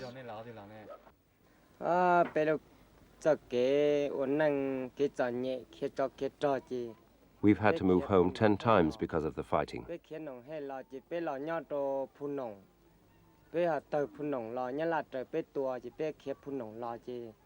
We moved from Nong Het to Punong, from Punong to Latwa, Latwa to Pardong, Pardong to Pa Cao, Pa Cao to Tia Siong, Tia Siong to Pupai Mai.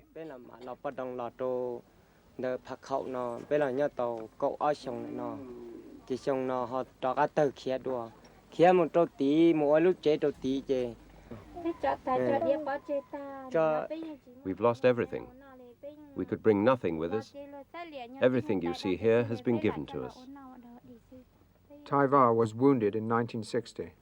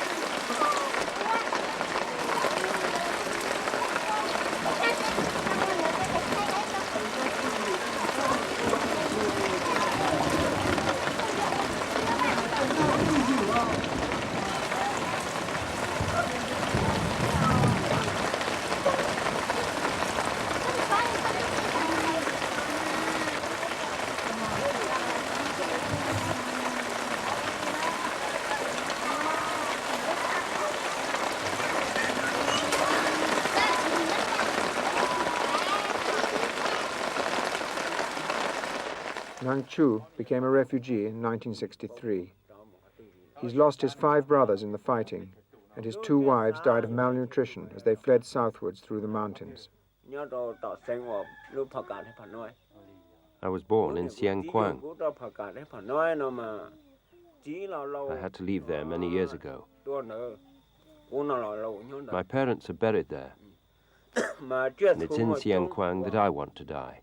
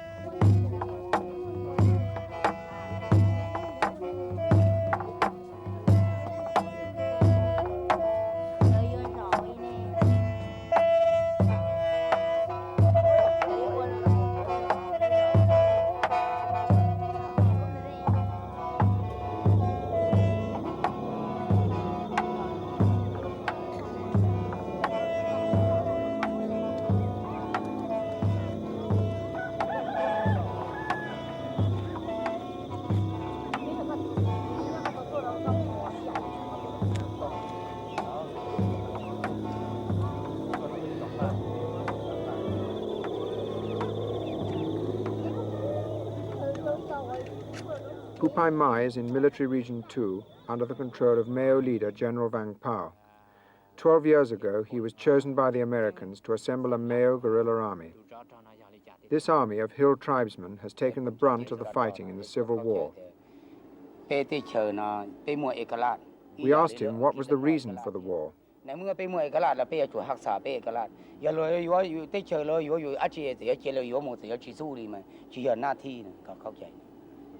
The general is saying that we have a territorial boundary and also our independence, just like your country. And when another country is trying to invade your country, this is the responsibility of all our people to